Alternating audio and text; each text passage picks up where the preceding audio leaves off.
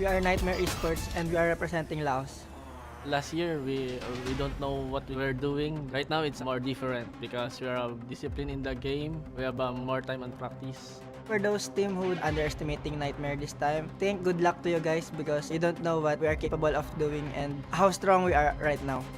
We want to prove that we can go to main stage even though our country doesn't have enough opportunity to prove themselves.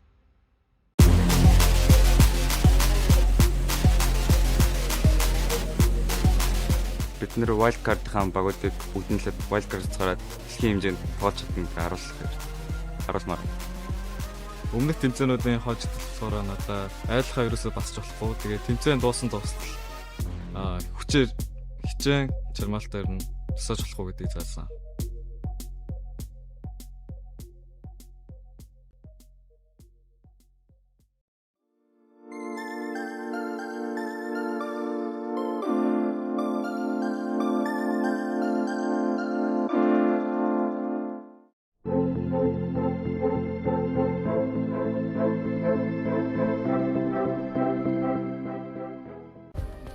Play is in our DNA.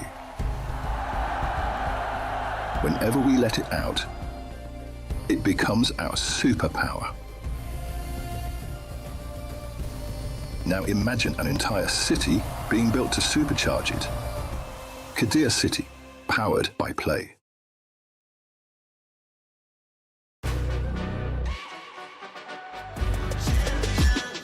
This ain't no regular thing. I came for the ring, you know what I mean. You see my name in the lights, better get right, I'm champion.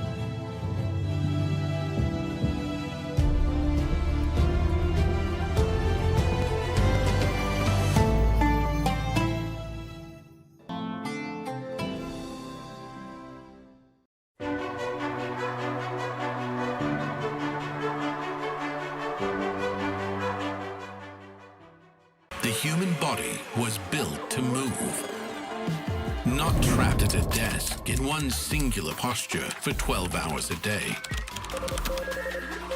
It's time your chair evolved. This is Secret Lab Titan Evo. Ergonomically engineered for you, gamers, hybrid workers, artists, backing your every move.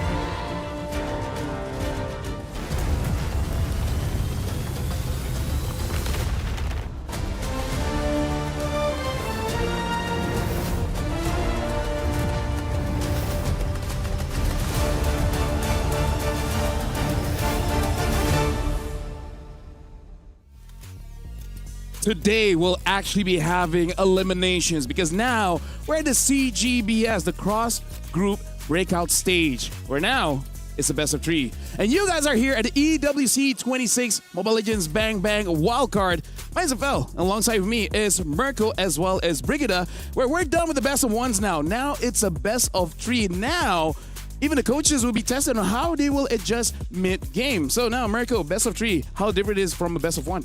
It's very different. I think we heard from Nats as well, just yesterday. Best of 1s, a lot of times you could just have that cheese pick. You could also have a little bit of an advantage coming in by going super aggressive. But as teams start to download their opponents' games, these best of 3s are really going to impact a whole lot, especially for these Mongolian teams, by the way. And for some reason, Alpha 7, it seems like they need some games, some reps to get going. Yep, enough of the download games once we head into the best of 3s. And we're moving way past just mechanics, because you'll need a lot more strategizing when it comes to possibly 2 or 3 games just to secure the wins. Yeah, and then when it comes to the draft as well, this is something that we have discussed with Naisu as well as Gideon. It looks like everyone has their own meta in the sense of what is the best first pick, right? Yep. We've seen Zushin first pick, we've even seen an Atlas first pick, Marcel, and then even Alpha 7 going back to the double fighters, even putting in Roger into the jungle. So this is where, personally for me, if we're going to be looking at the brackets later on, number 4 teams will be playing much more games. Number 1 teams only be playing 1 or 2 games. I don't know, I kind of feel like for the wild card here, playing more games might be advantageous. I think so too. I mean, at least that's the pattern we saw through the group stages, right? If you get more games in, if you get more reps, you're going to be more prepared. And especially if we look at who's going to be playing in our first match. Nightmare, okay, it's unfortunate for them. They haven't been able to get, a lot of wins under their belt. But the Mongols, they lost their first match. Ever since that first match, they've looked better and better and better. Now, the question is, can they still get better, or have they hit their limit? Yep, and hopefully it just keeps carrying over, because I know there will be a one-day break, especially for the teams who've already secured their top 1 spot. But for teams such as, A7, it's amazing. They haven't played for the first day, and they just had to download 1 game. And now they've already secured their spot in top 1, and it hasn't been all that easy, because that's Group A. Imagine, we also saw a tie in Group A before we actually got to find out. Yeah, a 3-way tiebreaker. We'll be looking at that later on, but yeah. In case you guys don't know how we calculated that was the total game win time. So all 3 teams won 3 games, so we just got all those wins. Who's the fastest? Number 1. Second fastest, number 2. And the slowest is number 3. So again, over here we will be looking at the brackets later on, but the TLDR is number 4 fight against number 3, win, and then you go to number 2, and then eventually you go to number 1. For today, losers will get eliminated, and then all the way to tomorrow until the final game, the final best of 3 for tomorrow. Then we will get to see who actually goes to the main stage, because that's the point of this wildcard, right? Out of all the teams, 9 teams that competed, only 1 will get through. So the pressure is pretty high. You may be fans of the Mongols, of the Huns, fans of Alpha 7. These are all strong teams, Foot Esport. But here's the thing, only 1 will make it through. So let's check out the brackets just to see how things have really shaped up after the first 2 days here. Looking at the brackets here, single elimination, Nightmare will be going up against the Mongols. Winners will go ahead against Team Falcons Meta, and then KOG against Sunset Ravens. Alpha 7 is waiting for the winners there. Yep, it's again, a group of life that we also previously discussed. So we are seeing all previous members of Group B advance to the gauntlet bracket. And Nightmare Esports, on the other hand, I think it's just really Nightmare Esports who I feel have really struggled so far, at least as we're seeing right now in the gauntlet bracket. It's weird because we saw them do really well in the early game in one of those matches yesterday, right? In their second game, yeah. In their second game, but unfortunately they weren't able to fully take control of the game and close it out. So actually, I think that one was it with Sunset? That was against Sunset Ravens. Yeah, because Sunset Ravens only have 1 win, and it was against them. Yeah, it was 0070. Oh. Yeah. And then here, Foot Esport as well as the Huns is just waiting tomorrow just to see who actually makes it through that second round of the CGBS. This is, again, the knockout bracket. There's a possibility to have a full Mongolian finals here at the wildcard knockout bracket. So that's pretty sick. I spoke to Summer just earlier, and it seems like that's the plan for him, at least. He thinks the Huns are the team that they are going to have to look out for. Yeah, and that's such a statement, because I think we've been witnesses to their journey and how badly they just really wanted to put Mongolian MLBB on the map. And if they're able to achieve that, even in just the wildcard finals, then that's a statement from them. I feel like every time they're here, they make a statement. But for now, we got to look at the prize pool to see, going to the main stage, what are you actually fighting for? It is a $3 million USD prize pool. Look at that, even being in the last 25K. That's a lot. Yeah, making it to the main stage is already such a big boost in the prize pool, man. Life-changing money. So everybody's really looking at MSC now and thinking, I want a piece of that pie. Yeah, I'm glad I got it right. That's a 10K USD difference. Because I was worried I did Quick not get maths. the computation right again yesterday. But yeah, it's a huge difference and definitely a very tight competition now that we've narrowed down the teams to just, okay, here we go.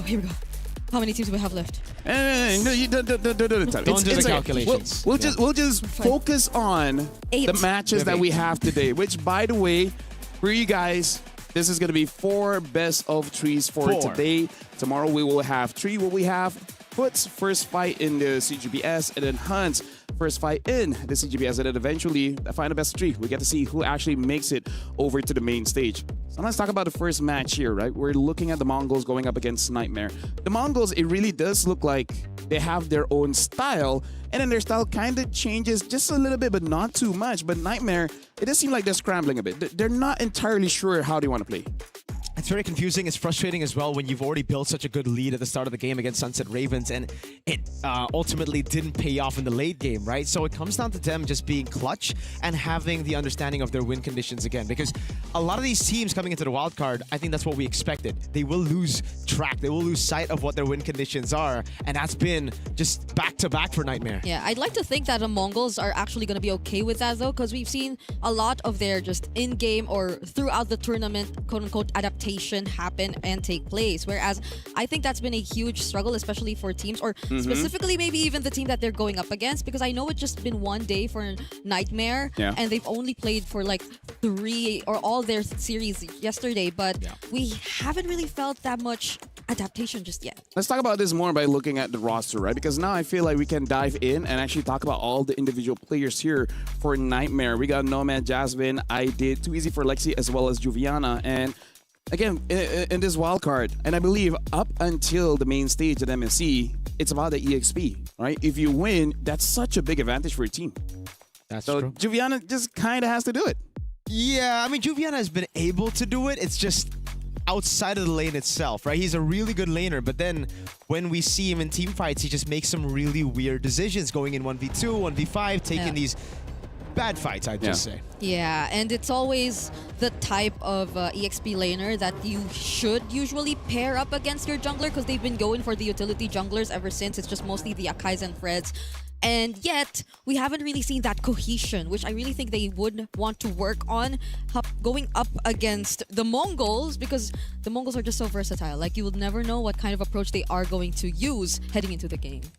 And for Juviana, this could be the 3rd time that it has happened to him. Zexora knocking him out of a wildcard stage. It's strange. It's not a lot, but it's just weird that it happened 3 times. Yeah.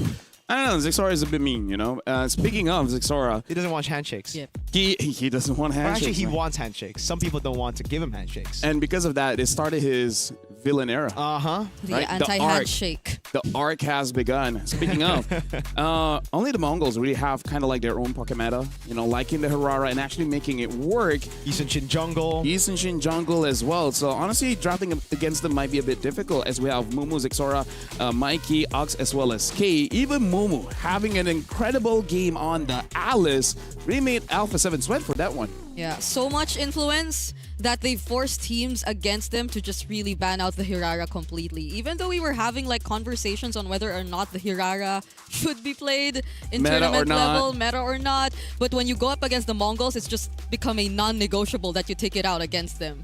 It's kind of like, I feel like in the best of 3, they might try it once and see if they can deal with it. But the moment they're like, okay, yeah, this is kind of unfair. We don't know how to deal with this. We're going to take it away. Speaking of, we got to start looking at the upcoming roamers here. The Matildas, Atlas has been a mainstay. And when it comes to picks like the Cho, it really is player dependent. But I want to see in this matchup, are we going to see a lot of Matilda? That's a good question. It depends on the jungle, right? It really depends on the jungle. Yeah. Despite that, though, it feels like Ox especially has just been adamant on the tanky setup type of. I mean, if Alice is open, you know.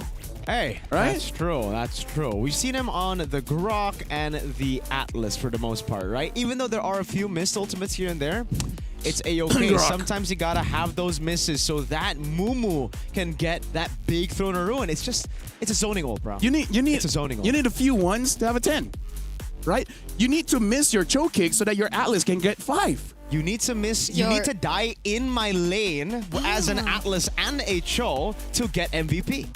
There you go. Zoning. Yeah. Zoning is the name. Zoning. So that's what you were trying to do. Trying. That's the keyword. Well, anyways, we're gonna be looking at this matchup, and for now, it looks like the Des were agreeing that the Mongols are looking like to be the favorites for this one because Nightmare, they just haven't been able to find that. Hopefully, after a good night rest yesterday, they figured something out. They're like, okay, guys, hold on. What we've been doing hasn't been working. So the question is, do they still want to follow the meta or just like the Mongols, just like Alpha 7, just like the Huns? Do they create their own thing? I agree. Because we had such a great game from Nomad yesterday too. Like, especially on that carry. On that carry, seemed to have struggled a bit in the first game, but died one time and it's over. Is it the once? Yeah, he had once because for the longest time he had none. But he had 9-0 and 1 KDA because you guys mentioned it, and then almost immediately after died to the Zushin. I guess it's Mirko who mentioned it. Bro, I called him 700 Bond James, so it didn't happen right after that. Yeah, it happened when it was 901. Exactly, 901. And no, you were the one saying like, is this the highest kill we've seen so far? You were the one. It was me. You brought it up, and then all you said, nah. I emptied my brain, Brigida, just to remember everything that you guys said. Hey, it's a comeback game. Well, it's a comeback game. Speaking of games, Broken Walls will be the map here. Nightmare Esport is first pick. The Mongols are on the second pick. Immediately, Harara banned out. Is it like, okay, is Harara actually worth the ban? I think maybe it's just a wild card thing. You know what I mean? The wild card against Mongols. Here's the thing. This is my theory and my analysis. I feel like Harara isn't plug and play. That's just the worst thing, right? She needs to be paired up with a certain composition that makes her do well. Whoa. Okay, yeah, it's just the Nightmare thing against Mongols, man. The Mongols, they're not gonna get their signature assassin or damage-dealing jungler, Zixora. Okay, so they banned the Mars on the Fredgen, so they don't do anything too crazy. It's Nightmare who are just fully respecting them. We got to talk about the things that are still open. The Freya, the Paquito, the Zushin. A lot of different picks here. The Akai, the Baxia, right? There is a lot here. So even though they're taking out the Harara as well as the Yisun Shin, they're not going to deny Zixora of any tanks. He will have something, and then it becomes something else. Eve. So it looks like this might be a Zushin first pick. Yeah, they want to go for it. And they just secure the Akai for But if that's Zixora? the case, I wouldn't ban the Freya, because there's a chance they could take the Freya. Yeah, it'll just be a trade, right? You go juice in, we get Freya, maybe Freya Paquito, and go for Roger Jungle, like we saw yesterday from A7. Oh, that was against a Hirara. Oh. A Hirara that's not touched by a Mongolian is different. It's different, man. The Mongolians are just better at Hirara right now. Yeah. Okay. So, like, the only utility that you'd really just consider, Akai Guinevere actually might just be also the Baxia is there too. The Baxia. They banned the Atlas, which also is showing to Nightmare. If you do pick up the Zushin, which they do, Mongols, if they want, they can pick up a Matilda and a tank. Right? Matilda, Akai. Yeah. And Zushin it's not like she doesn't have any counters now. Kimi does well against her. Lilia does well against her. So it's not that you have just lost the draft just because they got first pick Zushin. Yeah. You just lose out on the straight up answer, right? The Eve. So this could actually also be a Paquito that they want to pick up because of the Atlas ban, right? But then there's a Freya still available. They could take both. I think they don't care about it. I think they think they can just play the side lanes. They have enough CC as well with the Akai to deal with the Freya if it comes out from Nightmare. So I like it. I like the Paquito. I like the Akai. The Arlet gets picked up. Now this is already a good lane for Mumu. And it's going to be the Baxia. Interesting choice here. Great start to the draft. Yeah, I think since yesterday we've been starting to see more fighter golds too. In this game, I think is not possible. If they do that, they won't have enough damage. I think this is a Harith for Mongols, right? Because Zushin, I think, is enough to activate the Arlet, so you don't have to pick up a Ruby Gold here. And for the Mongols, I feel like getting so no Freyas anymore. No one's gonna pick up the Freya anymore. It's okay for Mongols if they have a mid like a Kimi. So it's, marksman-ish. Sure. Hey. I feel like just picking up Marksman here would be fine, but they pick up the Gourd instead. Ooh. Still a pretty good pick. And let's address the elephant in the room, right? Let's not talk about this draft like we haven't seen how it's played out.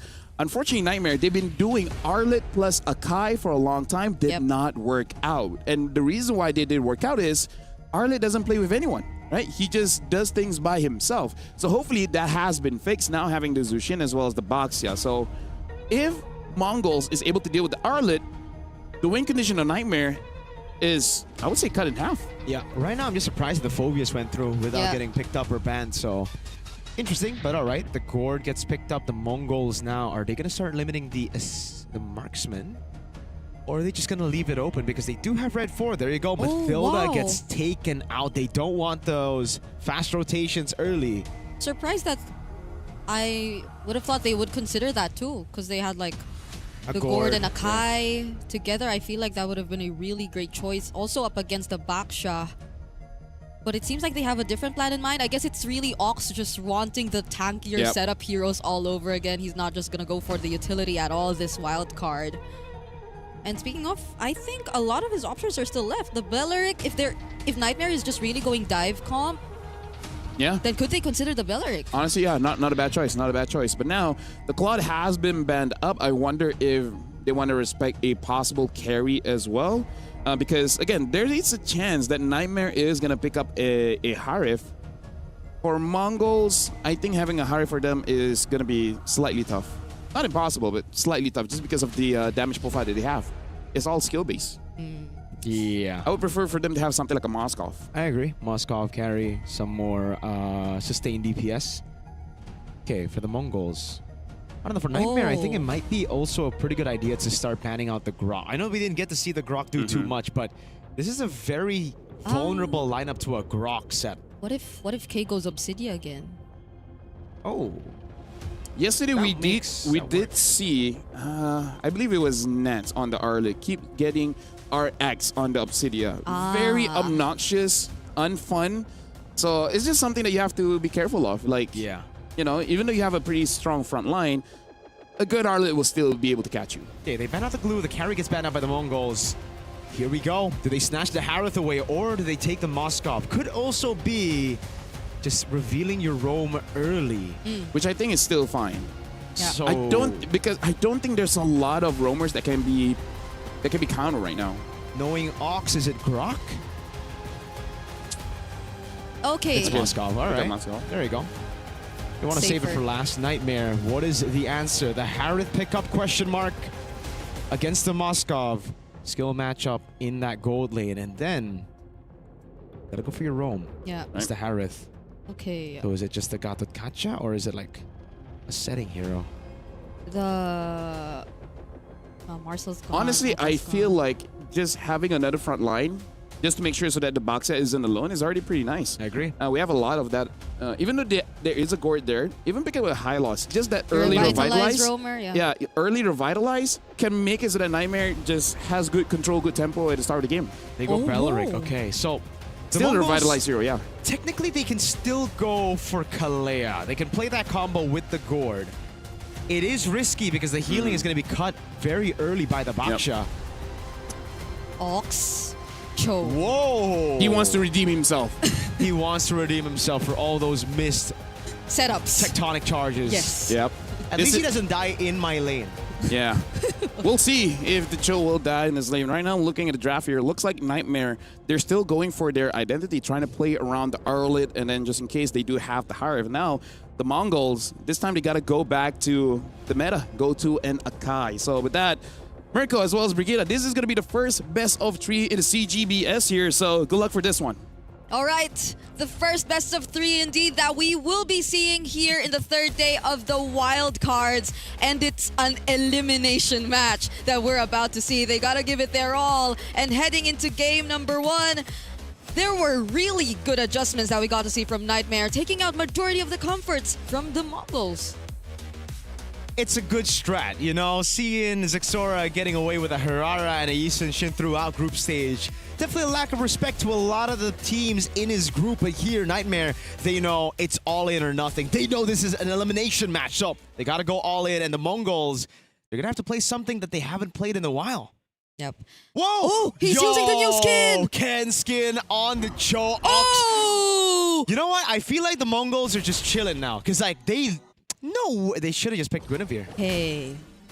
Yeah, I want to see the Guinevere. That's why I suggested the Guinevere earlier too, but we are seeing 2 of the new skins debut in game number 1. Guys, I hope you're seeing this because it's already out now. I didn't know. I gotta buy it after this. Yeah, I tried. It took me like maybe 4,000 or 5,000. I might not have enough diamonds, though. I don't believe you. I don't believe you. Okay. I think chat believes me. Right, chat? You believe me. We gotta take a look at the emblems real quick. Pretty much... Oh, that's... Pull yourself together for I did. Yeah. He, I guess, wants that. Okay, this is the thing, though. In lane, Juviana's always won out. This is the first time that it's just been a tough lane for him. Paquito kicking, that is a weird one for sure. So the animation is a bit different. Yeah. For the new skin. Look, it's like... Just a bit. He's not a boxer here. Okay. I'd like to see a bit more of that later on, but for now, we gotta take a quick look at the matchups yet again. Ox still doing his thing. Hopefully this time around, it'll be a bit more easier for him to do these kinds of zonings though, because it's gonna be a Cho in his hands. And again, hopefully we see a bit more of the hero synergy between Nightmare this time, because that's something that we really failed to see from them. And approaching the first objective, too easy for Lexi. Wait a second, they might just go all in on the Arlet here. Because some of the missing projectiles, Xora with the rotation as well. They bait out the flicker, and it's level 4 for Mumu. Mikey's gonna get level 4 as well. This is dope for the Mongols. Yep. Ox, Jeet Kundo forward. Gonna be caught in the Crimson, or sorry, the Lantern Flare. Flicker's out of the way. Jasmine and Idid walking up. No Revitalize, it's a Flicker. Ox and Juviana both don't have their flickers though. Oh. Wreck trade, too easy for Lexi with the win here. Xora pops in a heavy spin in the mid. Oh, Mystic Gush gets through Juviana, who had already burned his flicker early. Idid with a Crimson Beacon. Now it's going to be Ox with the walk up, and the Purify comes through, and now Ox gets away. Great Jeet Kundo. Honestly, I'm not used to seeing Xora, at least in this tournament, get a hold of these kinds of junglers. But it seems like despite the slight change, the Mongols really know how to approach this game. They've been really systematic in terms of that objective take, making sure that it was Joviana who wasn't really in a comfortable spot to position himself first. And now Nightmare Esports, as much as they really want to look for a trade, yeah. Yo! Yeah, they got the... Okay, they're successful in that. That's a very aggressive tree. He just stole the purple buff of the Dragon Warrior. Mystic Projectile lands with the Gush. Idid doesn't need to use any of his resources. And this is going to be great for nobody saw that. For too easy for Lexi. Yeah, at least Nightmare. They are indeed trying to get the most out of their lineup, at least for now, even though they are just slightly behind. It's not as proactive as you'd think, but at the same time, it's very difficult to do that when your XP lane is struggling at this point. You're not really seeing Juviana be as active across the map just because of how well Mumu has been playing on this new skin, Paquito. The new skin Paquito. The non-boxer Paquito. It's a... Yeah, Mumu's been doing a really good job, man. He's got a level lead as well, I believe, or not a level lead, an XP lead over Juviana. But it's a very slow game, and I think if it goes slow, it actually should favor the Mongols, right? They got crazy scaling. Paquito, Moskov, Gord, Mumu doing a good job now with a knockout strike as well on Juviana, setting up tempo for the Mongols. They're going to rotate straight up onto that turtle, and Mumu gets the XP crab. Yeah, it's just the right amount of aggression that they're seeing from the Mongols, just enough to limit what Nightmare would really want to do in terms of the pacing across the map. And they're always together. So the Mongols are really just capitalizing on the fact that they are going for this team fight comp. Not really heavy on the pickoffs just yet, even with the presence of Mumu on the Cho. Whoa, K! What? That was an SOD forward K! I saw the angle, but Mumu was not prepared for it. Ox gets lifted up, thrown back onto Juviana. Free reset on the Vengeance, and now it's a 4v5. Just as I described their gameplay being more of a unit. Hold on, heavy spin! Coming down around, Xora trying to go for the Retchi. He won't be able to get it. Could stun away with the Wrath of the Dryad as well. Now Idid goes with the Crimson Beacon. Mumu lifted up, thrown back by Idid as he picks up the kill on Paquito. Ox trying to possibly secure this purple buff. Goes in, gets it. It's Jasmine, actually, who gets it again. That entire sequence just really felt like it was a punish to that failed attempt we saw from K and even a bit of Mumu not Wait. catching up. But I don't think it's Mumu to blame. It was just really a slight miscalculation from their part because that was pre-turtle. Oh, Sokolil up top, Juviana shows K how it's done. A 0-2 start to the game for the main damage dealer, the Mongols. That's not what you want. And the first one, I think, could have been prevented even. Hold on. Okay, Juviana's gonna be out of this. Why does this purple buff feel like it's been on Jasmine for too long? Because he stole another one, man. Jasmine is a menace. Grand Theft purples all around. But the tree. Yeah. I don't think they're giving it to him on purpose. No, he's just better always at last hitting. Okay, hold on. See, this is where it gets troublesome. Well, oh god, Mumu. Knockout strike, caught in the wrath of the Dryad, thrown back around again. Aiden gets a kill. And they have all the time in the world to wait for their resources to be back up for the turtle. Yeah, slowly, Nightmare have been dealing with the side lanes. Like, the sides of the Mongols, Mumu and Kei haven't been in such a great spot, and unknowingly, they've been taking these pickoffs under their nose, when in fact you would expect the Mongols to be the ones to do that. They have the Cho, but the Nightmare grouping up together like this. Now it's Nomad also being part of the rotations. It feels like they're the ones who are more ready with this almost 4K gold lead to take on the Mongols anytime they please. It's just exactly as planned for Nightmare, right? They want to snowball out of control with this composition, and they've done exactly that. Mongols just feels like it's not the same Mongols we've seen in the last 2 days who've played those assassins, those damage dealers in the jungle. Zixora on the Akai has not been it so far, man. Yeah, it's you think. Oh, another buff stolen. Aiden steals it away with a lantern flare. Okay, the lack of damage in the hands of Zixora is really starting to feel bad. Yep. Oh, bit of missynergy as well as the Spear of Misery shoots them away from the Jeet Kune Do.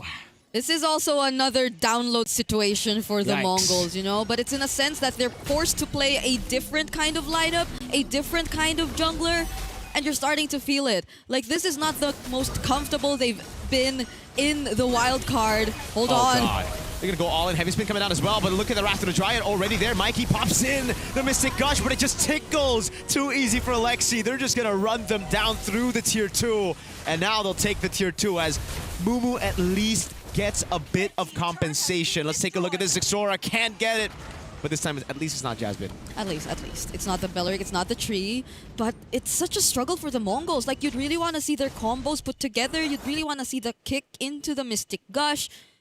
But when things get messy, when there's a definite need for the heavy spin to also come into play because you gotta play defensively, then the team fights don't favor them at all. It's always Nightmare forcing them into these kinds of positions, and the Mongols aren't really able to find an answer to that. They feel very passive as of the moment, and it's very understandable. They need some catching up to do. Mumu again, all alone! Good sidestep, flickers out of the way. That's some Ryu movement right there, but look at the rest of the team coming down as well. It's too easy for Lexi. It's going to be thrown back into the turret, but it's going to be juggled so well with the Wrath of the Dryad locking him down. Zixora will fall. First Sky Piercer stack for Aiden. Mumu caught in the Vengeance, caught in the Crimson Beacon. Juviana will be the one to take the kill. The Mongols just accepted that. They just dealt with the other lanes as much as they can, but it's nothing that that Nightmare would not be able to deal with. They're immediately able to just take care of their mid lane, only losing one turret down bottom, and they're not really feeling the threat from the Mongols from this Moskov just yet. They've dealt with it really well. It's 0-3, and it will take some time for K. Just look at his items right now. It's just the Corrosion and the Golden Staff. Oh god, yeah. It's a lot of items. He's building towards the Holy Shield. That's what the build path looks like, but it looked a bit weird. I mean, seeing all those items. Yes. Yeah, that's the thing though. Oh, Mikey! That was so greedy of Oxen Mikey. Flicker and a kill, but hold on, Zixora's gonna go for the heavy spin. Too easy for Lexi. Still wins it out despite the heavy spin. That level advantage paying dividends. Aiden getting another Sky Piercer stack, and Mumu is all alone against an Arlet and a tree. This is very unfortunate. We've seen it how many times? It's happened to at least two members of the Mongols already in the entirety of this game. First on K, and now on Mikey. These were the players who seemed to be the most calculated too, but now it's Nightmare with a constant punish. I don't think they would be confident enough to start things off with this kind of situation too. Ox could just barely do anything on the Cho. Wow, Nightmare just stomping through. An 8.6k goal lead. Heavy spin coming down now onto Jaspin. He's going to get thrown all the way back, but he just flickers out of the way. And that is one of the biggest resources for the Mongols, burnt out before the siege even starts. Yeah, and they still have a Lord. They still have a Lord marching down bottom. Both energy shields in mid and top already taken out. They will be losing out on some of their base turrets. Just look at how decisive Nightmare are in terms of the siege. Oh, they're going to get a base turret as well on the side lane. Mumu. Knockout strike gets them out just for a bit. K with the Spear of Misery. 0-3 and 0. Taking a 1v1 against Ida. He's going to get thrown back again, but K's doing some damage at least. Juviana kicked back to the rest of the team, but there's just no damage. Juviana is able to go for the final slash. Stays alive for a bit. Finally gets shut down. Mikey with a full-on Mystic Gush, but it does not do enough damage. K lands the SOD. Won't take it this time around. There's just too many members. He finally takes it. Gets the pin down. Ida just pops the Purify to get out of the pin. You just can't. You just can't fight them. The Mongols just can't fight Nightmare just yet. Now with knowing that the Wrath of the Riot is still up, I feel like as much as you'd really want to just push forward, go for the chase, and at least commit to the fight, you really have to take into account that there are just multiple resources still left for Nightmare to capitalize on. Not to mention even the Zaman Force from Nomad, who again is yet to get picked off. He's 008 right now on the Harith. There's just so much space created for him, and that's the complete opposite of what you're seeing for K. At least now has the Trinity already in his hands, but you'll need a lot more because he just... Yeah, Nomad just got the Divine Glaive. Yeah, the reason the Harith goes for Bargain Hunter is because some of those items are supposed to be pretty expensive, you know, but he has an item advantage over the Moscow, who's supposed to be the one better at farming, so... Yeah, 2,000 gold lead.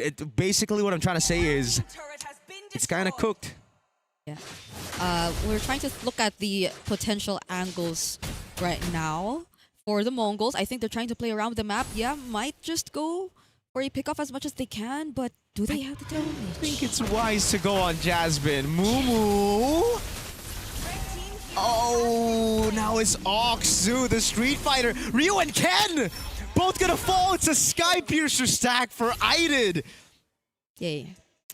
I mean, hey, not yay. Because, like, they did want to get a pick off, but again, you just asked the question, is Jasmine the best possible target? I know he was a bit too far away from the rest of his team, but how could you know? You had no information whatsoever of where Nightmare was. SOD already used here, but Zixora, he could just watch. There's no way he could just approach this, not when he's alone, not when two of his members just got back in the game. Yep. And Nightmare just take it safe. They see the SOD land. I know it's almost impossible, but they think it was still, you know, as long as there's no chance for a steal, they're happy with it. They wait for the SOD to disappear, then they go for the Lord.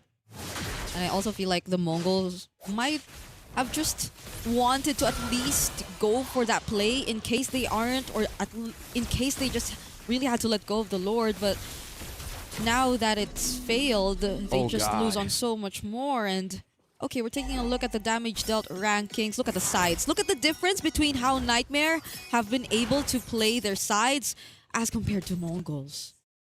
Yeah, I'll be surprised if the Mongols can defend this. They still have one base turret, so at least there's something there, but after that, it's just the crystal too easy for Nexi knows it. Yep. Oh, okay, got the Malefic gun just now too.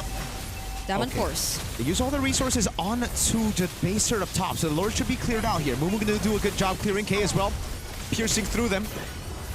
Lancer Flare knocks Mumu out. He's flickered out. Gets him to safety. Final slash and a flicker combo onto Mikey, but he's going to be under the turret with a Mystic Gush on him. Zixora gets a heavy spin in time. The wave's going to be cleared out. SOD lands, and K is going to go for Ida, but there's no damage at all. Not for K. It's game one over to Nightmare. Nightmare have put an end to their game losing streak, at least for now, because again, this is a best of 3 and we're yet to find out if they will be the ones advancing or if the Mongols could actually show us another adjustment from a download game. LaFell, that was a 15-minute game to start off our best of 3 day. Yeah, and I really feel like it is just number one, discomfort, because again, they have been performing very well when Zixora is on damage dealers, because we gotta address the amount of buffs stolen when it wasn't like the best case scenario for Steel, right? The Bellary gets debuffed twice, getting 2 purple buffs there. I really feel like it's 2 things. Number one, discomfort, and number 2, just warming up, right? I feel like the Mongols, they just need a little bit more time to get their body heat in check with the game, and then it's good. But here's the problem. It's not a best of 5, it's a best of 3. Yeah. Right? So you need to warm up very, very fast. You do, and we've seen the Mongols do well after losing game number 1 before, right? But we're just gonna have to see it again, because in this game, it really made me feel like Ryu and Ken were out of place. We're gonna be looking at the highlights here, and let's talk about how the timing is very off coming in from the Mongols, because they try to fight and the idea is take out Juviana. That's all good. But then Zixora as the jungle, we've discussed this ever since day 1. Once your jungler starts to lose, once his cam starts to get stolen, it becomes unfair for everyone because you're just so far behind, and it just creates a domino effect that's hard to come back from, because we even saw Kay getting into items and still having no damage, and it's against the Jushin. Yeah, and we wanted to see this. I did and Jasmine really working together, because I think that's also one of the biggest ouch plays for this game. It's not too easy for Lexi taking away the buffs. It's just always Jasmine. the mid duo. It's either Jasmine or I did, and them just trying to interrupt whatever Zixora's been doing in his own jungle. Too easy for Lexi. It was too easy for him. Here's the thing. Bellaric is a tree, no? Yeah. Yeah. So it goes to reason he controls the jungle, no? Because, no, legit. He like, is the jungle. As a Bellaric player, Yeah. part of the rotation is to actually use your taunt against the jungle minions to pull away, like one of the best aggro tools to disrupt a jungler. It just so happens it also does enough damage to steal away the purple buff twice. So I feel like he was just trying to delay, right? Pull it back towards me because, you know, just make him chase after it. But it's like, I mean, I got it. And here's the thing. Sometimes you attack the Bellaric and it's just a passive that gets it, right? So there's multiple ways for the Bellaric to steal there. So here's the options. Either the Mongols figure out a way without Hirara and Yushin. What else is the damage dealers? We saw Alpha 7 with the Roger. Do they have something else? Or is it really just because they just screwed up on taking the buffs, right? Because without that, I think it would be an even playing field. And maybe also Nightmare after day 1, like we said, good night rest, check what's wrong, and then they just fixed it. Yep, and they completely read out the Mongols, at least in game number 1, right? So the Mongols, I think they'll have a bit more leeway to play with if they get blue side. That's 1. Yep. They're going to get blue side, I believe, in game number 2. So that's where now Nightmare might have to leave some of those assassins, damage-dealing junglers up for grabs as they need to deal with the Marcel. Okay, so if that were to be the case, though, I think they need some time to regroup and reset about this. Yeah, with that, this is still a best of 3. We are going for a short break for both teams to prepare for the second one. One more win, Nightmare goes through, and Mongols eliminated. Mongols, one chance to extend the series. We'll see you guys after the break.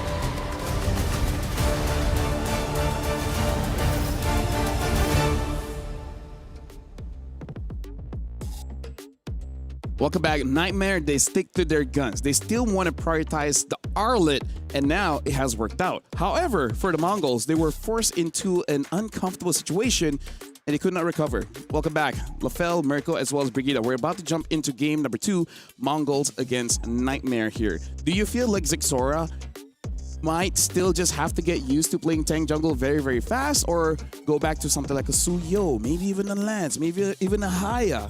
Yeah, I'd go for just Assassins. If they don't get the Yushin Shin, they don't get the Hirara, I think I'd rather see Zixora on the Lancelot. Even though it's not meta, you create your own meta, you know? Like the jungle on the other side, still meta. Just go for the damage. I also think, though, if you look at the pattern right now, game 1, their first ever match in the wildcard, they played Mumu Paquito. This time they play Paquito again, and it's just both times it hasn't worked out. The Phobius was also open there, and if you know Juviana, it's almost like Juviana likes Arlet. Yeah. So maybe it is on Mumu that we'd rather see the tankier, maybe less mechanically demanding. I mean, like, here's the thing. Let's address this, right? Because it's not comfortable for Zixora. It's comfortable for the whole team because the jungle is such a prominent role that affects every single lane. As a damage dealer, the timing that you reach the lane is different. The amount of damage you pull out is different. Same as being a tank. So it might not just be Zixora, but also the rest of the team be like, shouldn't we be winning this game? Why do we have enough damage? Yeah, because I'm trying to think of the idea that they went with when they drafted their draft in game number 1. Like, were there specific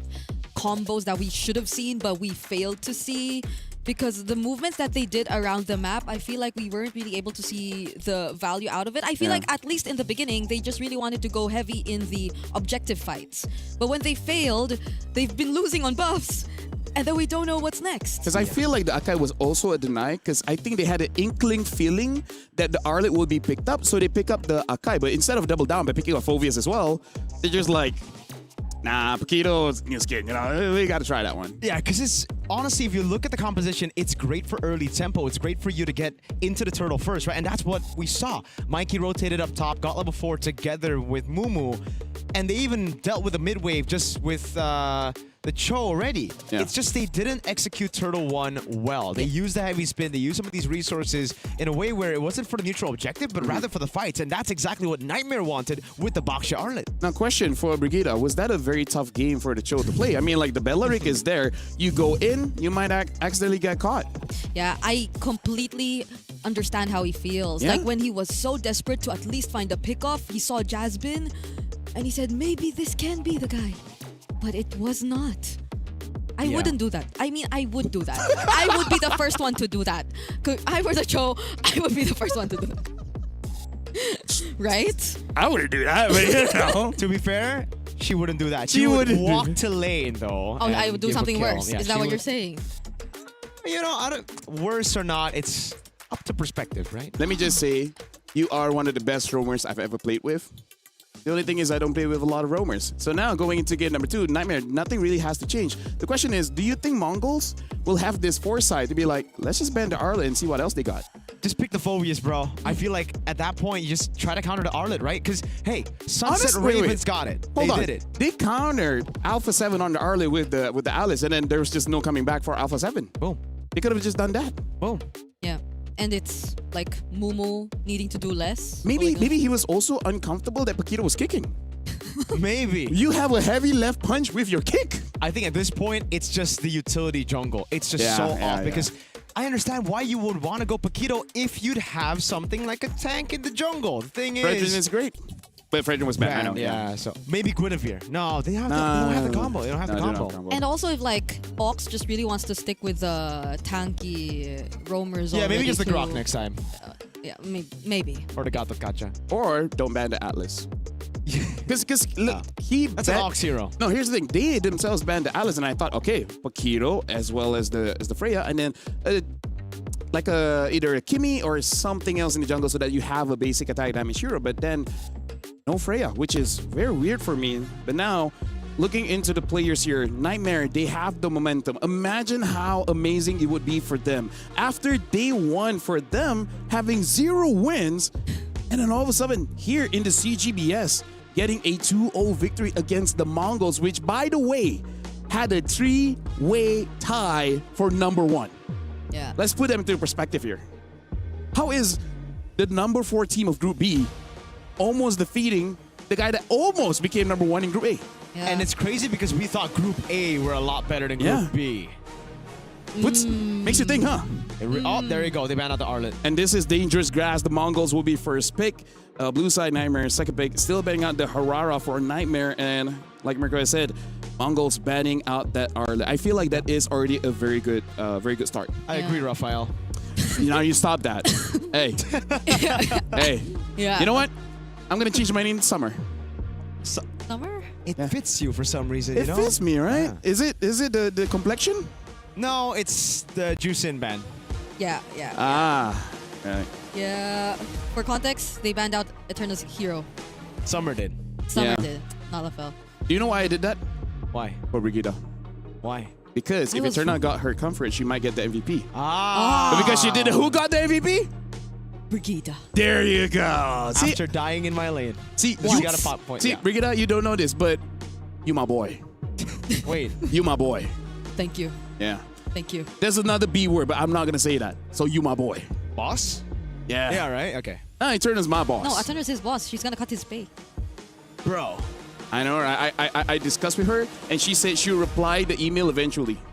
She said she's busy or something. What is she doing? She is... I don't know. I can see her. She's... I don't know. She's replying emails, you know? Your She's the email's boss. last. It's like, okay, which sponsor do we want to talk to now? Either ways, right now, looks like We're waiting. a bit of a delay here, but we already see the Arlet band out. Nightmare, what else do you want to do? They banned out Fredrin as well, by the way. Mongols? Mongols banned out Fredrin and Arlodi. Yeah, I really feel like Nightmare wants to overload on the crowd control, and this Boss. has been a rising meta ever since the new patch has came true, that you can survive with one main damage dealer and the second just supplement it, right? As long as you have enough crowd control, eventually you'll win it out. One of those strats came from Team Liquid Philippines, right? Having just one damage dealer in the carry, everyone else is just pure utility. Yeah. But for them, even the utility EXP somehow does damage. Make that make sense. I think we get answers when we approach the main stage. And these teams are fighting for that last slot to the main stage. Yeah. How interesting would it be if it's actually... Because I know we call Group A the group of death, but you know, like once you keep the momentum going, Nightmare from Group B being winless in the beginning and just continuing that streak, no? If that's the case, I am very interested to see Sunset Ravens. Wow. You're right. Because it has happened before, Mirko. We've had internationals where a group of devs suddenly not looking that great, and now the draft has started. Atlas first pick and the Alice pickup. What? Nice. Okay. Let's talk about the bans here. I like it. Arlet, Fredrin, Marcel, Mongols banned out. Nightmare banning out the Zushin, the Yusunshin as well as Harara. Nightmare picking up the even the Akai. Mongols, Atlas as well as the Alice. And we talk about the Alice against the Arlet, and now they go for Freya. So it looks like my answer or my question has been answered that they are gonna go for double fighters. The question is, what is gonna be the jungler, or are they just gonna stick with the Kimi? I think Nightmare ban out the Kimi, yeah. They go for the Yuzong pick. They ban out the Kimi and what? The Roger? Kimi Roger? Roger. Because that's the only other marksman that I would think of in the jungle that we've seen. A7. Munton has tried to make some gold laners into junglers. For example, have more damage on the creeps, but I think it's still slow. Yep. Granger as well, slow to get his own stacks. Very slow. So yeah, at that point, if there's no Kimi, there's no Roger, let me open up my game. These are very proactive picks from the Mongols coming through. But have they though. revealed... Whoa. Okay, but that don't like... I don't think that's an okay ban. I don't think that's an okay ban. Like, it's like, do you really think it's going to be a threat for Mongols to get their hands on... Because that's an apply. there's another one that can kind of work in double fighter, which is the Hanzo, right? Because you can go in and not be in true danger, and still technically you build, the Trinity item. Didn't a team already try the Hanzo? Was a VSG. But that Mark one is TZ. with a Minotaur roam, and they just got steamrolled. I'm just confused right now because I don't know, yo. What's the do they have a very fragile backline or something? Because right now, can't get caught. This is going way back. way back in ranked games. We had Natan in the jungle. We had Popo and Koopa in the jungle I too, don't- bro. Like, I It's don't think... it's here.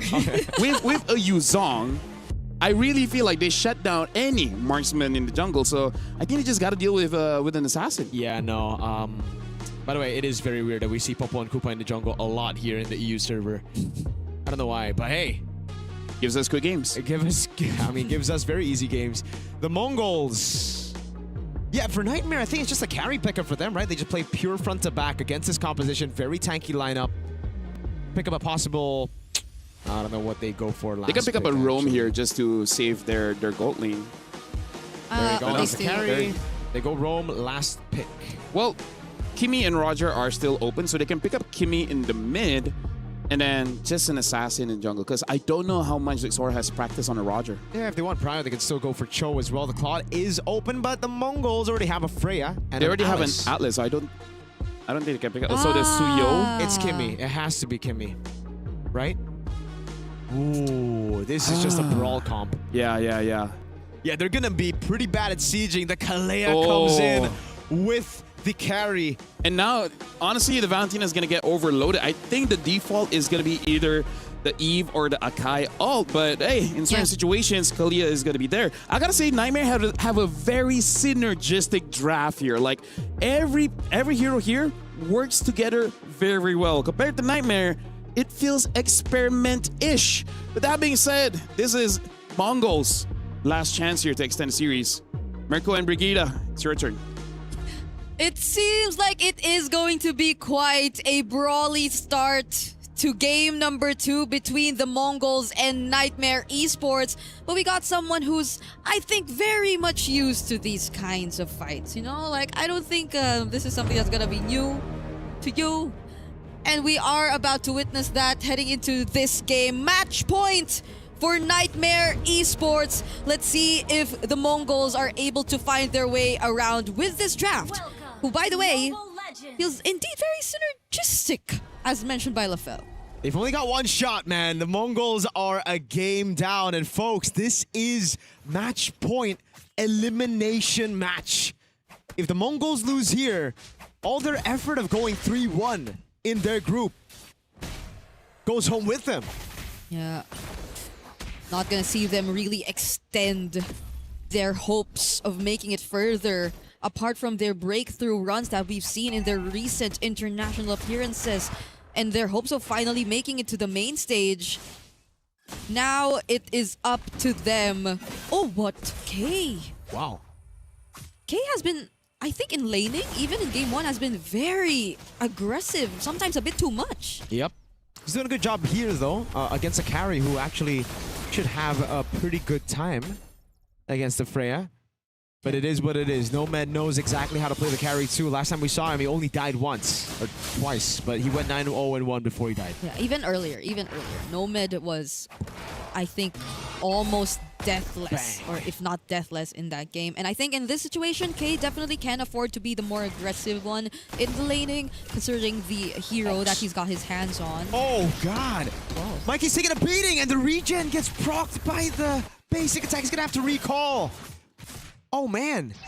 Okay. So, I think this was the pick that was also a bit of a surprise to us earlier on. We understand the idea that there are just so much ultimates to choose from. It's overwhelmingly too much even. But then it might just be a bit of a struggle in terms of at least managing the mid waves for now. But let's see, because we're approaching the first hurdle of the game. Xora again finally gets his hands on an assassin jungle. And that might just change the course of the objective takes for the team. As even K is planning to help, but here goes Viviana. He used the dragon. Suyo's not there, so Yeah, he's not gonna go. pretty neutral objective for Nightmare. Good start to the game for too easy for Lexi.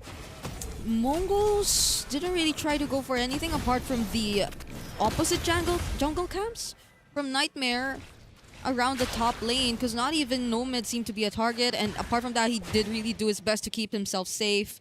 Didn't want to just be the trade. Hold on. Throwing a ruin all the way. That's the Soul Sever.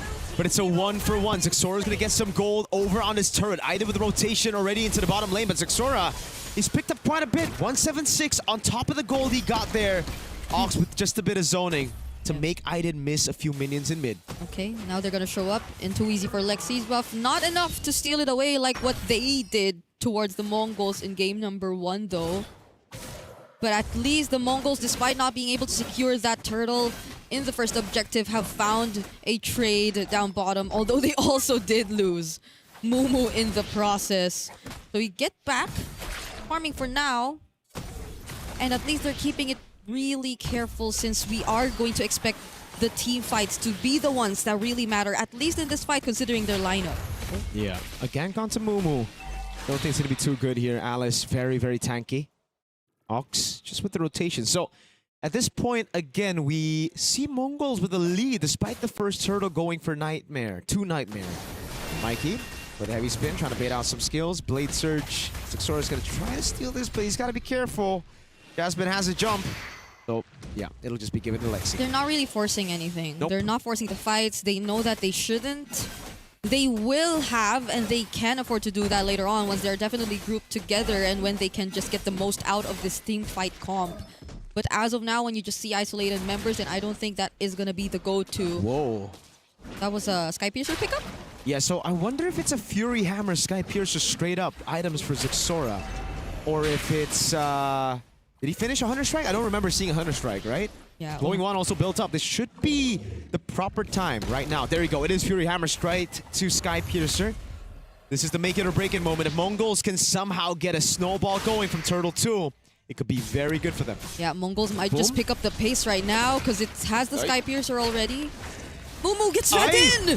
Mumu throwing a ruin to the anti-CC already, but he goes back in and is still able to survive right now with a heavy spin already used up to disengage. Too easy for Lexi. Gets caught in the midst of it all now. All the damage coming down with RWM already there. K is going to go up with the Soul Sever earlier. Got Zixora, a Sky Piercer stack. Now it's K going up against the Dragon. Zixora against the boys. Oh, it's the all-in for Jasmine. Zixora picking up another stack on top of the Turtle.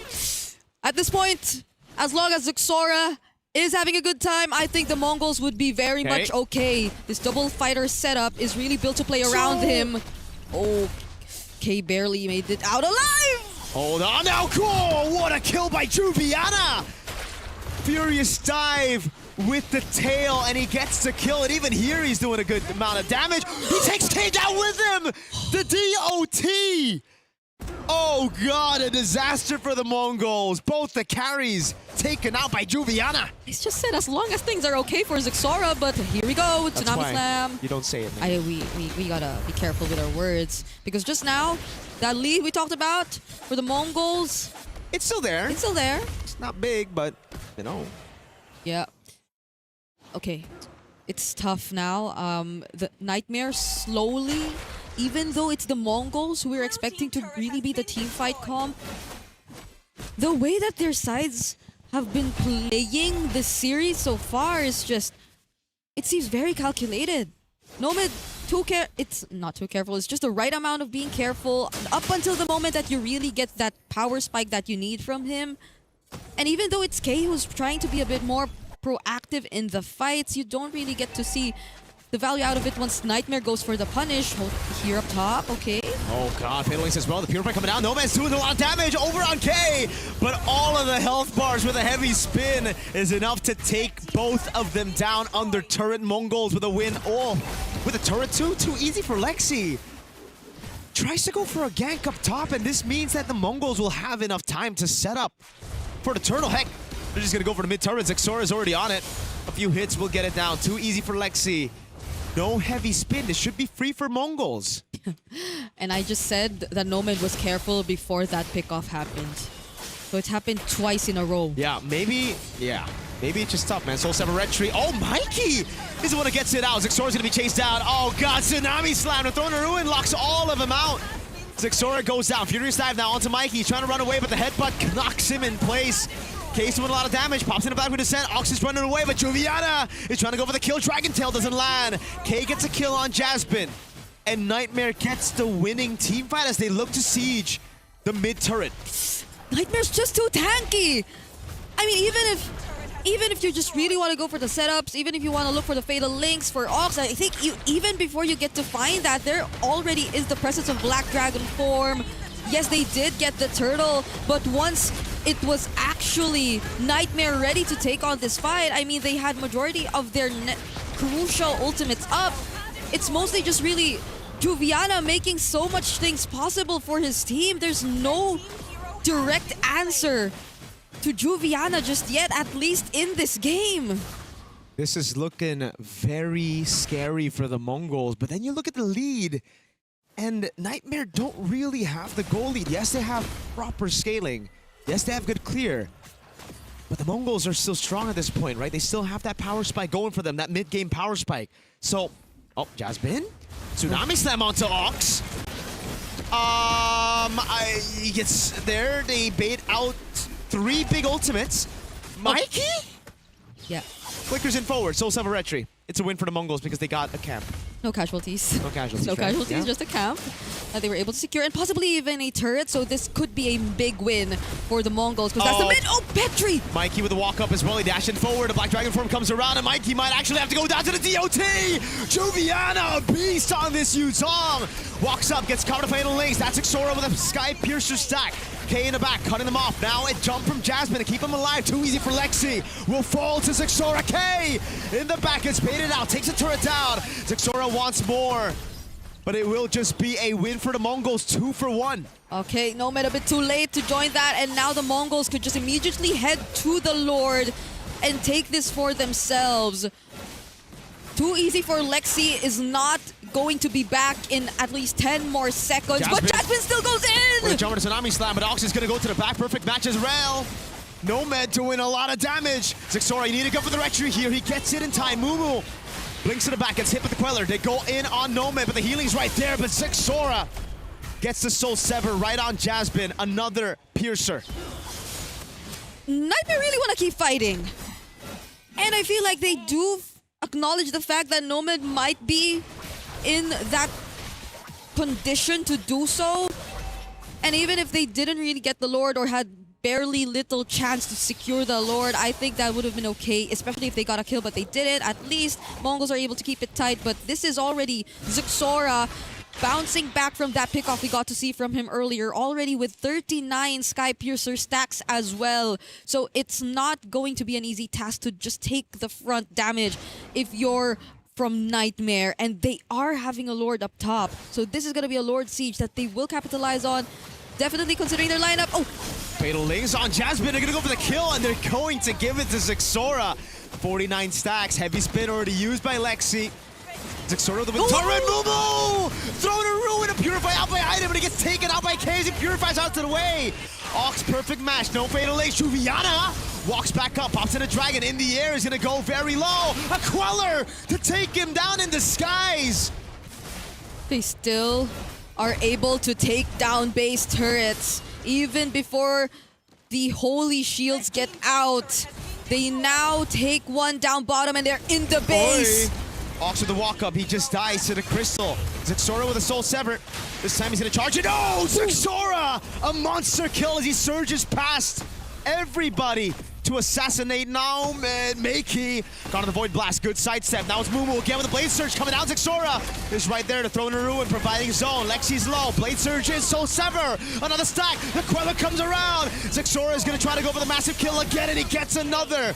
It's a double for Zixora. A shot that doesn't land on Jasmine as he conceals out the way. Very systematic for the Mongols. They're making sure that they do have the necessary tools just to make sure that the siege will be easier for them. They're very reliant on winning the fights. They had the Lord, they made the most out of it, and just the same, they did not take the risk. They just made sure that they always had the advantage before they ever went for the siege. As much as they tried though, Nightmare still doing a great job at somehow defending.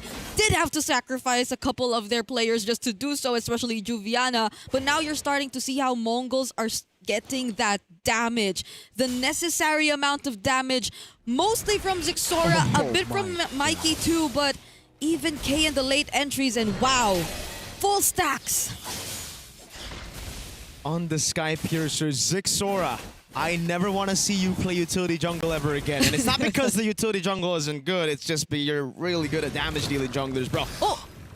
Okay. What? You were saying? Zixora is very good Yeah, at he's very damage good. dealing junglers. Nothing else happened there. Juviana?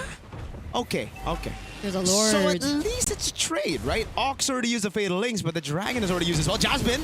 Oh, Tsunami Stammer. It's only onto Mumu. Pops in the throne ruin. Attack flickers in. All in onto the back. Nomad goes away. Uh-oh. Triple kill for Zixora. Invite over to Savage. He gets the Maniac, but K takes the last kill. The Mongols equalize. I think that would also be some sort of unofficial Savage, because that definitely was something started out there by Zixora, who we do like seeing on the Assassin Junglers. And we are heading into our first Game 3 here in the CGBS. I agree with Mirko. You know what?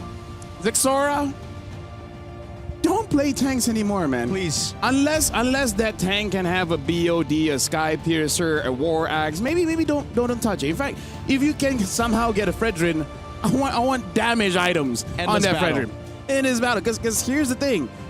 Nightmare, I feel like it's already a good start for Mongols to take out the Arlet, right? They lost without the Arlet, but Juviana on the Dragon is still dangerous, man. Yuzong.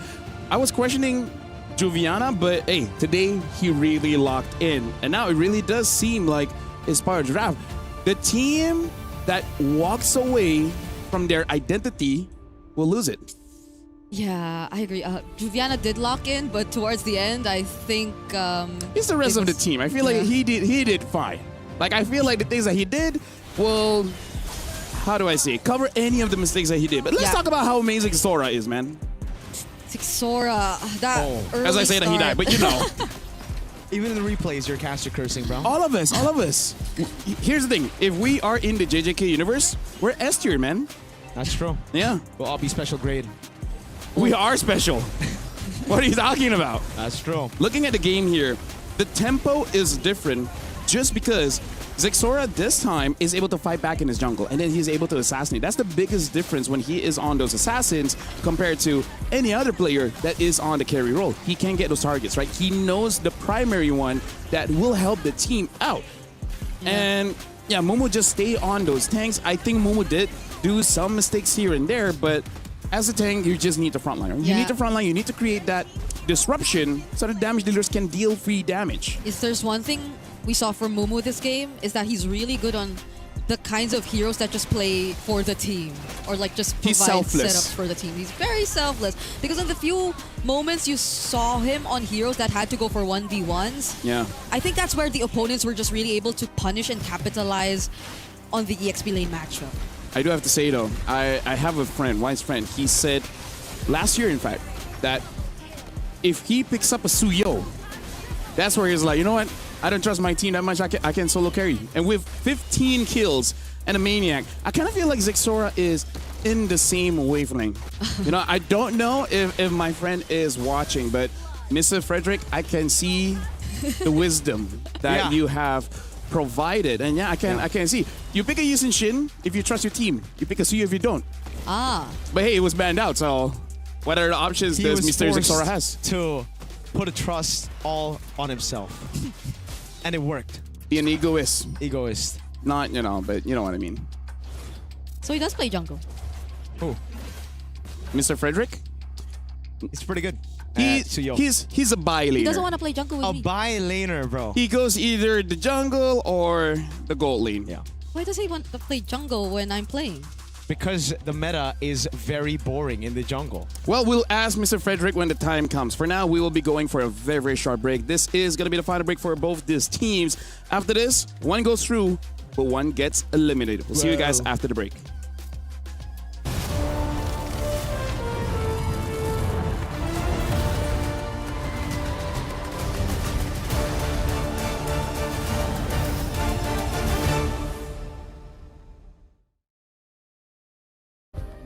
Play is in our DNA. Whenever we let it out, it becomes our superpower. Now imagine an entire city being built to supercharge it. Kadir City, powered by play.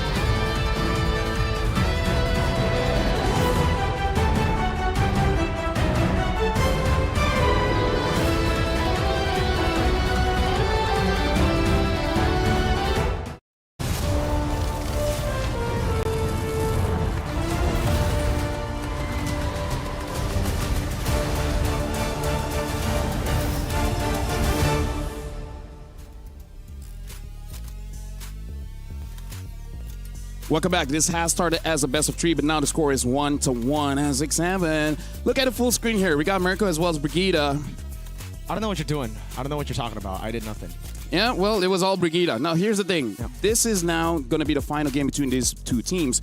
Winning moves through, loser gets out. Game number 1, Nightmare had an amazing game where they were able to force Zixora on the Akai pick. But then once Zixora's like, you know what? Suyo is still there. I'm going to get on to the Suyo.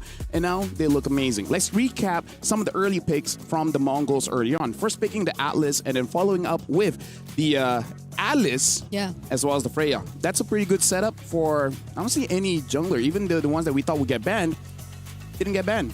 Yeah. Those are like the heroes or the kinds of heroes that I think are or suit Ox and Mumu the best. Like the kinds of heroes that just really play for the team and go all in. And I'm glad that they went for that kind of prio because you see how much of a difference it makes in terms of their gameplay. Yeah. Maybe they were testing skins in game 1, dude. Like now it really makes me think. Because they're like, we have a limited amount of diamonds. Yeah. Which one is going to be worth it? And then when they lost, like, maybe just the Paquito. Maybe they haven't tried to Dairoth. Joe has so much skins already. Guinevere, Dairoth. Which one? Next, we gotta see one of those. Can we have another Kalia skin? Can we have a Fulvia skin? Can't we have, what's another famous one? Raw just got a skin, so that's fine. Melissa. Glue. Melissa. You know what? Melissa. Glue, I think I will never replace my Patrick. Oh, yeah, well, like you just can't, bro. That's true. No matter how good the next skin is going to be, I think Patrick will be immortalized. Okay. I'm trying to think of a hero that will be better than Patrick. I can't think of one. I can think of a skin that will be better than Patrick. You're right. We're really thinking about it. So now let's think about Nightmare, right? Okay. In terms of their priority picks, it still looks like they want Joviana to be the main carry. And I really think he can. Main carry in the sense of the first 2 minutes all the way to the next 12 minutes, right? But then at the end of the game, it really just boils down to the gold lane. But that's the problem. If Zixora gets an assassin, I think the gold lane is just going to have a hard time surviving, especially if the pick that he has a Sky Piercer. Especially if Mumu's on an Alice. He's just an absolute menace to anybody who has backline in their composition, all right? So, again, I did, and Nomad, they didn't get to play the game. They wanted to play a clean front to back. Every time, it was Zixora together with Mumu saying, "Nuh-uh, fam." More on Nomad. That's what they said in Mongolian. Nuh-uh, fam. Nuh-uh, fam. It has to be low, deep, but smooth. I can do deep, but I can't do smooth. I can do that. Yeah. Do you want to try? You want to try? Nuh-uh, fam. Nuh-uh. Fam. Lower. No. With a diaphragm. Nuh-uh, fam. Nuh-uh, fam. That's close enough. So in this game, I believe the bans won't change so much. I believe that Nightmare will still ban out the Harara and Yisun Shin, and I believe that the Mongols will still ban out the Arlet. So now what else is going to be the priority? I think right now the priority is the side selection. Honestly, Nightmare back on blue. I might even consider banning out the Atlas. More than the... I would rather Ox be on the Grok than on the Atlas. So, remember, game number 1, the Mongols banned out the Atlas, thinking the Atlas was going to be first pick. I think that could be it right now, right? I think if we go through the same bans as game number 1, because again, Nightmare are going to be on blue side, we're probably seeing either the Atlas ban or first pick by Nightmare, because it really seems like that's the win condition. Because like you said, the Alice, as well as the CEO just now, made it so that the gold laner cannot play. Yeah. Playing the mid duo, Atlas has a lot of ways, well, just the perfect match, to make sure that the mid laner doesn't play, right? So they have a lot in their kit to deny the plays, right? So I feel like that's part of the Mongols' winning strategy, is just having the right tools on different lanes to deny any kind of play from the damage dealers. Yeah, because I think most of the pressure should be put on the mid lane first, because we've already observed how... Talk with your hands more. Me and Mirko already move a lot, so you do it too. I thought you were trying to copy me, but I feel like because the sides are the more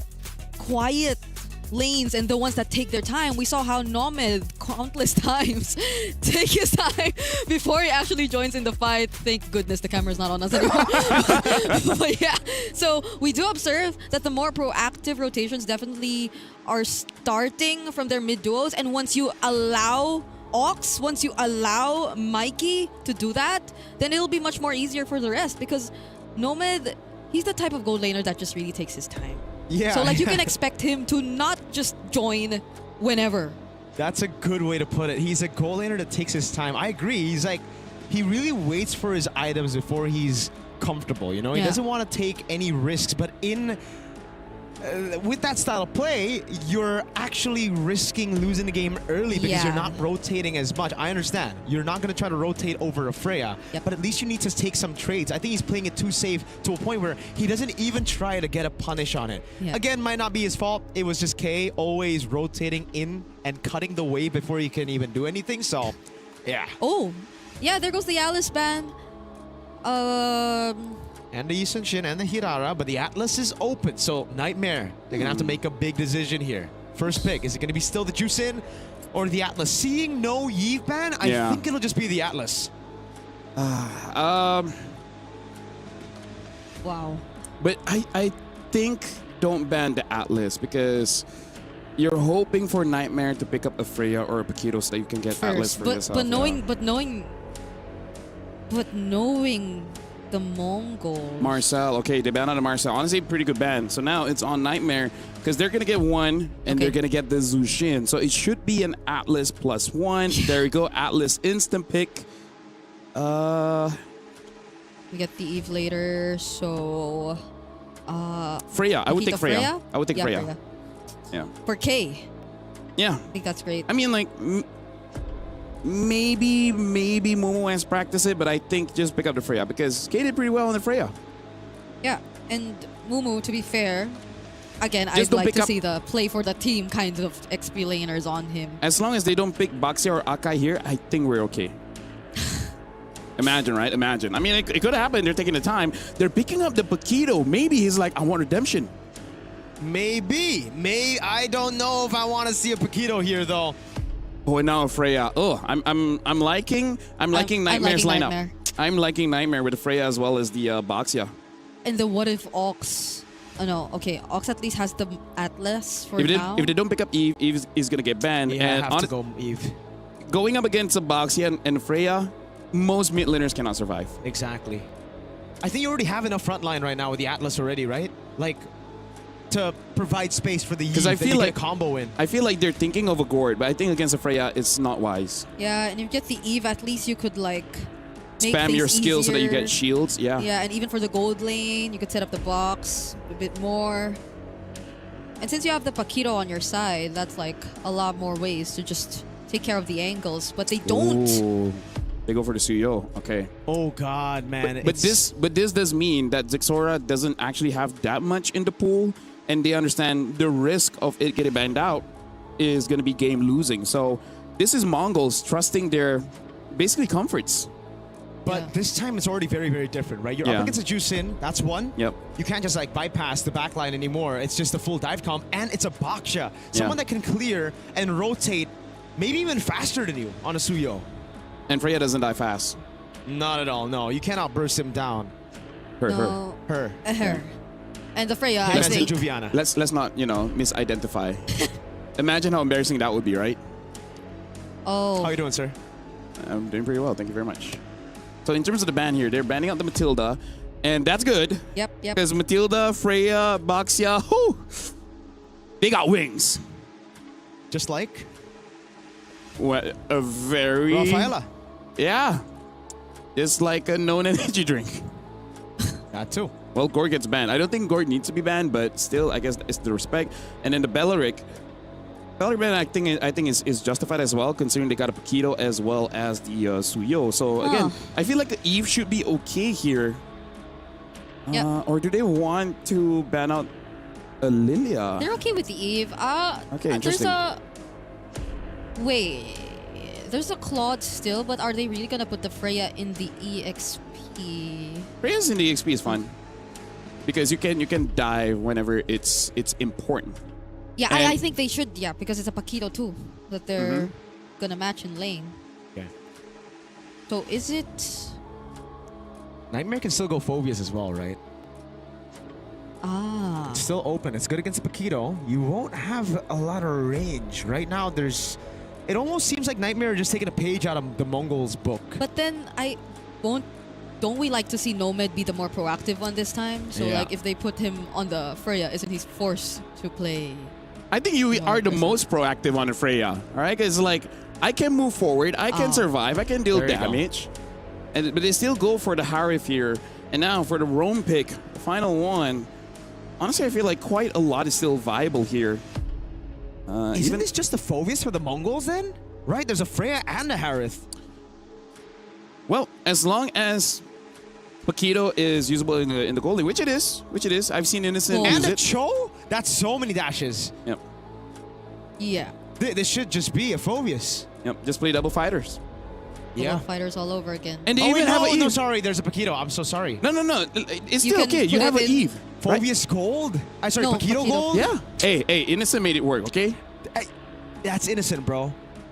And this And is this is K. What's the difference, man?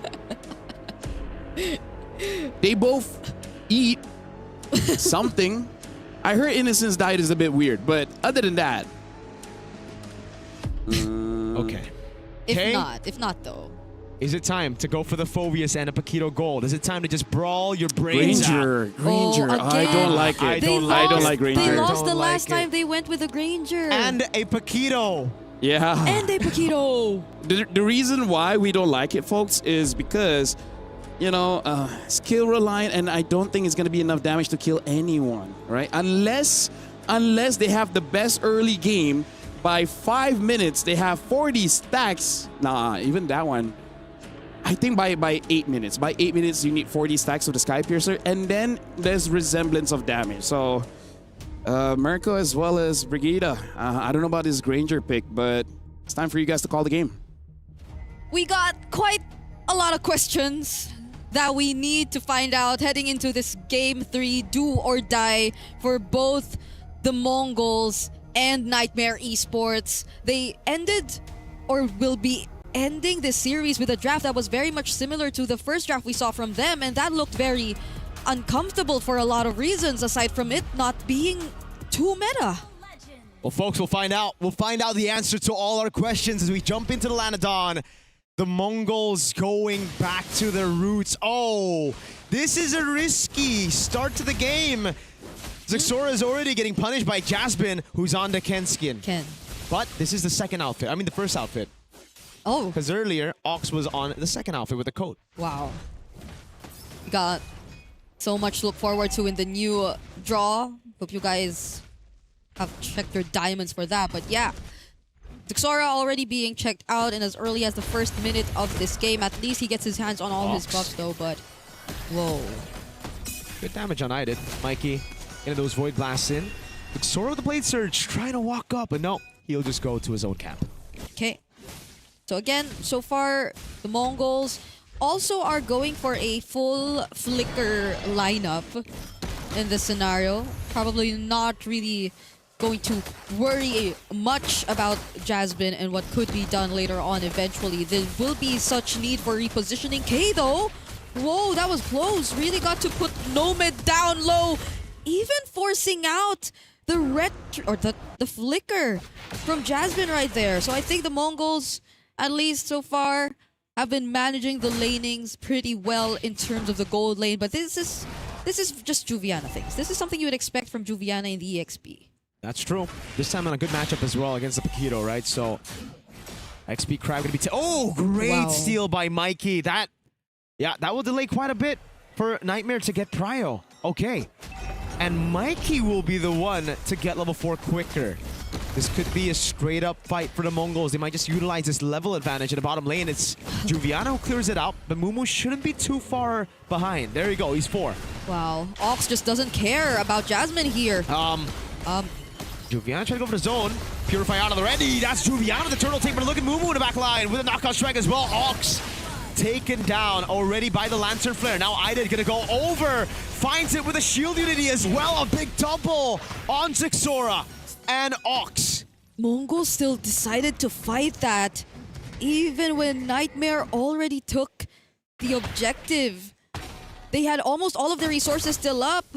Mongols here, at least they have K really doing well in the gold. Oh, Idid! Idid has a Crimson Beacon. Mike, he does not have the RWM. He just gets away. So it's 2 kills and a turtle, all the wins for Nightmare. Yeah, it's crazy though. Like, even just looking back at that recent team fight, the amount of shields that Juviana got and how we thought Mumu could have already gotten the pickoff but still did not. It's just so much sustain from Nightmare right now.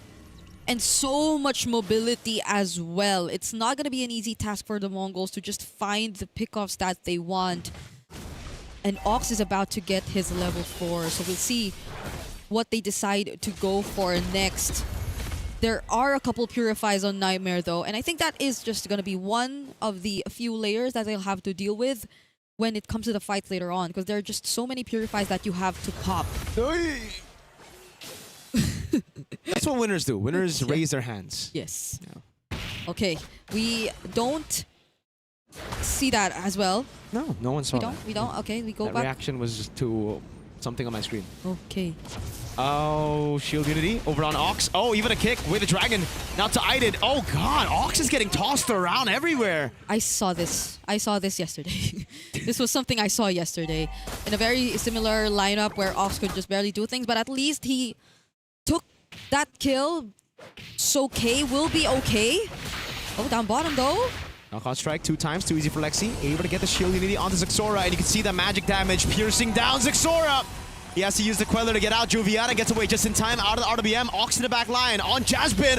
Oh! Jasmine Kundo doesn't get Zixora in time. Now he gets caught. The Queller lands, but he has the flicker to escape. And now, Purify out of the fatal links. Mumu to knockout strike onto Aiden. He doesn't want to go in, but the rest of the team does. Ox perfect mash. Mumu gets a strike. Way the Dragon, locking him down. Now it's Juviana with the blades. It can't. Oh god, Mumu is just shredded. And the turtle gets reset. Too easy for Lexi. Now the Shield Unity onto Mikey. He's gonna go down as well. Zixora can't even get the kill on Jasmine. It's Ox. Nightmare did not recall at all. They just stayed there, waited for this re-engage, but there's K! Rotating already. Neutral objective going to be taken by Too Easy for Lexi. Perfect match coming down again, but Too Easy for Lexi is just that tanky. Shield Unity, Aiden gets a kill.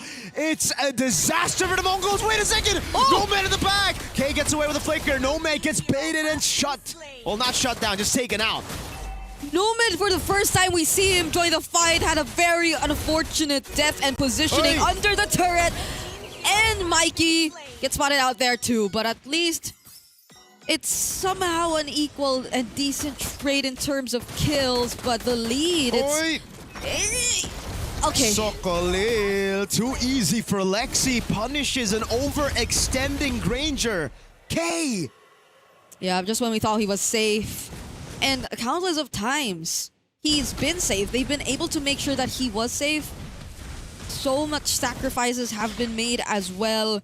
But the Mongols, they're being hunted down by Nightmare. They're doing everything they can just to make sure that things will be uncomfortable for the Mongols. Now it's going to be the target on Juviana.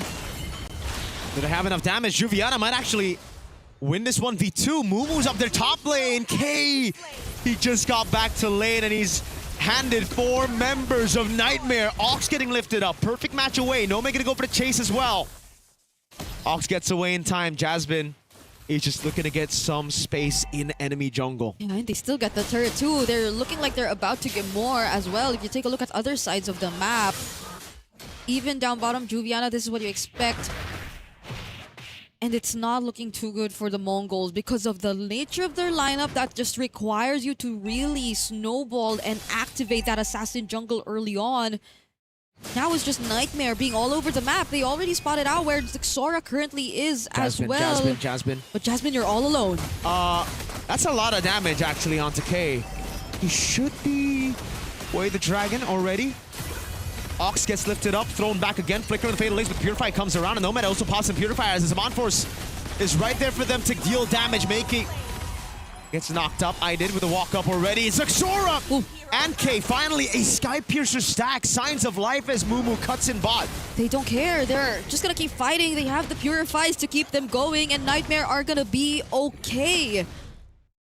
Now it's gonna be another turtle over to Too Easy for Lexi, and for some reason, I think K is dealing a bit more damage than I expected him to.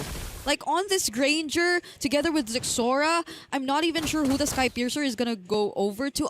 Okay. He's actually ahead of Nomad because I guess Nomad dove a turret mid. Yeah.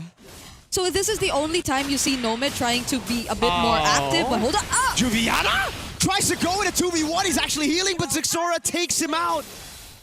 The Nightmare, the lead is starting to disappear. Too easy for Lexi with a jump in the back. Shield immediately lands. Mumu now with a knockout strike to peel for Zixora. No one else is there. Could have been an opening here for Nightmare after they lost Juviana. But yeah, these are some very weird decisions we're starting to see from Nightmare.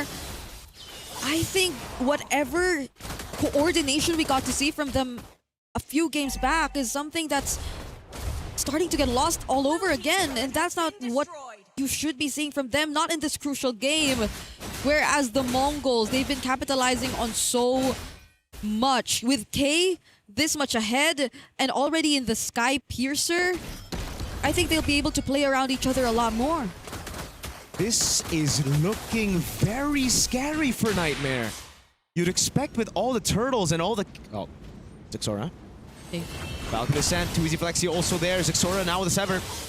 Gets away with the Blade Surge just a bit, buying a little bit of time. Let's see if the Mongols can actually look for the trade in the bottom lane, and they actually want to go on Jasmine. Mumu cutting his movements. Zixora doing a good job running away. Pops into Queller, gets out through mid. Too easy for Lexi right there, and Zixora, the great escape has happened. Whoa. Look at the rest of the team, into the bottom lane they go. They get the kill on Nomad. Zixora baited 3 up top, and Mongols get 1 below. 5 seconds for the Lord to spawn. Beautiful. All they burned was a flicker too. Zixora yet again! Oh god, this time I don't know if he can actually escape it. He does! Mumu goes in, knockout strike, Jasmine low. Okay, can he land the shots? He's gonna go in. Island falls to Mikey. The Mongols are back. The goal lead is gone for Nightmare. That was a close call. If K only got to land that 1 bullet at Death Sonata. But thanks to the Shumpo, he's gonna be okay. But that's a turret that they're about to lose. And the Lord as well. Holy. Mongols, even with this less than 1k gold leader, making it happen. Fatal Links! Onto Jasmine. Is it a 4v5? K in the back line doing some damage. Zixora just trying to buy some time as Juviana walks up to try to cut them down, but it's just not working. Mumu knocks him up. Wave up top, gonna take the turret down. Bottom lane wave is looking juicy for the Mongols as well. Yep, Nightmare are still trying to position themselves around this Lord. They might want to threaten Mongols even for just a bit and not allow that easy free Lord take. We see Juviana already positioning here, dealing with the lane as of now, but since it's such, or there are so much minions that have to be dealt with, this is not something that Nightmare could just easily go for, and Ox too. Holding the front. No fatal links, no perfect match. He's already used it earlier, but he's so darn tanky. Mid-wave handled by K. The rest of the team trying to corral the Mongols over. And it's a fight for prio. Mid and top go. Oh god! Blade Surge doesn't land. Juviana with a Valkyrie Descent, but Ox gonna follow him through. They know there's no Purify. The Fatal Links knocks him down, and the damage is enough to take him out. But the Lord is getting bursted by Nightmare. They're gonna get it. Oh! They snuck it under the Mongols. Crowd control is indeed one of the biggest enemies, but who would have thought that Nightmare just took that opportunity? Juviana as a sacrifice, even if map control is over to the Mongols, nonetheless, that was still a major objective that they were able to take for themselves, buying them a bit more time to stay in this game, despite what the Mongols has been able to achieve. But even then, there will be a bit more catching up to do, but now it's different. Nomad has the Holy Crystal. I think that will change things a bit for Nightmare Esports in the next team fight. So it's worth it for Nightmare if they can use the Lord. Now, oh god! Straight up onto Mikey with the Poissons as well. That's a Crimson Beacon. Mikey, oh! He pops in RWM in time right now as they go all in. Zixora's cutting them down. Way the Dragon, lost Mumu. Ox is able to flicker out, but Juviana's cutting him out. Juviana in the midst of it all right now is that's Mumu trying to buy some time, but he will go down to Nomad. K, can he clean up? Lord up top, and Mongol should be able to deal with it as the minions. Holy Shield down below, the mid-tier 2 almost fell. NM don't get a single turret with the Lord. Yeah, and that's what we mentioned. The Holy Crystal, the difference that it made. They were just so confident to go in and take on that fight, even with the Fatal Links and the Real World Manipulation already laid down. They knew that they had the damage to fight back against the Mongols. And now they even lost 3 members after that fight. The map control is now somewhat getting equalized. So Nightmare did get a tier 1 and a tier 2 up top and a tier 1 bot.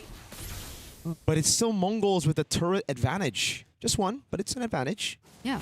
It's something that'll at least allow them to move a bit more around the map, especially considering that I think that's what Jasmine has been trying to do for quite some time now.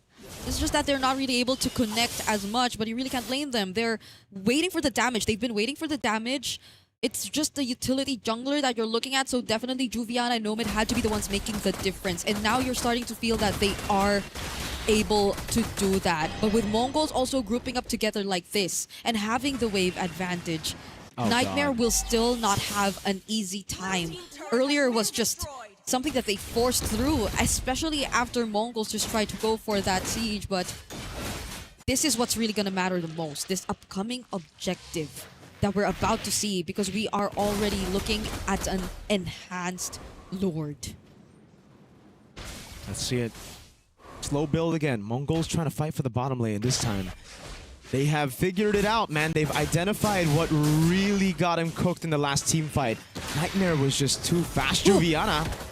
Good Purify burnt out with the Fatal Links. Really good. Now they know that at least 2 major resources are down and not available for this upcoming fight. That's the Fatal Links and the Purify. Yeah, too risky. For Juviana. Gonna be a bit risky right now. Ooh. Okay. Jasmine gonna hold this mid bush for the team. But they know that Ox doesn't have the Fatal Links, but he's still gonna go for the entry. Trying to burst it down. The wave in the bottom lane looks even right now. Ox knocked up, thrown back, poked a bit. I did taking a bit of damage as well, but he has the regen. Too easy for Lexi coming down. Valkyrie is as well. Mumu able to flicker out to safety. Ox will do the same. The Crimson Beacon is on him with the Lantern Flare. Brings him straight back to Nomad. Ox just got his Fatal Links now, but it doesn't matter anymore, not unless! Oh my god, the Mongols with a re-engage. Xora caught in the midst of it. Oh my god! Jumps in, K. Got the Sky Piercer. Xora wants more, but it's a bit too greedy. K with a flicker around. Nomad with the jumps again. K getting sidestep away, gets caught by it, and it's a shutdown for Nomad. They just badly wanted to get the trades. They lost Ox right before he got the Fatal Links. But even then, Nightmare, they were just so quick to react. Let's take a look at that. Just now, they fought in this mid bush. There was just so much damage coming in from Nomad. They had to reposition a bit. And again, Ox falling first did not do them well. But they still somehow found an opening. They had the real world together with them. And that definitely looked like something they could fight for. But for some reason, IDID holding out long enough. Even Clutch using the Purify. That was the difference maker in that fight. He kited Xora so damn well. Xora really wanted to get IDID down, but it was just way too greedy to jump past a Harith. K got then chased down by Too Easy for Lexi. And now we look at the items, we see exactly how Nomad was able to deal that damage. He's almost full items. He already has a Divine Glaive as well. Yeah. And he's going for what? Blood Wings, right? Last item, BOD finish for K. IDID has some stacks on the Sky Piercer too, so this is going to be a challenge for the Mongols. The back and forth have been insane, but at least they get to deal with the Lord for now, and Xora also picks up the Blade of Despair. So there will be a bit more reliable damage coming in from his side, but that is if he does get to find and reach the targets that they want, because they're being so well protected. And again, their battle spells are all up. Their purifies are up. Their means to disengage and just protect one another are way too reliable at this point, especially as they've regained the map control that was once just in the hands of the Mongols for the longest time in this game. Yeah, Mongols can afford actually to still lose out those Lord fights for now. As long as it's not the Evolve Lord, they still have a chance, but Mikey, way too aggressive, pops in RBM. The Ox Fatal Links catches all of them, but they have Purifies to deal with it. Ox now caught in the midst of it all, cut down by Juviana. And fed to IDID. Jasmine! Jikuno with the way to Dragon, onto the Suyo. Xora is able to get away. K kites out as well. They only get an immortality. Lord is up in 75, but Nightmare want to try to crack the space open. Oh, Jasmine's not going to recall. Too easy for Lexi going in. They just buy enough space to get this base turret. Wait a second. They're going to try to go for the end right now. The wave's going to be cleared out in time as Xora jumps into the Blade Surge. K is able to escape in time as that's the Immortality bought by Xora. He's going to get the Blade Surge down as Mumu gets thrown back in time. K gets one kill in that team fight. He's trying to go for more, but he knows he's already gotten enough. Yeah. It's just Nightmare who cracks the base turret in mid. He still has stacks. He still has the Sky Piercer. Nightmare will definitely have to respect that. Wow. So they're going for the disengage for now at least, and they crack one base turret open. So that's going to mean a lot for them, to say the least. And holy shields. Look at Noman right now. With the purple buff as well, I think he's going to get the double buff. And yeah, quick check on IDID. 30 stacks on the Sky Piercer. On the other side, it's K, I believe. Oh, it's just the same. They have the same amount of stacks. IDID and K. Okay, one thing needs to change. Mikey cannot be walking up the way he has been the last, what, 2-3 engages, bro? Yeah. He's been in front. It's Xora. Xora, you're all alone. Jasmine doesn't have a flicker. Okay. He doesn't have a flicker at least. So they don't really get to make a play out of that. But he will have to take this purple buff first before they transition to this objective. Nightmare are definitely the ones who have a bit more control over the map. And Ox will be getting his flicker in 10 seconds. So that might be something they would want to play around. Oh, the damage from IDID. Yep. They have to get away. Jasmine in the back is able to find the kick. Oh, but it's canceled a bit by Ox. They're kiting away. They're doing a good job right now as Zaida gets thrown away, as Mumu rotates over. Knows him on force is on cooldown. That's a Purify coming out. No man trying to cut away. That's Jasmine with the G-Kundo over on Ox as he gets topped by Mumu. Jumps him back into the RWM, and it lands on everybody. K with all the executes. Mongols, they set their sights on the Evolve Lord. 3-4-2. Xora, I think he was doing a buy and sell. He got the BOD again. They want to go for the end. They're not The Lord gonna is go up. Lord. 30 seconds on Nomad. Is this a good call? We'll find out. Okay, they're kind of slid up right now, but they might just be focusing on the bottom lane for now. But this is IDID, who could potentially take care of the wave. So they just get the base turret before they go to the Lord. So they just at least wanted the base turret. Was that worth it though? Because now I don't think they have enough time to burst this. Yep, it's gonna be too easy for Lexi just catching up with the Baxter Shield Unity. Okay, they're doing good damage. They're getting to burst it down though. Everybody's up. Okay. Too easy for Lexi. Zoned away by Mumu. Knockout's right, doing a good zone. That's a retreat. Oh my god, I did. Wait a second, buddy. He goes up, he takes Mumu down. That's an XP for the Evolve Lord that'll spawn in 10 seconds. Someone had to block their path. Mumu did a great job at that, but he unfortunately will be going down. And the Lord is spawning in a bit, so they lose on one major player to actually take care of the zoning. And yes, that's what K was able to accumulate after that sequence and triple kill we got to see from him. He's now 61 stacks on the Granger. Both the Sky Piercer holders have the same KD, 8 and 3. Lord in bottom lane, but I don't think Mongols can utilize it. Not when they're at a man disadvantage. Yep. Nightmare are just gonna hold it down. It's going to be Nomad taking care of all of it, but Ox... Okay, can he intercept? This is a very risky move. Again, Mikey gets caught in the bad spot. Has the RBM, but he gets lifted up into... Oh god, IDID just tearing them through. That's one more stack. That's another, but it's given over to Nomad. So the Lord, the Evolve Lord, will be in vain. This has been so tough for Mikey. Dude, he just cannot walk up. Dude, the time that he doesn't walk up, they win. Yeah. Right? Earlier. He's just always getting caught by Nightmare Esports every single time. It's just IDID going in with the Crimson Beacon, and for some reason, they're also not able to respond quick enough. Mikey and Ox.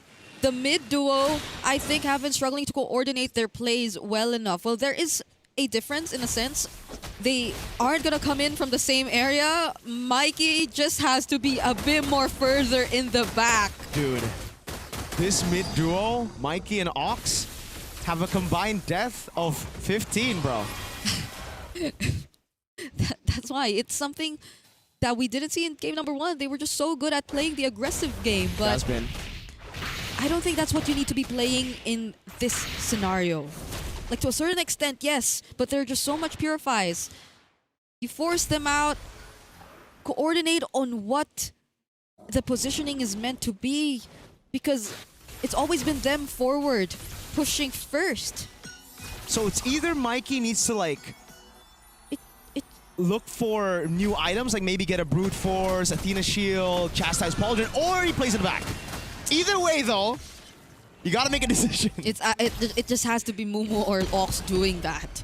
Or Mikey doesn't walk up. Because I don't think it's... Ox has been frontlining quite well. Yeah. He's been walking up. Okay. Now it's Mumu, at least Ox and Mumu, you see them take their positions, Oh, but Mumu! Immortality gets it in time. Zaman Force already there, but the Synchro Vision was timed perfectly, and now the Mongols are in a bad spot. Zexora with a desperate play. Jumps in forward, trying to go for Iden. He won't be able to go in, but he's going to get knocked up by the Lantern Flare. Juviana in the back, going to be taken very low, taken out by Mikey. Oh. Now it's Ox. Can he do it? The Purify. Can they still fight? All of it is still up. I did Nomad. Both the Purifies are up and there's no Fatal Links. Mikey needs some big RWM. Yeah, but they still have K. They still have K. Mikey too with the ultimate alongside Ox. So could this be an opening for them? Could they just target one player? Oh, but Nightmare goes first! JQdo and the Way of the Dragon. RWM coming down already as K is able to buy it in time. Pops him in the crown as well. But he's in the midst of it all and Nomad shuts him down. What a play by Jasmine to take the main damage dealer out of the fight. Ox gets away. Zexora is up in 24. Mumu's up in 12. But Nightmare have gotten the Lord. Look at the wave in the bottom lane, though. Look at the wave up top. Ooh. It's all going to crash onto the base. They have to deal with so much, but at least they're doing it knowing that they have the Lord on their side. But the other members of the Mongols will also get to come back. Zexora will be back. Mumu's already back. K won't be, though. And that's a huge cut on the Skypiercer stacks that they've tried to rely on for so long in this game. With their base wide open, at least in the mid. Nightmare, this is definitely going to be a potential game-ending push if the Mongols don't find their way around this. One of the favorites to make it out of the wild card. Now, in their own pace, siege down. Fatal Ace coming out with the RWM as well, but the Evolved Lord has given them enough damage reduction to stay alive. Lord's on the base. That's Xora with a jump in desperately already. Nightmare will go for the base. He'll knock the favorites out of the wild card. Nightmare and their losing streak is now officially over, as they will be advancing to the next stage up against Team Falcon's Mena to potentially get another shot at advancing to the main stage. But the Mongols, who would have thought that they would end up this way? I gotta say, Mongols, they came in, they only lose game number 1. After that, they were on a winning streak. But then come this game against Nightmare. And here's the thing, we'll talk about the Mongols' mistakes eventually, but now we gotta talk about the game-winning plays that Nightmare did. Jasmine did a very, very good job. And I will die on this hill when I say I'm more afraid of the Freya than a Paquito, and Zushin is never nerfed enough. That last play, I was really waiting for Ox and Mikey to do something. I mean, like, imagine this. Suyo, jump in. I counted at least 3 times. The Zushin won against him. Imagine that, an assassin chase after a mage, and the mage just keeps winning that trade out. We're going to be looking at this game, and if we want a TLDR from the Mongols, a lot of missed positions. A lot of bad decisions of when to go in and out of the fight. We see Zexora making desperate plays, trying to get the kills, and then just either not enough damage, or just didn't know that going up against the Zushin has just way too much damage. And then eventually, this is one of the final plays. Yeah. Again, like, not the final plays. This is at 12 minutes, yeah. Jasmine did a very good job. And like you said, Brigitte, once the Holy Crystal was built by Nomad, there was nothing really that the Mongols can do. The damage from Harib is just too much. The cooldown is too low. You're trying to play around the Zaman Force cooldown? Almost impossible. Yeah. Especially because your lineup is a skill-based lineup. It's not a basic attack lineup. You can't utilize when the Zaman Force is down, because while he's waiting for his cooldowns, you're also waiting for your cooldowns. Yeah. Wow. We saw that a couple times. And imagine this was also the game where I think Nomad got picked off twice in the early game. It looked really bad, and this Yeah. was the fight that almost, I thought, won Mongols the game. What a knockout strike. Yeah. But I think it also was starting from the moment they kind of like decided to go for the base turret first before or instead of going for the Lord. And they lost Mumu because of it. I understand. It's kind of like a macro-ish play trying to get the long lane. But again, at that point, I feel like they're overthinking it, right? It's like you're already there. You're already there. Just secure it and then reset with the rest of your team and then just charge in and try to end the game. Because here's the thing. They got lucky a few times, but they didn't utilize that. So, you know, some people say like, oh, they won because they got lucky. Here's the thing. It's one thing to be lucky. The other one is to capitalize on that. Luck. If you already got that and then you just let it go, then... That's why, folks, chase your dreams. Don't let dreams be dreams. Yeah. And keep dreaming. Seize opportunity. There was one other thing, but we'll think about that Nothing later is on. earned. Wait. Everything. Sorry. No, it's okay. Nothing is granted. Everything is earned. No, I say nothing is earned as well. Nothing is Either way, it's Nightmare. Amazing time for them to freshen up, to come back, to start locking in at the CGBS again. Mongols. The Mongols was one of the favorites. Nightmare came in yesterday with 0 wins, and yet today, even in the game that they lost, they look amazing. And this really starts to set the tone for the rest of the CGBS. Group A is the group of death, but hey, this is number 4 of Group B. Yeah. And somehow they made it work. We have 4 teams left in Group B, whereas we already pick out one from Group A. Nightmare didn't get a single win in group stage. Not a single one. No, they were up against Sunset Ravens. And then Falcons, the Huns. as well as the Huns. Yeah. If you think about it, bro, if they had 5 teams in Group B, they would have been out. But they have just pulled an upset. Yeah. Holy moly. With that being said, man, like Nightmare, I feel like the rest of the teams now have to start being careful about this one. We have 3 more in best of 3s. Right now, we're just waiting for the interview with Nightmare because we also want to know, like, how did they feel after that one? Because again, Mongols came in as one of the favorites.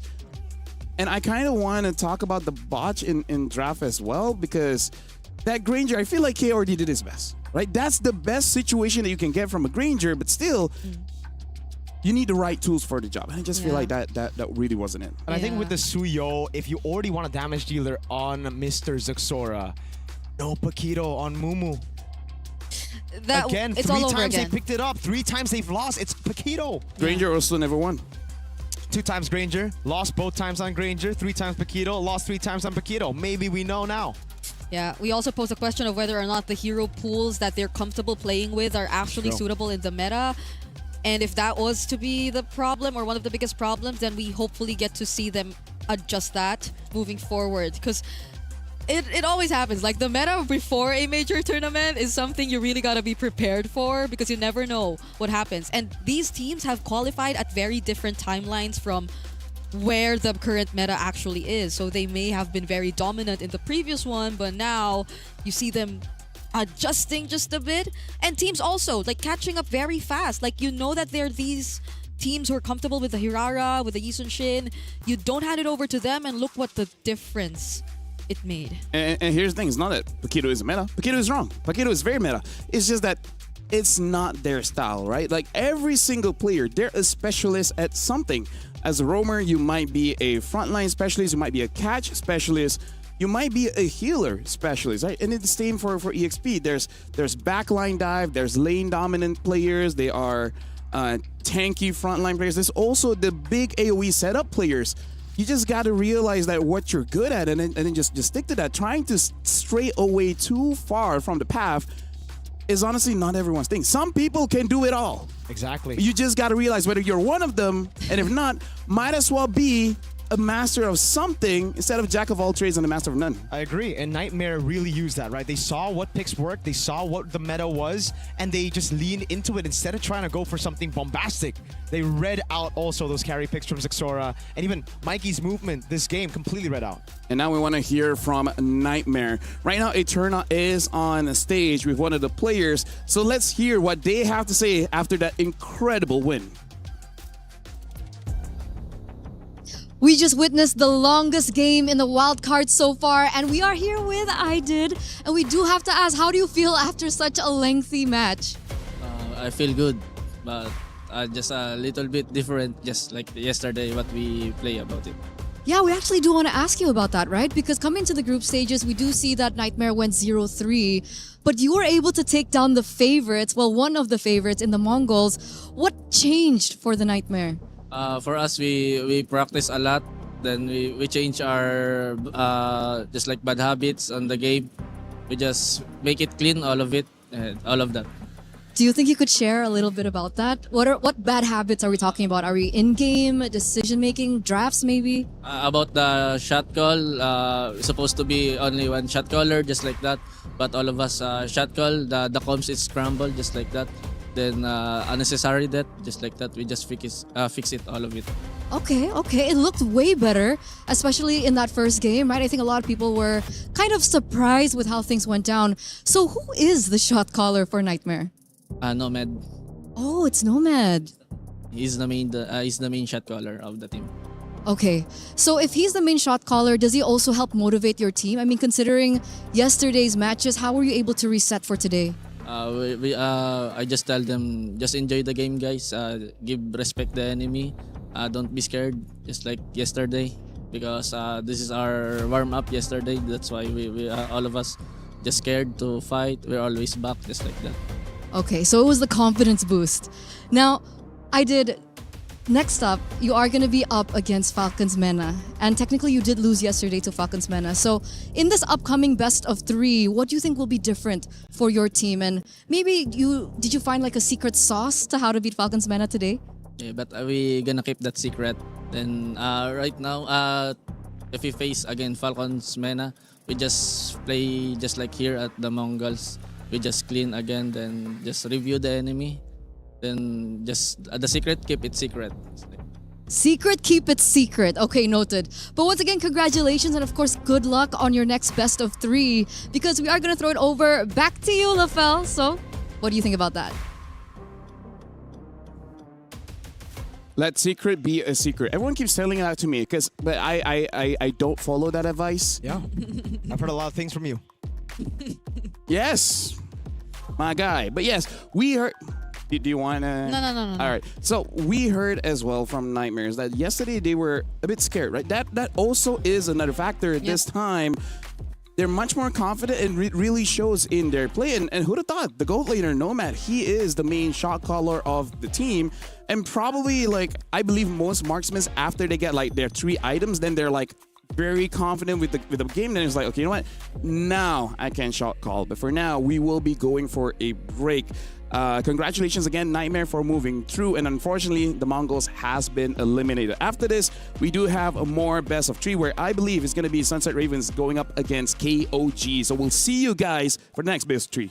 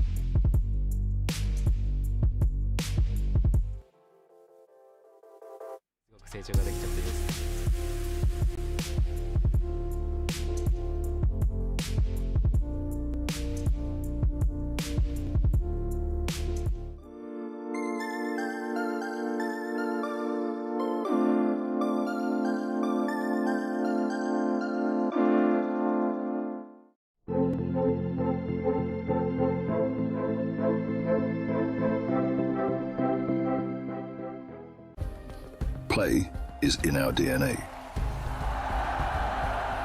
Whenever we let it out, it becomes our superpower. Now imagine an entire city being built to supercharge it. Kadir City, powered by play.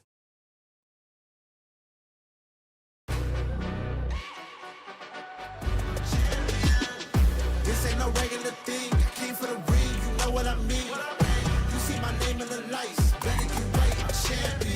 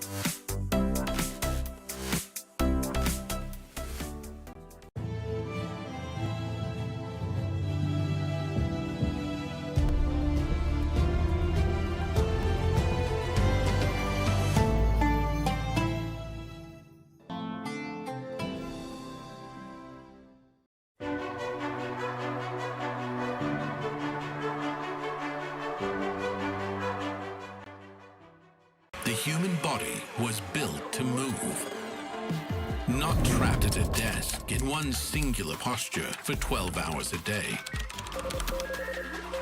It's time your chair evolved. This is Secret Lab Titan Evo. Ergonomically engineered for you, gamers, hybrid workers, artists, backing your every move.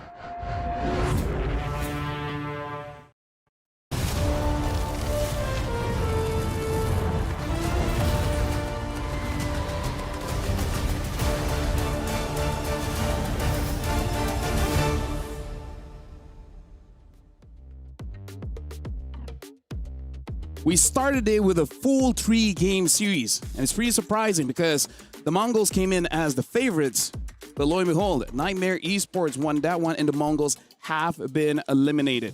And now we're about to jump into the second best of 3. Welcome to the EWC 26. Here, this is the MLBB wildcard stage. My name is Vel, alongside me is Mirko as well as Brigida. And yes, let's talk just a little bit about the previous game, the Mongols going up against the Nightmares, Nightmare Esports. Again, congratulations to Nightmares, but the Mongols, a bit disappointing.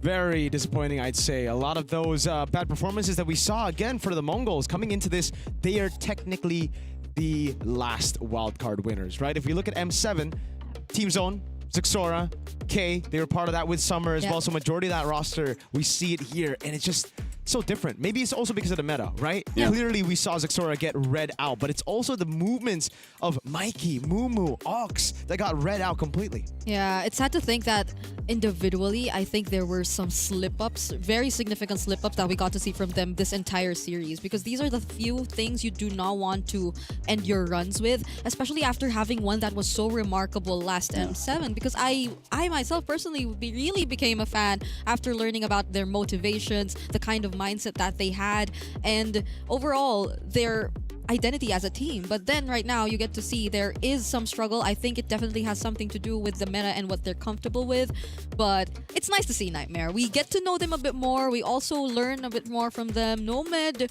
actually as the shot caller of the team. Yeah, and right now we gotta talk about KOG going up against Sunset Ravens, right? Group A, KOG, and then Sunset Ravens coming in from Group B. Sunset Ravens only had one win, and it was a pretty good one. All right, we got Maxi, Trap, Eska, Papapapon, as well as Muy Minette. Now, we've seen from the first series, you gotta stick with your identity. The question is right now, what is Sunset Ravens' identity at this point? Is it just playing around Muy Minette's Bruno? Is there something else? I think it's getting strong picks across the board and then playing around Muy Minette's Bruno, right? Because it wasn't just Muy Minette's Bruno, it was everyone else getting good matchups. So they were winning out in XP, mid, jungle, having a solid comp to then enable that egoist on the Bruno. And I think it's something they can achieve. I think they were one of the teams who were the more meta drafters, especially in day number 1. They've introduced themselves like that. Coach Ryzan too playing a huge role in the way we actually are seeing them play. And it's been something that they've said themselves. Yes, chemistry is one of the problems that they just had to really get over. But as time goes by, you're starting to see them just really sync together much more. And hopefully today, they'd be really synced up. And now, honestly, we got to see whether they can deal under the pressure. Because in terms of the best of ones, they were kind of safe. Even if they weren't performing well, they will make it out of groups. But now, as we saw, the Mongols couldn't handle the pressure that well. Now can they? Because compared to them, all right, KOG coming in from MSL Thailand, it's a long, a long tournament, a long league, right? A long league giving them ample of time to really get themselves ready mentally as well as physically. And this is their lineup. We got 33, Kaizen, Zed, Nile, as well as Payen, where their performance is good, but sometimes they just find it very difficult to end the game. I think we just see glimpses of the KOG we saw in MSL Thailand, but we never really see the true KOG from MSL Thailand, because I think it's one thing doing well domestically. Internationally, it's a whole other thing. They really feel like they're pressured. It really seems like the group stage, it was a KOG that was full of jitters, because the Payen that we saw in MSL Thailand, the Zed that we saw, heck, Kaizen, 33 is the only guy that I'd say really shows up because of the experience that he's had in international tournaments before. But this should be the perfect setup for them to feel much more comfortable now. Since again, we are already heading into best of 3s. This is something that they've already been used to way back in MSL Thailand. And we've labeled them as a very macro-oriented team. So what better time to do it than now? And I just hope they already were able to shake off all those jitters, because they've been playing for 2 days. Let's talk about one strategy that KOG has been implementing in basically every single game, which is banning out all the EXP laners. The final game, they've made one exception by banning out the Atlas as well. So we'll see whether this stays true going up against Sunset Ravens, because here's the thing, KOG, they did well when it was an assassin meta, right? We've seen a lot of teams where they invest so much of their time in a certain meta, and then once it changes, it's very difficult to unlearn a lot of what you did before and then start to learn new habits. So that's also part of the struggle when you have amazing micro mechanics on any of the players, and then asking them, like, you know what you did for the past like 6 months to a year? Forget about that. We got to change things up. That's why I think it's time right now for KOG to open their eyes a bit and look at things past the meta. Right? Yes, there's the meta game where you have to play utility jungle, but I don't think there's a main stage yet where you need to utilize the best picks in the meta. You need to utilize the best picks for you. So I'd love to see Kaizen pull a Zixora. Go back to the damage. Go back to the Yi Shins. Maybe not the Hiraras though. Doesn't really fit, I feel. I agree. Especially considering that this is Sunset Raven, so they might just really go for that kind of approach wherein they just do anything and everything to disrupt your desire to get that controlled game. Because if it's really for the clean execution that KOG is going to be after in terms of the macro, then Sunset Ravens might want to rely on disrupting that so they could get what they want. But okay, KOG are also disrupting what Sunset Ravens want. They took out that Bruno first ban. Dangerous grass. Sunset Ravens will be the first pick and then KOG second pick. KOG banning out the power picks already, banning out the Bruno as well as the Zushin. I like it. And now Matilda as well as the Marcel. We're going into this best of 3 where it looks like everyone has made studies on each other and be like, you know what? Who cares about the meta? I'm gonna make sure that you don't get your comforts. Yeah, KOG switching it up. I really like it. I really like the KOG we're seeing here today, right? Because, like we said, it's not just the Bruno, it's everything surrounding the Bruno to make it work. And the Juicin, it's a very good pick with it. The Phobius is another massive pick, I'd say, that we did see on the hands of Sunset Ravens that got the Bruno space. But they banned the Valentina instead, so is this an Atlas that they're trying to go for early on? Sunset Ravens. Maybe eventually a Zora. What's the choice? Right? Maybe eventually a Zora here. In terms of first pick viable heroes, the Paquito is there. Yeah. Other than that, you got picks like the Akai. Or do they just want to go for like Muy Minutes comfort head on, since I think it's been mostly the Claude and the Bruno that he's been playing in the tournament so far. But instead they go for Baksha. Okay. I think very fair because this is something that Trev has been using multiple times. The problem is he's been punished on it multiple times. So hopefully by this time, he recognizes some of the patterns, because if KOG picks up an Akai here, we might see a game that Trev will not feel very, very comfortable. And Atlas still on the board, by the way. I hope they don't fall in that trap, though. I think if they go for the Akai, they go together, they go and pick it up together with the Atlas instead of the Arlet, right? Because the Phoveus was open, and that was how Sunset Ravens actually beat Nightmare. Okay. There you go. It's actually the Claude for Payan. I like this already. In MSL Thailand, you don't want Payan on Claude, bro. And like Briggs said, so far Mumina is only on the Claude as well as the Bruno. So taking another pick is like, okay, Good what deny. else do you have? It's a deny, and it's a very strong pick for Payan. Yep. In this tournament. So I'm really liking how KOG have started out the draft, at least in the first 2 picks. But Sunset Ravens, on the other hand, with the Baksha, I'm wondering, because I think that Popopopone is also very similar to Ox in a way that he just really wants to go for those tanky fronts. But we're not seeing that Dromer just yet. They secure the Paquito and carry. That's scary, man. Something that they like is picking out something like the glue. I feel like if they see what kind of mid laner that KOG gets, they'd be more comfortable picking out on the glue. But hey, seeing as how KOG has been respecting Sunset Ravens so far, maybe even Pop-Up on Zero will get banned out. But I feel like the smarter choice might be just to ban out those mids. Yeah.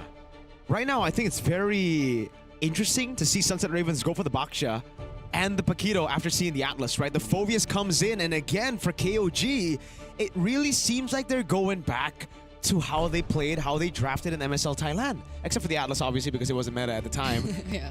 But everything else looks normal. If you show this to me, I'd just be like, classic 33, classic Payan. Yeah, so now it's really Valir. just Popopopone and... Good ban. Yep. Okay. So Valir and then either Gord or Eve, and then you're set. Yep. I think they can pick up the Eve themselves, actually. Yeah, I think it's a true, very true. good option to deal with the carry. So Sunset Ravens, it's on them to ban the Eve. And then here comes the question. Or ban the jungle, right? Ban out the Fred, ban Exactly. out the Akai. Do you want to ban out the Akai and the Fred, knowing Kaizen might just pull his Xora? Well, they take out the Guinevere instead. No Chun-Li skin for us, I guess. Oh, Oh, I really no, want to see so Chun-Li. sad. No, I'm actually sad, man. I'm genuinely so sad. I want to see I want to skills. hear her voice lines, then I decide whether, it's great or not. Okay. Wow, even the Zetian. Psycho Ball! Eve is still open for KOG. Haven't used it this tournament yet, though. I kind of want Sunset Ravens to consider picking up a Lilia. If they don't have... Because I feel like even Gord can get smashed by this Claude. Lilia can too, but at least you win out the early game by so much that maybe you wouldn't even get to that point. So now the other ban here, if they want to ban a jungler, I kind of feel like Akai would be the best, but Nice they ban Eve out the Eve. Yep, yep. Very good. But also because of the Eve, makes me feel like either a Lilia or a Kimi Yeah. For KOG? for Sunset Raven, because Okay. they ban out the Eve. Yeah. I think the Lilia is okay for KOG to steal, but the Kimi, yeah, it just seems so good for Sunset Ravens with the Yep. Baksha. Let's see what it is. It's pick the up the board. Gord. Boom, bang, bada, bing. A bit of shred here.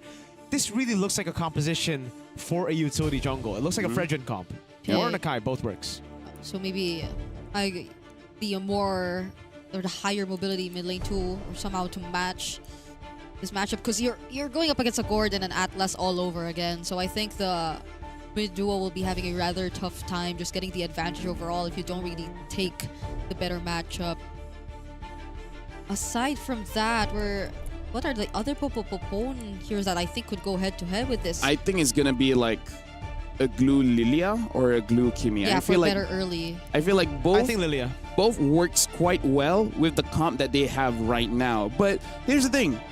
Before this, even when they get a pretty solid lead in the early game, they don't really push it that much. It looks like they go for the Kimi and they go for the Khalid instead. So That's risky. it is very risky. But it goes to show that they do want to win early. Yep. And with this kind of drafts, it's kind of scary because high risk, high return. You might actually botch the early game. And what jungler does KOG go for? What does Kaizen go for up against this lineup?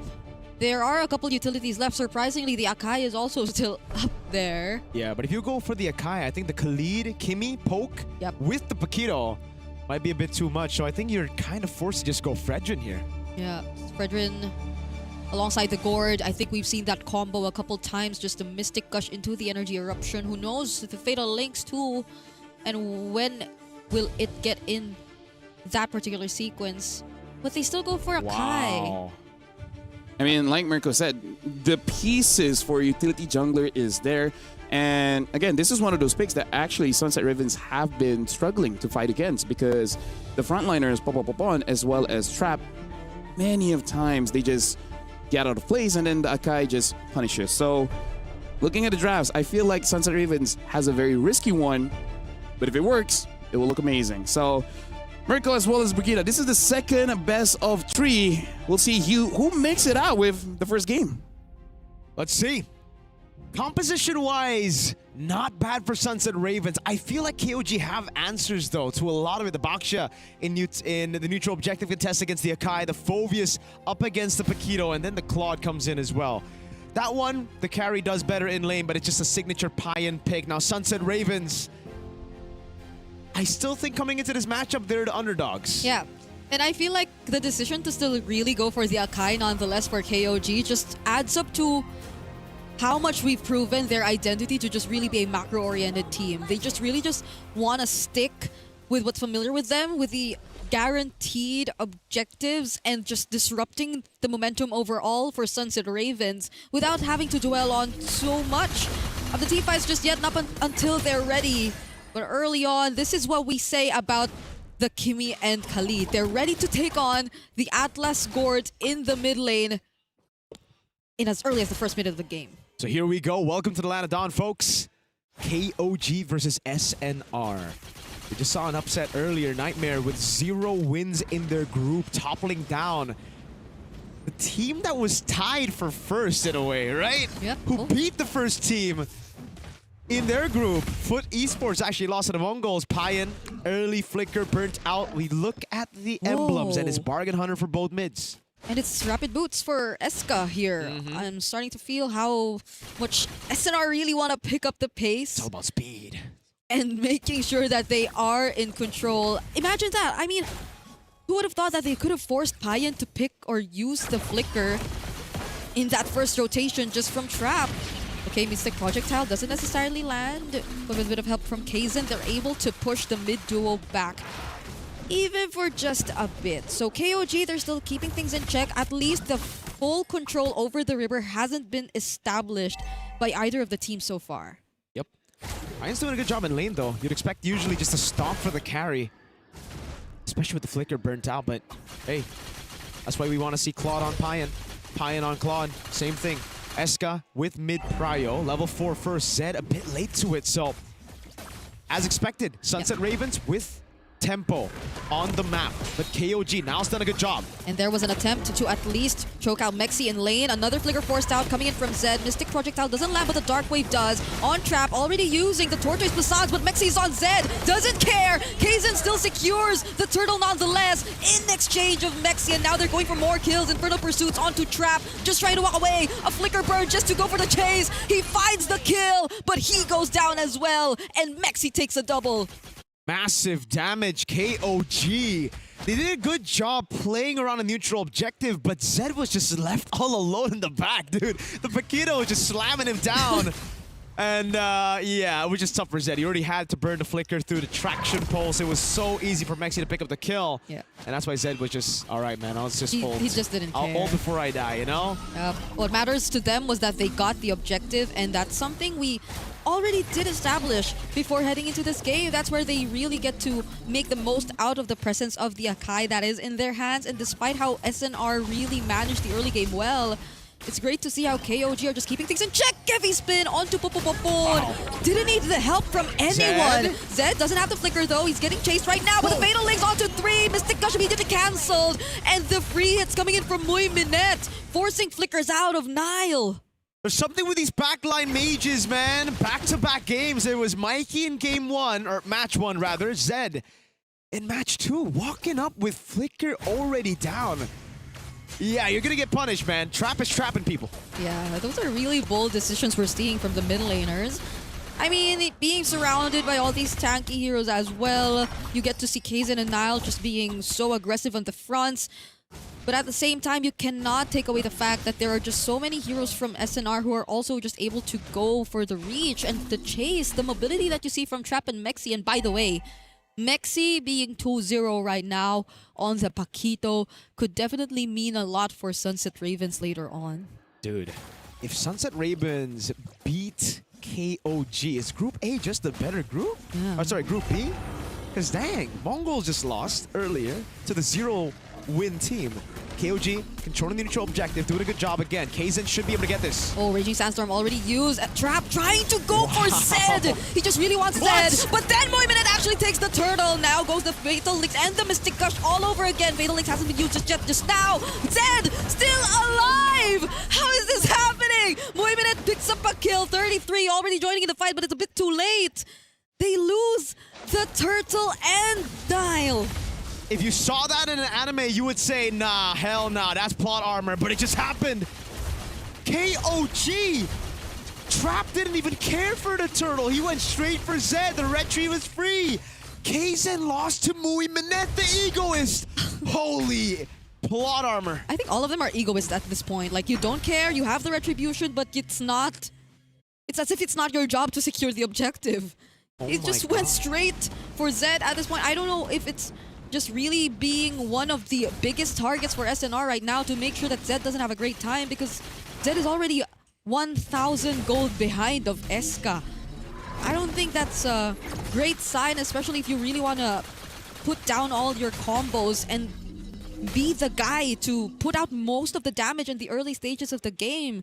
They're not really getting much value out of it just yet. It's surprisingly even coming from Kaizen. Like, majority of the damage as of this point is just coming from Kaizen, and I don't think that's going to be enough if SNR just really wants the full-on team fights. Love to see the items on 33, man. He's such a squishy Phobias this game. Like, every time he walks up, I know of the nerf. Yes, your base HP is kind of low, but still, you'd expect a bit more tankiness. I really feel like this Baksha, the anti-regen you have early, plus Eska getting items straight up instead of just, you know, going for Glow and Wand because they already have anti-regen, has really made it look like a lot of these guys are squishier than you would expect usually. Because look, right?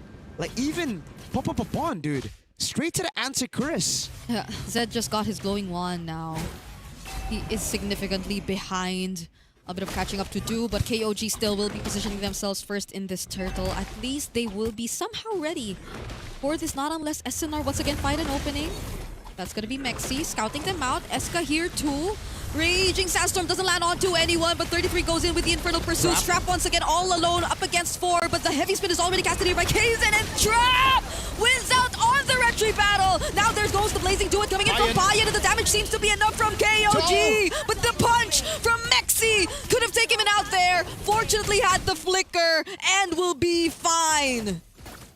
A big win on the retry department for Trap, but KOG wins out of the fight in the end. Great projectile. Eska's gonna have to give this away, and KOG finally with signs of life after constant blunders throughout the fights. The egoist in the bottom lane, Moiminette has the Purify. Kaizen will not go for the engage. He also doesn't have the heavy spin just yet. But Moiminette, the egoist is 4-0, so that's something. That's something. That's something, man. You cannot stand in front of this man. Moiminette is him. Payan already has the golden staff. I believe Moiminette is very close as well to the 3-atom power spike. It's really just a battle of gold laners now that I see it, dude. The thing is, though, Payan's got to be extra careful. When he walks up like that, he is putting himself in danger right in front of Mexi, who's been very, very good. The damage has been great. Yeah. I think both Mexi and Trap are making it seem as if KOG just really has Payan to rely on for now, because Zed is just not able to throw out his skills as he please. Whoa. SNR, on the other hand, unlike KOG, you have Eska and Moiminette who can just keep moving as they throw out the damage. It doesn't really matter whether or not they get to find or establish the positionings that they want. KOG, though, Zed is always just being the target. Either it's Trap or it's either Mexi. Now KOG look to sandwich them. Mexi Found a bad spot. Atlas going in. Fatal Licks. Committed already. It's just one target, but seems that's all that matters for KOG. They just want the turret up top, and now we have 7 seconds before the Lord. Mr. Mui's doing a good job, though. Still staying in that lane, constantly farming. And he's alone, unlike Payan. Payan's just been sticking with the team because he's been trying to get turrets down. So, Mui Minette, constant lead there. Perfect match, gets him out of the shield unity. Mui Minette with a DHS. That's only a second item then, right? No, I believe so. But we're 9 minutes into this game already. And SNR are already starting it out. Mui Minette finally part of the fight. They will take this on a 5v5. Wait bot is good.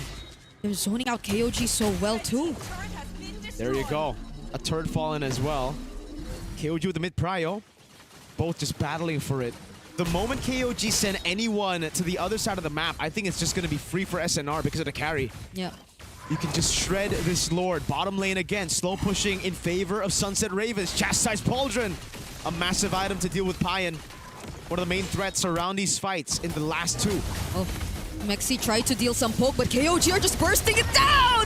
Kaizen actually secures it with the Retribution Heavy Spin, and they just want to go for the disengage, but SNR want to chase. Fatal Links on the flicker, but Mui Minette, he's on his 5th straight kill! Payan going in, tries to go for a trap, has the purple buff, doesn't get to secure nor steal it away, but they take the mid lane. Wow, they even take the purple buff too. Really good compensation by Sunset Ravens. They get a pick off on Nile. You cannot stand in front of Mui Minette. I think that DHS might have been his 3rd item because he's doing some ridiculous damage right now. Oh, pull, very low. But the Lord doesn't even get to cross the river. SNR are already trying their best to deal with it before it even does. They're doing so well just to take care of their side of the map. KOG definitely always almost have to group together just to win on something and convert it into a structure. As SNR, I don't think this is the same SNR we saw a couple games back where it feels like they were just so reactive to whatever the opponents were doing across the map. Holy moly, we thought it was the 2nd item. Yeah, no wonder. No wonder he's been doing that much damage. He got the Swift Trinity at 9 minutes. He's already on the way to the Wind of Nature. So KOG, their only chance to kill this egoist Mui Minette after that Wind of Nature would be Zed. Zed needs to get a Mystic Gush, but I don't even think Mui Minette will be in range of that Mystic Gush. Yeah, because just look at how Mui Minette's been playing the game. Always away from the fights, at least not until the objective is up. Holy moly. And it's Sky Piercer already for Eskai. It's a very sad Sky Piercer because he's 007 right now. Yeah. Bond. Anyways. Hey, the last time you said that. No, that was Bond James. That's different. 7-0, Okay. all right? Okay. Not on me. It's KOG struggling to find an opening right now. I'd say even if you just... Oh, wait. Niall? Oh, I thought he used the Fatal Links just now. That's that was Ox in the previous match. Okay. There are some Purifies still up for SNR though. That's also something you have to consider. Chastise gets picked up by Popopopone just now. Hopefully gets to help them just a bit because Mui Minette definitely leading right now. He is, I think, the guy KOG would want to target as desperately as SNR have been targeting Zed because 5-0, level 14. He's been untouchable this game. Yeah. The thing is for Mui Minette, it's just, you know, an easy win of nature for him, but for Payan, he needs to go win to crown. There's just so much variety and damage from Sunset Ravens that he's just gotta deal with it with a winner crown. I honestly think he might just go Malefic Gun instead of the winner crown because you might need the extra range instead of just going all in against this tanky composition. Yeah. I know someone who's been playing and spamming Claude in the EU server. Really? Yeah. Who's that? Who's that guy? I don't know. Oh, trap. Yeah. Okay, they're not gonna go for 33. And they both move towards the Lord at the same time. I think they wanted to go for 33. It's just unfortunate the shield unity. Good sidestep from 33. Sky Guardian helmet. Now just the Guardian helmet. Whoa.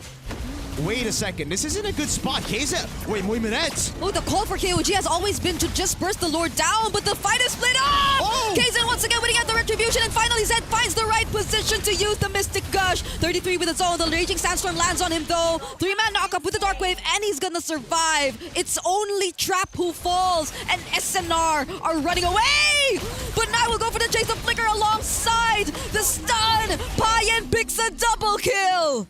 What was the call? Sunset Ravens. It looked so good up until everybody just wanted different things. Half of the team wanted the Lord, half of the team wanted the fight. KOG, they saw the opportunity, they seized it, and now it might just be a one straight push. Hold on, Traction pulls on 4. Oh, it stuns multiple members, but it is enough time for them to take this base turret. They're slowly approaching the base. Muiminet clears the minion, but Oh they my still God. have the Lord. But fortunately, minions have spawned. The game is not over just yet.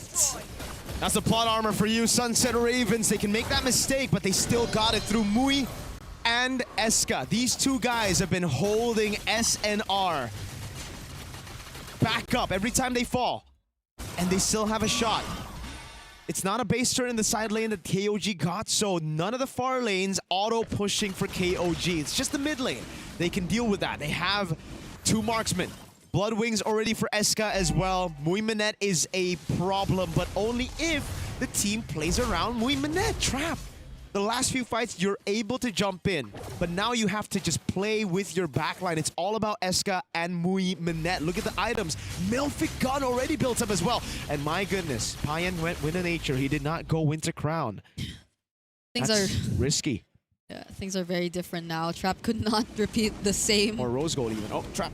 plan he's been doing. We gotta play for Eska and Muiminet right now, right? If you're Sunset Ravens, just play front to back. Do not dive in. Oh, there you go. Oh, Kaysen's actually diving in. He finds one, forces out the Purify, but can he get out alive? It's a no! Eska actually takes him down. Now it's Nile looking to be the next target. Fortunately had the flicker, but was that a right decision for KOG? It was like Kaysen doing what Trap has been doing. He's been trapping. He tried to trap, but he got trapped himself. I don't know what that was. It's almost like he forgot the Purify was in Muiminet's kit. He didn't even press it immediately. Yeah, Muiminet was like, dude, I'm chill. And then he saw the 5 members. Okay, I'm a Purify. Huh. Okay, but that was definitely a vast moment, man. Yeah. I was kind of like, why? But all right, you don't lose too much, right? Yeah. Like the Lord's still down. Kaysen's gonna be up. He's still level 15. Immortality done for Payan. Maybe it was planned. Maybe they just wanted to bait out the Purify, and now the Purify is actually gonna be down before the Lord. So hey, calculations. Maybe that was indeed part of the plan. It's just 16 minutes into the game, you know? It's not the Evolved Lord just yet, but if the Lord dance takes a while, then it might be. But based on how KOG have been playing the objectives, I don't think so. It's like they're always taking the risk. Even if SNR are around, they're just bursting down the Lord. Now SNR might just replicate that same game plan because they're the ones starting it out. Wave bot is good for KOG. Actually, it's gonna be even now. It might actually build up for Sunset Ravens now that it's there. Oh, they're surrounded. Kaysen, wait, he's got control. Okay, heavy spin once again. Traction pulls 2, but even if he's quite away, he still seals the deal. There goes the stick gush. He's going to deal with Mexi. Zed is going to survive, though, but the flicker might just finish him off at 33. Payan, hold on. He's not part of this. He just wants to end the game. Nothing else matters as Payan takes game 1 for KOG. And that's why we've been talking about this man's Claude. He seizes the opportunity that opens up to him with the team going in. It looked botched, that team fight, and it was botched. But Payan the Savior saves KOG in game number 1. I feel like this point, we gotta like check things off the list, get the thing on the bingo board, be like, we've seen 3 games, we've seen sweeps, we've seen comebacks, and now we even see a backdoor. Yeah. They're in mid. Like, that was a nice way to end the game. But at the same time, we gotta talk about the mistakes, especially from the junglers, man, because let me just say, Trap felt more like an EXP than a retribution holder, because doing it during the turtle where like, I don't care about getting turtle, we just want to win those team fights. I'm like, okay, fine, you know, you just jump on Zed, kill them, and then all right, that's good. But then like, I believe it was like the second Lord attempt that they got where they almost bursted the Lord down and they had a carry. So that's going down fast. Trap was like, let me zone them in. But no, that's not your job, bro.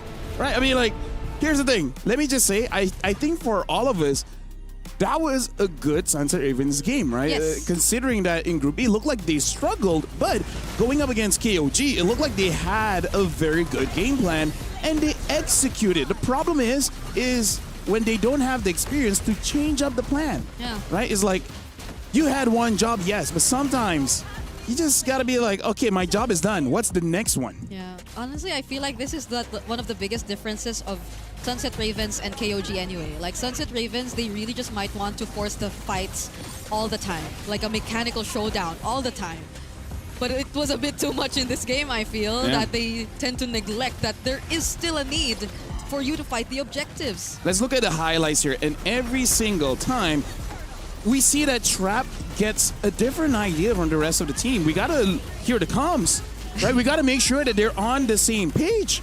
I've seen enough anime. I think I know what they're saying. Yeah, right? I don't know, man. It was just here. This is the moment you're talking about, right? Like one of the moments you're talking about, but I think one of the most crucial moments because this is the start of the comeback. They had a massive goal lead. They had everything in the books, but coordination wasn't there. It was just all of them going for individual plays, and Trap. They got to start playing for the backliners, and throughout the game, I think we just constantly saw that they were just zoned away from their backliners. Even here, look at the way that they're playing, right? Like, Papa and Mexi doing their own thing, sure, they're playing in their backline, but KOG just knew how to play at this point. They were like, all right, sacrifice yourself, just die. Payan is in the base. He even bought the Wind Talker.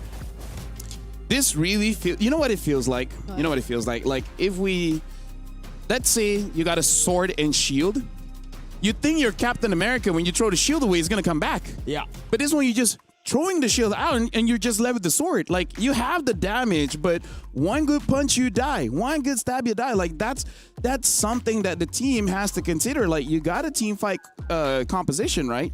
You got layers to your defense. In the back line, there's the carry and the Kimi. They can deal damage.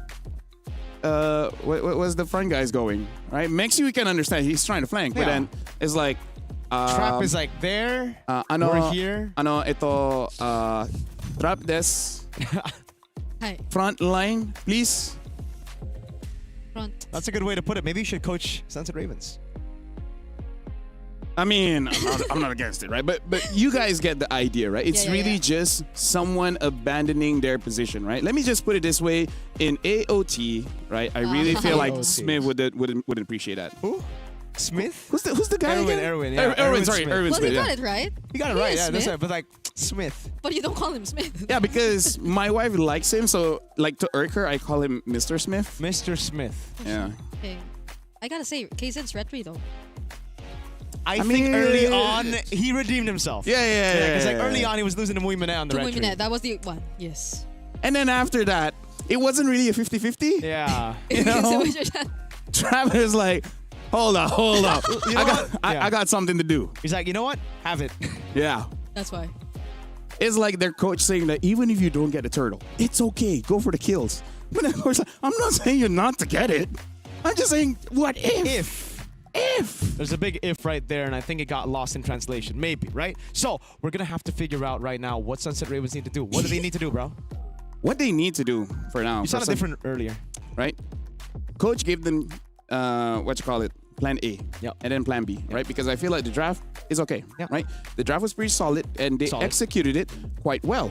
It's just the follow-up. So we're going for a break here, giving time for both teams to re-strategize. When we return, we'll see whether KOG can close it out or Sunset Ravens push out to a game 3. See you guys then.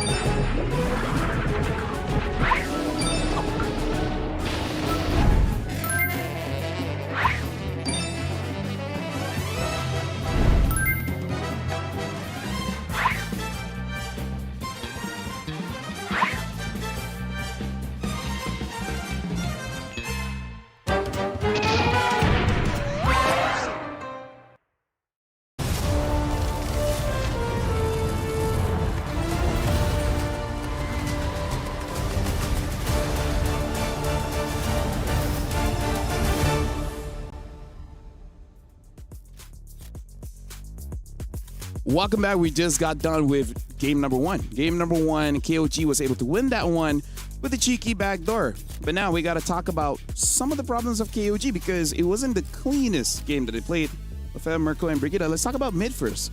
Because right now, backline mid laners look like short-range fighters. I think they're playing Juicin too much.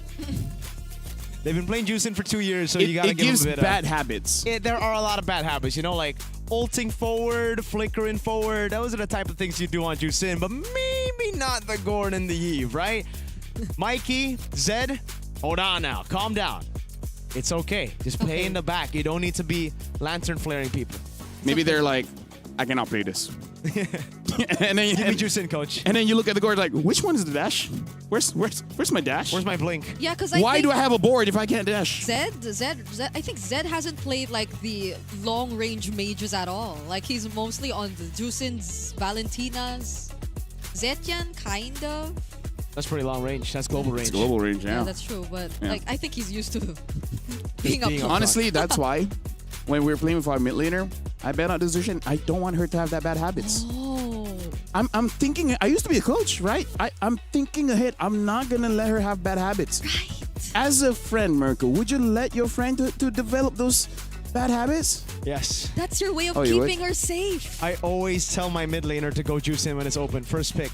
That's why I bet it out. Arashi, Cairo, those are the 2 mid laners I play with. They only play Juicin. I played Jushin one game and it was too easy, so I wanted Eve. That was also too easy. Yeah. Let me use Farsa next. Not in the meta. Hey, would you be impressed if I make it work? No, because I know you can make it work. So now let's talk about what KOG really needs to do. Because I really feel like despite them winning, it's kind of a cheese win, right? I think run it back. I honestly think run it back. I think yes, it's a cheesy win, but the execution was just not on point early on to like mid game. Because if they had played their composition properly, I think they would have gone all the neutral objectives and then snowballed. Yep. I do agree. And then when it came to Sasa Rivas again, this is just a lack of experience. Yeah. Because their composition is all about fighting, so that's what they think about, and then they're like, wait, one guy's missing. Where is it? It's like,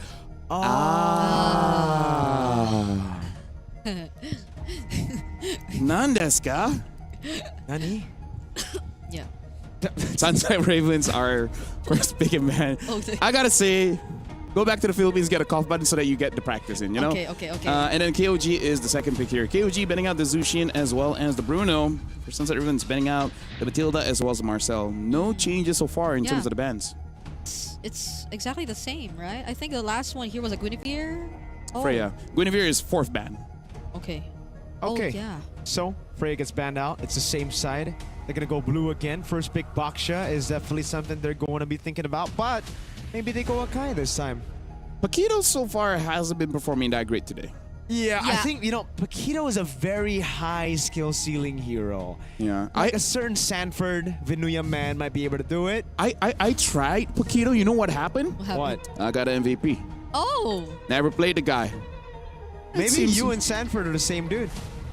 Maybe. Have you ever seen me and Sanford in the same room? Multiple times. Well, then I guess we're not. Well, Valentina gets banned out. So now, do they go Boxia again? Yes, they do. Which honestly is like, it's fine. It's not his fault. Just, Just stop going in, yo. Yeah, exactly. Like the first 2 times, you're tanky enough. Base HP, base tanking is crazy. But then the 4th time, it's like, sir, the gourd starts to hurt. I feel like once you see the Lord, you kind of be like, the Lord's kind of good. Yeah. But I'm wondering if the Akai gets open up until the very last moment, same as last game, though. I would let the Akai go for hopes that he will make the same mistake again, and then we just kill him. Like, come on, that's also one who's like, what's the plan here? Yeah. Anyways, same so far, Atlas as well as the Claude. I want to see Paquito change up because it also doesn't really feel like the 33 hero, and even if 33 does get it. You mean a Mexi hero? Paquito? Yeah. No, meaning like even if they don't get a Paquito and then 33 gets it, I think he's not going to be the best at it, so you can punish there. Yeah, they go for the carry. For Mui, it was a very good pick. Mui Minette was doing a good job in that game. Unfortunately, I almost want a Kalia, let me just say. You almost want a Kalea. I almost want a Cho, dude. The Cho is so good. Hey, they go Phobius. Hey. They take it away, but against the Atlas, dude, take a lock. A few options here for 33. He likes the CC, is okay against Phoveus. Alice is okay against Phoveus. Not great against Boxia as well as the carry, but you got options. He still Let's has go the blue. Yeah, and Oh. I think he also has the Sora still. If he Sora's not that great against Phoveus, but you know, to each their own. Oh. Okay, so maybe not the glue anymore for Mr. Okay. Papapapong. So it's probably going to be the CC. So I want to see Sunset Ravens banning that out. Now, in terms of the ban for KOG, I wonder if this time they want to ban the Kimi, because it's like the Kimi was annoying, but at the same time they're also like, he got his Sky Piercer, but he didn't really get a kill, so maybe don't need to respect it that much. Yeah. And are they still sticking with the gourd? Yeah. Oh, I mean, it depends if the Eve gets banned out, right? Because I think the Eve was number one. Yeah. The top priority pick. Which is out. banned. What I'm confused now is the fact that like the Valir is banned out by KOG. I thought the Valir would be amazing for them. Yeah, yeah. For Yes, Zed? yes. Because like earlier you had a Phoveus. So Yeah. all right, this time you're Against the Phoveus. Phoveus and a Boxia and even a carry. All of them are pretty short range, bro. You know what this tells me? What? Someone heard something about scrims. Someone might say 100% win rate on that Valir. Or maybe Zed is just like, I don't want to play Okay. Valir. Right? So ban it out. And at least there's no Kimmy. Lilia? So Lilia Gourd. It's still good for KOG too. Right? Phoveus and Boxia. You know what would be an okay pick? What? Would be a Yuzong, but I don't remember 33 using a Yuzong. Or would Sunset Ravens go like For mid? Balin for mid since Valentina's already banned out. Yeah. Four mid laners banned, by the way. Wow. So they figured it out. Against VSG, it was JM.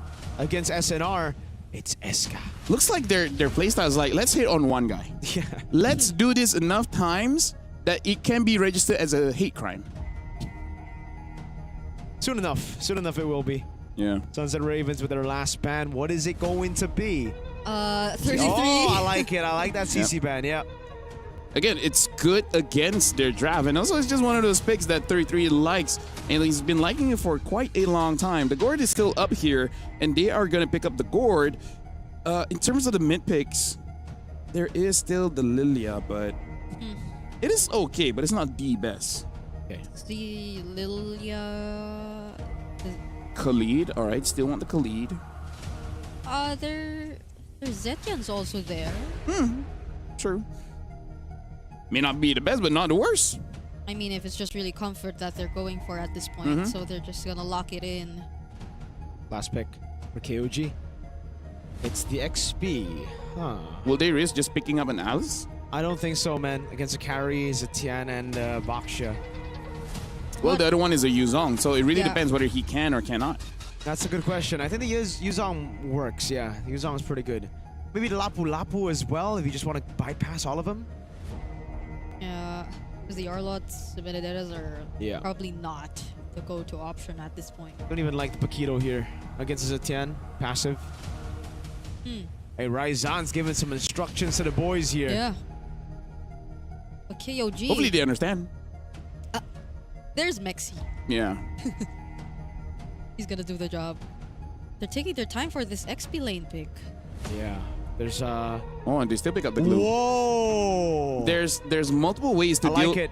Yeah, but there's still multiple ways to deal with the glue here. But with that being said, Sunset Ravens right now, we saw very good early I love game, it. as well as Carry really popping off that game on Moimanet. We'll see. I feel like they can still continue that strategy. It's just that during the Lord, that's where they really have to change it up. And KOG, hey, maybe don't mess up the early game with that. We'll see whether this is the final game. Mirko as well as Brigada. This is game 2 of KOG against Sunset Ravens.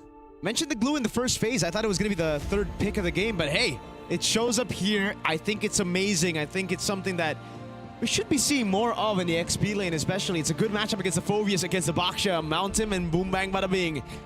So, I think KOG's got it this time around, man. Yeah. Like last game, Sunset Ravens, they might have had an edge in drafts, but KOG just beat them out. This time, it's looking like a KOG draft. Now, Yeah. will Sunset Ravens be the ones to turn things around? Ladies and gentlemen, welcome to game number 2. This is an elimination match.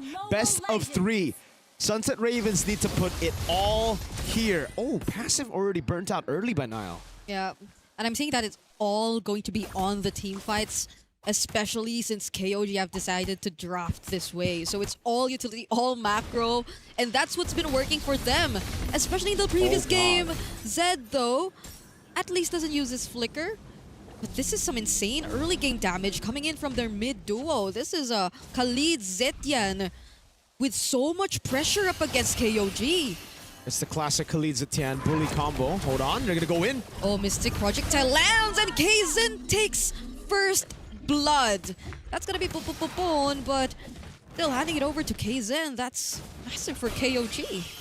That's a rough one, man. First blood over despite getting mid-prio earlier. Zed was already so low. I think they should have just rotated over to the Letho, but it is what it is. Pull yourself together for Nile. It's still the Master Assassin for Payan really enjoying this lane. Yeah, I think this has been the matchup 2 games in a row already in the gold lane. We saw how it went in game number 1. And it's probably very clear to KOG that Moiminet is just a very hard to catch type of gold laner. Similar to what we've seen in earlier games, similar to maybe even Nomad in terms of the approach in playing this game. And they just cannot afford to hand over those same opportunities to them as game number 1, since that's where the snowball really began. But let's see, now it's 5 seconds before this objective. Mexi can't really get out of lane as much, even despite being a Phoveus. Now just opening up. They're going to go for the level 4. Now Zed, can he get level 4? No, he's a bit off. So this is an advantage for Sunset Ravens around Turtle 1. Oh, Zed still gets it in the end there. I don't know what camp he got. Is it projectile? Okay, Popopopon had to flicker out of that. Still had the quick sand guard, so he will be back in no time. Does resume zooming as per usual, but there are no level 4s just yet for any of our roamers. There goes a grab though, and together with the Fury of the Phoenix, Kaizen once again secures it with the Retribution. Flicker forced out of Mexi, no way out of this. Zed picks up the kill. Wow, despite the Mystic Gush being baited out early, it didn't matter. The glue is just so oppressive. 33. Again, a great matchup against the Phoveus. Just mounts on him and it's free for KOG. Wow. Kaizen even out-retrying Trap this time around without the heavy spin. He used it to pin Mexi. Yeah. And Zed right now, I think he's been making things difficult, at least for the mid duo. There's just such great coordination that we're seeing from him and Nile so far in this game. It's almost as if Popopopon is never really confident enough or full HP to just constantly be the guy to go aggro, similar to what we're seeing just now. Popopopo once again very low. Nile just with the right amount of zoning and pressure up against Sunset Ravens. And this time Payan is winning out in the lane again, so no early kills from Moiminet that could help him get... Oh, Mystic Gush. Here we go again. That's the Fatal Links 2. They're just making sure that Popopopon is not having a great time. That's his 2nd death in a row. Right now, it seems as if, as much as you just really want to scout, you're getting punished by KOG because they're confident enough. They have the damage. Fury of the Phoenix used too. Just a bit of help for Moiminet. Does really want to get that gold part. And Trap will be here to help as well. Now, there goes the ultimate Moiminet. But the kill goes over to Trap this time. It's something though. Kaizen, oh my lord, he spots Trap up top, straight into the orange buff he goes, and he stakes it away. He's 2 levels up. Trap is going to be able to get back to just 1 level down on Kaizen, but this is massive, dude. Because in a 50-50, it's already so good for the Akai. Yep. If you're a level below, it's just almost auto-confirmed. Yeah, now it's just so much better. They've already positioned themselves here. 33 will be joining as well. They know that they have all their utilities intact, and we might just see another similar situation if SNR aren't able to start things the way they want. That heavy spin is going to be the thing that they want to force out the most. Mystic Gush already used the cancel though. 33, last hitting the objective for the team. However, KOG still gets it. Nile will be the sacrifice for now, but Payan going in, blazing do it to the face, and Mexi will fall. This glue is so annoying. 33 just constantly on him, man. And Zed They've got so much damage. Sunset Ravens have no way to deal with this AoE stun, these locks as well. Something we mentioned against the Atlas, dude. Look at the start of the fight. They're just auto-knocked up. Look, and Trap both getting caught by the heavy spin and the fatal links. They had nowhere to move, and then when they think they've already depleted KOG of their resources, the Blazing Duet comes around, and 33 just gets them out, and there's just no way for them to deal with it. Yeah, this is so good for 33. It's a hero that suits him best. Payan BMI is out of that. Doesn't get to secure the turret just yet. SNR have been holding on to this, but overall, KOG and the way they've been executing these objective takes feels so much cleaner than what we saw in game number 1. They're very systematic when it comes to it. You know where to expect 33, you know where to expect Nile, and once again, a near pickup for Popopopon, forcing out that flicker. Bottom lane. Okay, Mexi down bottom, up against 3. Does go push forward, but that's Payan and Nile. I don't think he's gonna get to survive that. Nope. Multiple damage sources on him. Okay, at least Trap gets his own purple buff with the Retribution, but yeah, they're able to just look for these trades around the board because Payan's so strong at this point. 2-0-1. Even the Phobius can't handle it. It really just seems like SNR is gonna have to take it right now. They don't even have enough late game damage for later. Unlike previously, because they had a Paquito, a Kimi, and a carry. Now it's just all eyes on the carry. The gold leads are a bit too significant for all lanes. I think especially in the mid lane, like I don't think you can see or feel that Eska's been too active just yet. It's mostly just the global ults that they've been reliant on using, but other than that, KOG with just the amount of pressure that 33 and Nile have been putting on the map, it's not an easy task for Eska to just go in and try to close in the opponents or KOG. Fast rotations up top. Okay, they're not gonna engage just yet. All right, it's just slow for KOG, right? We know them from the macro. We know how slow they can play when they're in the lead. It's all about just building that lead. So Payan's just gonna get constant free farm, this time a level ahead of Muy Minette. Popopopon not having the best of games here on the Khalid, and it's always really tough when you fall behind on a Khalid against an Atlas. Baksha, Khalid, and Phobius, all just freebies to pick up for Nile. Yeah, and even 33, it's like he's just happily... You can choose. Oh, Zed goes Sky Piercer! Ooh. Oh my god. 3-0-2. Yeah. Yeah, this is a different Zed. If he gets... What? Dude, if he gets the Sky Piercer, like, stacks, this is over in, what, I think maybe 10, bro. Yeah, it's like him saying that I am not going to get picked off as easily anymore. I am gonna get in those stacks, and you can hopefully rely on him to do so, because at this point, they're already much, much ahead of Sunset Ravens. This could just be a very systematic approach to slowly putting an end to this game if SNR aren't able to find an opening.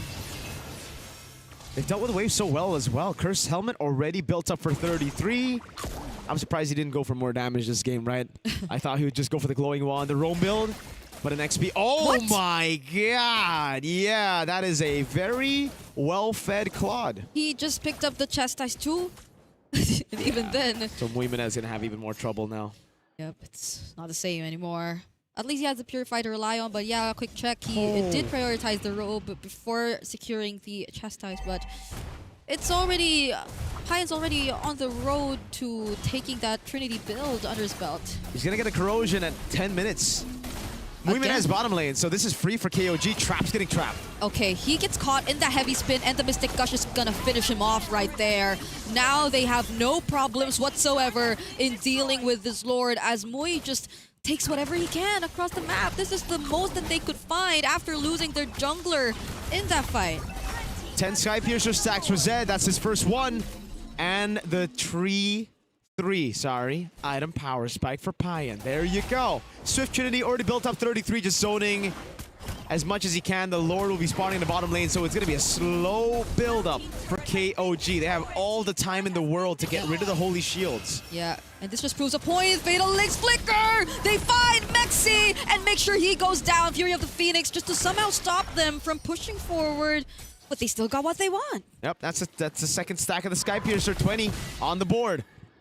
Already a very, very good start to that Skypiercer route, man. Payan picking up turrets like it's minions. Yeah. No one's stopping him at this point. Nile without the Fatal Links. They're just gonna go in for the zoning. Just look at how much pressure they're already able to put. Oh my god. This is 10 minutes. This has just been 10 minutes. Yeah, this is a stomp and a half, dude. Again, I told you with the Skypiercer, I'm surprised. Oh man, this Lord might actually get the bait. They might get all base stars. Kzen! Kzen trapping trap all over again in the wall. But even then, Mystic Gush also stopping the other members from following up as Trap gets picked off. Payan goes in with a Blazing Duet. Does just clear the wave. And now SNR have to take care of the Lord. But at least they still have all their base turrets. Eska flickered to clear out the bottom lane, I think. Oh god. Yeah. KOG are gonna look for this. Zed already has... Is it 4 stacks? Okay, it's halfway there. Payan doing some damage. They're gonna go for the base turret in the mid. Yep, Payan versus Eska. Does BMI out though. And SNR are doing their very best just to not let go of at least one base turret. They do not want any further pressure from KOG more than what they're already doing. Oh! Trap Flying Clouds in. Not really gonna go for a fight though. Yeah, okay, man. This is just rough to watch, dude. This is KOG taking their time. Slow build, but it's a very slow demise for Sunset Ravens. Comeback potential, a 5-man Fury of the Phoenix. But the others don't do AoE damage, so it's just... I don't see it. Unless Payan and Zed walk up and just get shut down, I don't really see it. It's just a glowing and a divine for Eska so far too. Oh, so like that's the most magic damage you can get out of Sunset Ravens. Even if they do find like multiple members or setups against KOG. Okay. Muiminette can't burst anyone down. Not just yet. It's so easy for KOG to just disengage every time they see the carry. Yeah. And now they're just making their presence felt. SNR are, at least at this point, just definitely want to buy time. And time is all that they really rely on. Mui, Eska finally getting in the damage. They do have the front lines, but even the front lines are just being shredded so fast. So that's one of the many problems they currently have. Lord Slayer. That's the stat pad right now for Kzen. He's got all the neutral objectives, all 5. 3 turtles, 2 lords, 6 structures. They're gonna try to go for the base turret now. Lord will be spawning in a bit, so KOG just gotta play it slow. Gotta wait for the Lord to spawn in the game. Eska doing a good job just zoning them away, but KOG know that they're just gonna wait. Muiminette has the Melvic gun, so at least now a bit more penetration, a bit more range. Maybe he can start shredding down 1, but then there's 2 other very tanky boys. Yeah. And the Skypiercer, half HP almost with just the projectile. And how do you split up who takes care of which? Like the lanes and the pressure that it's just about to come in from this potential Lord Siege from KOG. But they're taking their time. Kzen isn't in such a good spot just yet. Waiting for a bit of HP to come back. But now the Lord is here down bottom. Flickers are available too. SNR have to watch out. Lord charge in the bottom lane. They're gonna go for the siege straight up. Hey, there you go. Nile finds one. It's and even with the flicker, still doesn't get out alive. The cancel from Mexi though. Now he's on to Zed. But the stun from the Mystic Projectile, that's a double kill and more stacks for him. Trap is next to fall. It's only Muiminette and Eska left to defend against 5 members of KOG. But Payan with the Winter Crown and the Blazing Duet. That's it. Enough space created. And the sweep for KOG. It's GG, well played. Amazing drafts from KOG in game number 2. Fantastic execution in game number 1. Sunset Ravens just had nothing to answer these questions thrown at them by KOG. It was clean, it was solid. And for Sunset Ravens, it is the end of their wild card run. GG. Yep. And this is what we expected out of KOG, coming in as one of the favorites as well from MSL Thailand. And they really showed up. Game number 1 looks like they were still trying to figure out what Sunset Ravens is about. But then game number 2, again, amazing draft. And I feel like the game was kind of over after like 3 to 4 minutes, right? Yeah. Having the Khalid die very, very early, and then we just see KOG just start to establish their presence all over the map. Kaizen takes everything from the jungle as well, so not even allowing Trap to really get up to pace when it comes to the levels. It was over very, very early for that one. Yeah, it's also how Payan got his hands on the Claude for 2 games in a row. That was one of his best picks, even way before wildcard. So I'm really surprised we don't see the Claude first pick more often, you know, just how broken it is. Yep, I agree. I think part of it is as well, they didn't see a lot of Claude coming in from KOG during the first stage of the wildcard. So maybe they're like, maybe he's out of practice or something. Maybe we can deal with it. But again, after just some practice, we already see how good. And Zed, the moment I saw that Sky Piercer, even I was like, you know what? Yeah, it's over. It is over. And because when they were about to end, when he got that triple kill, he already used all his skills. So he just used basic attacks. And the basic attack was the one that got him the last Sky Piercer stack. This is his redemption arc, though. Yeah, by getting a Sky Piercer. And not dying at all in the game. Yeah. Or outside the game as well. It's still good. Yeah. To be fair, I think SNR barely got kills in that game. Like they got what, 2 kills here? I think off of Nile. Yeah, off of Nile. And what a play. Again, Zed, easy. Look at it. He got 3 extra Sky Piercer stacks here. Flicker out of the way. Boom, Sky Piercer. Boom, Sky Piercer. He gets another one, I think. He just basic attack. Oh my god. And then he just like, guys, get them low enough. Boom, I want my stacks. And then the stun, max range. Wow. Oh, man. Yeah. But still well played coming in from Sunset Ravens because, again, region hasn't fully established just yet. And we were talking about how KOG came from Thailand where they already have a league, the MSL League, giving them a lot of time, a lot of experience, but more importantly, quite a lot of partners for scrims as well. Hey, Kaizen said I love you. That's what he said earlier. Yeah. Hey. I can read lips. He said I love you. I appreciate how Payan was the first to walk up to Sunset Ravens, though. Like, I think immediately after clapping his teammates' hands, he was just like, oh yeah, GG's. He went back. Usually people just go from the front. Payan went just like he did in game number 1. Back door. Yeah. Honestly, amazing play coming in from KOG. So now we have 1 from Group B moving forward, 1 from Group A moving forward. After this, we'll see them playing again because we still have 2 more best of 3s after this. And KOG, they look pretty good. I feel like maybe there are some information that the next thing they're fighting we'll see, but then I don't know if it's going to be enough because even banning out the Claude would be good, but that just means something else will be left true. But they're going up against A7 though. Well. Right? I ban kind of junglers then. Roger, get out. Yisun Yisun Shin, get get out. out. Just put best player 1 on a utility jungle, all right? But then best player's like, okay, I got the Lance, the Harley, the Suyo. I can make Hanzo work. And then Nats is like, guys, what about me? Yeah. You just gonna give me Arlet for free? Plus, you don't know what they've tried in scrims because the Roger was just something they tried in scrims. It's not something they've been practicing. A7 are kind of loco, yo. Yeah. They're kind of pretty good. So, Kind of pretty good.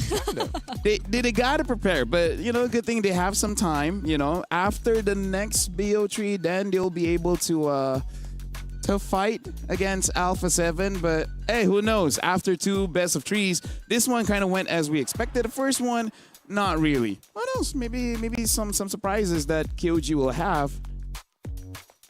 Which is, Lord Sky Piercer. There you go. There you go. Going up against a damage in jungle probably would be safe enough for Gord. Yeah, Sky Piercer. Dude, remember, it's all about perspective. Right? Talking. Maybe we can do it again. Close up. No? Okay. Yeah. No. So right now, you know, shout outs again to Sunset Ravens. We're just waiting for an interview between Eterna. She's good. And it looks like she's going to be talking to 33. Don't miss the handshake this time, bro. Hey, Or don't even start. Don't even initiate. Don't initiate the handshake. don't move your hand. That's These what- are esport players. Let me just say, for 4 to 5 years now, I just do this. I don't even dare No, this. but dude, that could be even worse. You know, it could be Why? like, you know. Yes, but here's the thing. You do this, Ken, it could be this, it could be this, or more. It's like, But what if you do this and I do this, and then you do this and I do this, and I'm like, okay. There's a way. Okay. I'll do. Okay, you do the rock. I'll do paper, right? Okay. I lied. But you kind of need to be on the same wavelength, Yeah. which we are. We are. We are. We've gotten the same colored outfits every day so far, but not everybody are, right, LaFell? Yes. With that, we're what throwing are it they over doing? to Eterna alongside with 33 to see how he feels about the win. Thank you so much, LaFell. 33, congratulations. Hiko, congratulations. Thank you. Yeah. Amazing game. How does it feel? Because we saw game number 1 and we saw that, that backdoor, that split push. Whose call was that? ก็ช็อตนั้น เป็นช็อตที่นายคอขึ้นมาครับว่าพระเย็นจะไปจบกลางเพราะว่าพระเย็นบอกว่าเขาเล่นตรงกลางได้ให้ถ่วงไว้ก็เลยโดดเข้าไปยัดกันหมดเลยครับ That gameplay, our team saw that our opponent didn't clear the mid lane minion wave. So then we saw that and we called to each other that Payen, he can go backdoor by that minion wave. So we just all in there and slow the enemy as much as we can. It was a very decisive game in that particular game especially. But was there one person who initially saw it first? Again, Was there a person that initially saw it first? พระเย็น It was Payan. Yes, it was Okay, Payan. so Payan saw it. You guys made the group call to Yes. just all in. Yes. Amazing. Great stuff coming in from KOG. Especially, coming into the group stages, we did see that KOG was performing up and down. yes. So how did you guys reset coming into the next stage of the wildcards? ก็กลับไปซ้อมครับแล้วก็กลับมาคุยเรื่องการดราฟใหม่ครับว่าเราควรจะดราฟไปเป็นแนวทางแบบไหนมากกว่าครับ Okay, we just come back and reset all the thing, and we just training and put effort on it. Yes, and we just try to adjust the plan because this is a international stage, right? We have to practice the enemy, and we can adjust the drafting phase, and we can do it. Like the result is today that we put too many effort. We love that Yes. mindset. We Thank love that you. mindset. So, in game, out game, drafting phase, everything, they've prepared extra coming to the next stages of the wild cards. And speaking of the next stages, you are going to be moving forward. And the next opponent that you will be facing is Alpha 7. Alpha 7 was a team that won against you. So, Yes. what will be different this time around coming into your next best of 3 match? มันต่างกันยังไง ก็พวกเราอย่างที่บอกว่าปรับดราฟมาแล้วก็น่าจะเข้ามือกันมากขึ้นครับก็ต้องไปลองดู He say that we are fixing our stuff such as a drafting phase due to the international stage. So just see it further. What is the result? Okay. And for me also that we adjust many things and we go back and training and we prepare many things for today's. And I think we are stepping forward from yesterday. So we are new KOG and everyone, let's see what we can do. Okay, Yes. new KOG Yes. now in the wildcards. Is it difficult? Because technically yesterday you had to go up against several different teams, right? So now you only have to face up to 2. Is the preparation different? Do you prepare differently for different people or different teams, or it's just the same preparation going into the wildcards? ตอบเลยนะ พี่ตอบ Okay, we think that we prepare for every team because of we are honestly we coming from the lowest bracket, right? We have to fight many teams, but actually we have a replay from the past match to studying on them. So we studying on every teams and we do a different kind of mindset gameplay for every team that we have to meet. Okay, looks Yes. like Alpha 7 better be careful because they've studied Alpha 7 as well. Now, is there a message that you want to say to Alpha 7 if they're watching right now? อยากบอกแค่ Nash ครับเพราะว่าเป็นเหมือนสิทธิพี่สิทธิน้องเพราะเป็นโค้ชแพนด้าคนเดียวกันก็เล่นให้สนุกครับ Nash He want to say to Nat experience because he said that Nat and his is they feels like brothers. Yes, they have been together with the same coach before for a long time ago. Okay, Yes. so you guys are close. Yeah, they're close to each other. for fun Okay, they Yeah. want to give the fun for the next match Yes. because they're close. Okay, I didn't know that. Yes. So Nats and 33 are very close. That's really good to see. And you know, coming into this next one, we do also want to ask you because the Thai community is amazing, right? They're so vocal, they're so passionate about you guys. They've been supporting you guys from your first best of one.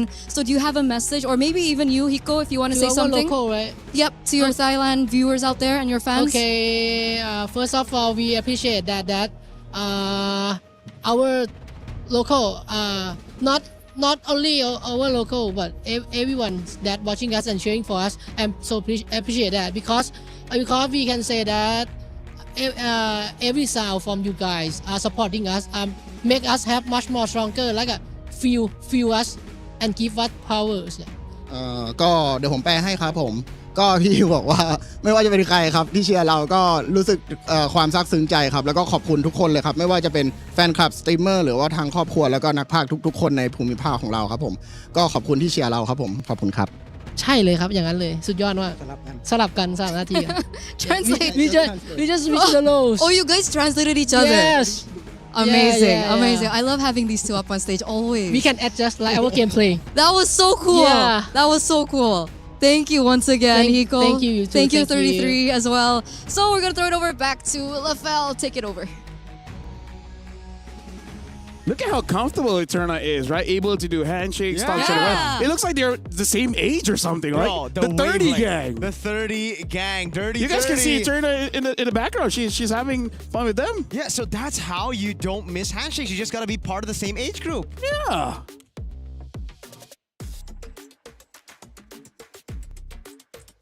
I think we're all in a different. We're all in a different age I mean, group, like to you be know. fair, Filipino, Indonesian, Malaysian. They were Thai and Indo, bro. 2/3, right? 2/3. But with that being said, 30-30. with that being said, Sunset Ravens has been eliminated, and congrats to KOG for moving forward. After this, we have 2 more best of 3s. Looks like Falcons are already getting ready, and just now we already saw Nightmare doing pretty good. But are they prepared enough to actually deal with Falcons? By the way, thank you very much, Mirko, as well as Brigida, for casting the first 2 best of 3s. You didn't for do it today. dirty today. Yeah. I thought you were gonna. I know the feeling now because you didn't return my handshake. When you went for the handshake, I went for the bro. With that being said, Yeah, we're I do- going I for a feel. break. After this, we have more best of 3s. Thank you very much to these 2 lovely people. We'll see you guys after the break to see Falcons going up against Nightmare Esports. Bye-bye. You're lovely.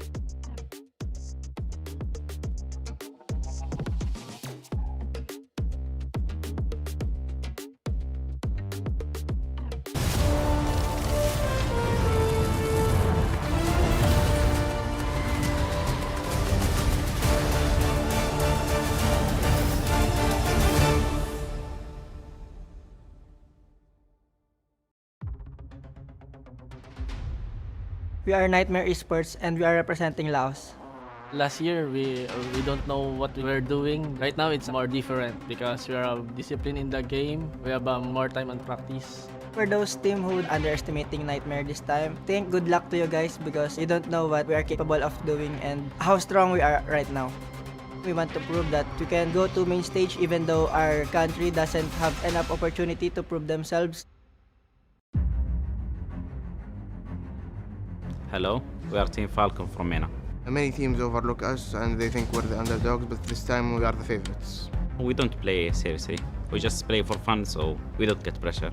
My expectation this MSC wildcard is to go through to the main stage and go play in the playoffs. We're confident and we know to ourselves that we can get past anything in front of us. For those who underestimate us, you just watch and see.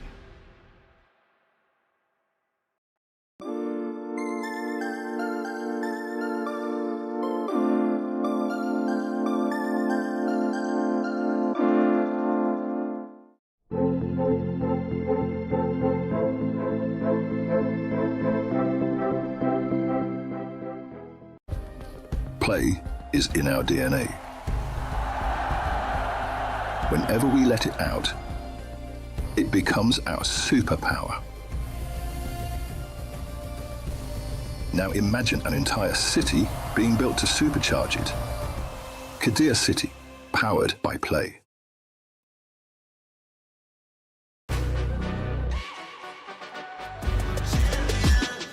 This ain't no regular thing. I came for the ring, you know what I mean. You see my name in the lights, better get right, I'm champion.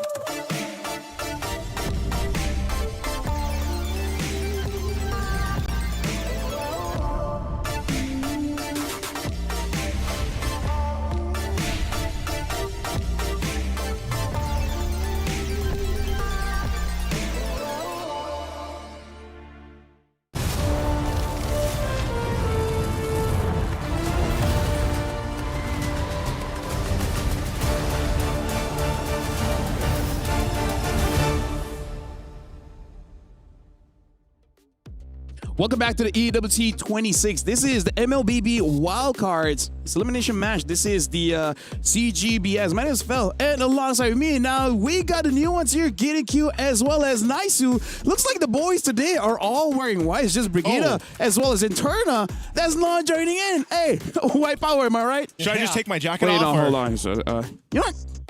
I can't. You can, but hey, the matches today, we had 3 games and then 2 games, and now Falcons will be going up against Nightmare Esports. Nightmare, Gideon, they were able to bounce back this time. They were able to get a win. Yeah, they were able to get the win, but at the same time, I'm thinking about it and I'm like, oh, how long can this go for, right? Yeah. How long can this run actually make it through? And that's what's the scary part in this gauntlet. I think even the same thing can be said for all the fans out there rooting for Team Falcons Meta. You know, I think a lot of people have been wanting to see where is that chemistry, where is that synergy that they've showed us as we look at the roster coming through here again. We've talked about how many internationals and times these guys have played together, and they've found some moments of brilliance here and there, right? We're talking about even the whole Jushin play that we saw in the hands of Cuffin, but hey, there is more to be, I feel like, wanted from this lineup. Oh yeah, for sure, because we have been saying like after M6, M7, they only lost 1 BO1. Yeah. But then afterwards, it looks like people have figured them out. So now we got to see, because it looks like the story for today is stick to your identity. The moment you start to shift a little bit, it looks like you're just not you. You're just going to lose. I agree. I think that a lot of these teams really need to just go back into their own play style, because their set plays is something that they've been practicing the entirety half of this year. And I think that it only gets better, right? But for the time being, especially within the wildcard stage, when I'm looking at Falcons, I'm expecting the big macro plays, the high level of execution when the set conditions have been met. Yeah, we were, we're talking quite a bit about what Team Falcons can do, kind of adjust. And I think even for looking at the last game that we saw With for Nightmare? it was very chaotic, man. Honestly, Gideon and I were both in talent room just kind of holding on to our seats because we didn't know. Like, it came down to maybe, one final big moment around that Lord. And so hopefully, I feel like as we look at their roster for the Nightmare, they really have to kind of refine those mistakes. Can they make those those fixes quickly enough? I think that's the big question. Let's talk about standout players here, Juviana as well as Nomad. Nomad on that Harry was disgusting, and Juviana only on the Freya, he didn't look all that great. One of the best is definitely the Earlet as well as the Yuzong. That's the thing. I think there is a limitation on their hero pool, and I don't know whether or not it's going to get exploited this time around by the Falcons, because they were able to watch their previous game and really absorb that extra piece of data. I think right now I'm looking at too easy for Lexi to really make the difference here in the jungle, and I know junglers on that tank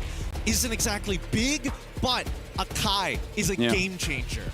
That's what I would say about, same thing for Poyet, man. You know, I mean, I feel like he's kind of been a little bit under the radar through their games. You know, we've really been putting focus elsewhere, especially, for example, Troll, but that just also is the case right now. Even the performance like we saw on the Yuzhong with Sanji, like there's just so many things happening with Falcons, but I feel like in this matchup alone, this is where the junglers kind of have to step up, be able to go ahead and be a little more versatile in the jungle, and maybe the team will help them support them in the early game to get that victory they're looking for. Can I talk about a niche hero here? Because I'm in agreement with you guys that Akai is amazing, but looking at how Juviana as well as Sanji has been playing, they are able to sustain quite a lot. I feel like Baxia might also be a priority here, knowing that they like the Arlas, they like the Yuzons, because I still remember yesterday, Sanji could 1v3, and because there was no anti-heal, there's no life beam, he survived that and even got kills. I think that's more of poor itemization more than it is the hero being over the top right now. And I think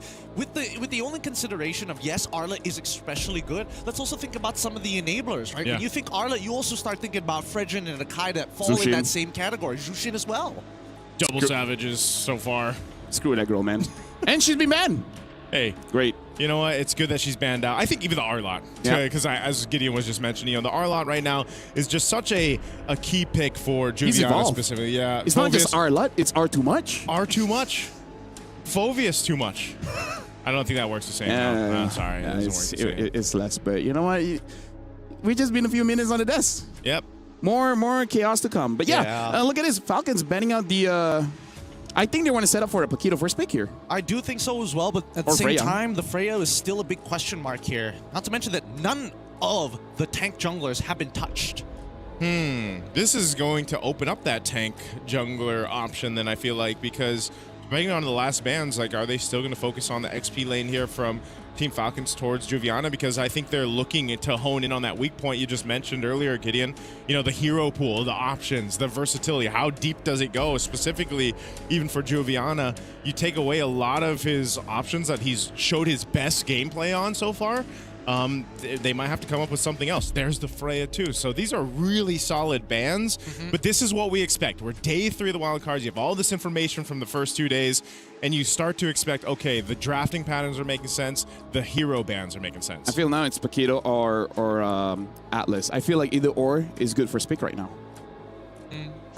Well, the Paquito has been banned. So now Paquito's banned. Either a tank jungle or an Atlas. Atlas so far has been pretty good in the wildcards. I agree. I think that Atlas is always has been doing better than ever this time around, but I think it should be the tank jungle pick first, right? I think that you got to keep it safe. Akai? Well, that's what I'm thinking. But then again, based on the bans, I feel like they're leaning into Sanji's lane anyways, so they need info from Nightmare. Like, what are they... Okay, oh, Marcel. Why do we always... I feel like we kind of forget about Marcel now. Because most of the time it gets banned, to be fair. Yeah. He's still that guy, though. He is. You know, in the Rome right now. Super good looking, taking pictures. Never takes a bad photo. Never takes a bad photo. You know what? He's like the first Robin for Batman. The first Robin? Yeah. Was there actually multiple Robins? Yeah. Oh, yes, there's multiple Robins. See, I don't know the lore of Robin. I only know the lore of Batman. Oh, my goodness. You don't know about Tim Drake, his, his actual son, Damian Wayne, and of course... the one and only. You know what? I'll let you figure out the last one. No, I'll give you. You mean it's Dick Grayson? Okay. Yeah. So that's what I was like. Oh, Marcel's kind of like Robin.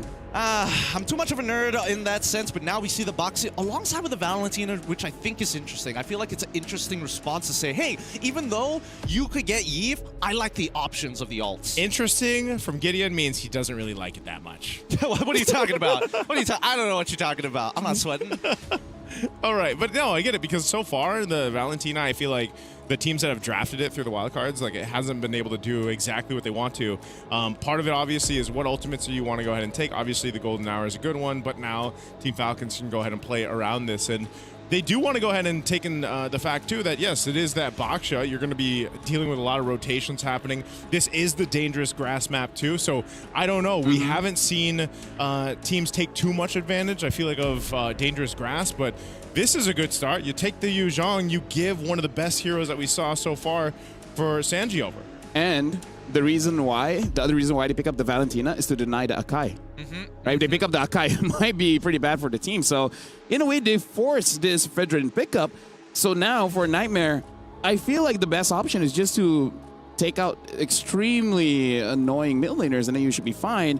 And now the Atlas get picked up by Nightmare. So, Gideon, what do you feel about the first picks coming in from Falcons and Nightmare? Well, at least from Nightmare's side, the great thing about their composition, and well, so far based on their first 3 picks, they're not really giving you much of an idea. They're saying, hey, we have a teamfight composition, but you don't know what kind of style, and the early game is very up in the air. Now, at least with Atlas, the mid lane is kind of secure with a concussive blast, but then the real question comes down to, how do we deal with this Yu Zhang not only in the lane, but do we even want to consider the gold lane to be a secondary win condition? If not, we just leave them on an island. And that might be a problem, though, too. Like, if you leave him on an island, if we don't choose to deal with him, there is the potential, like we saw just yesterday, where he's holding his own. Next thing you know, he's 1v2, he's killing everybody, then he scales up entirely, and now there's a lot more to worry about. So that's one of the big things that, yeah, Nightmare's going to have to worry going throughout this game. Atlas and having a Valentina. Now you're talking about options, right? Options for the Valentina to go ahead and supplement the Atlas setup with the Fatal Links that we're expecting to see. Obviously, too, depending where we go in the gold lane is going to be the main question. Yes. Because you already have that Harith banned out. Is the Claude going to be up for picks or grabs? Will it be something else? You know, we've seen the carry, we've seen the Bruno now. What else are we? Obsidias, the Granger even, right? Yeah. Previously.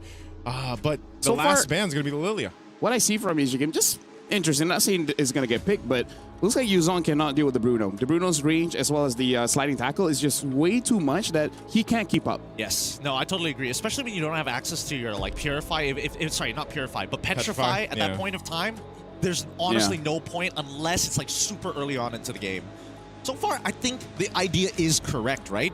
Mina is making sure that at least, hey, Harith is gone. We want to keep it into a very honest gold lane fight that really is telling us that, hey, we're going to be playing towards Yu Zhang's lane. You might have to be ready for a Moskov as well. Oh, you're so right. Yeah. But I feel like, if possible, Falcons Mena definitely want that because that is one of Sano's best heroes. Yeah. The Moskov has been one of the, I feel like, lean back picks for a wild card anyway. Some teams are able to go ahead and, you know, utilize it.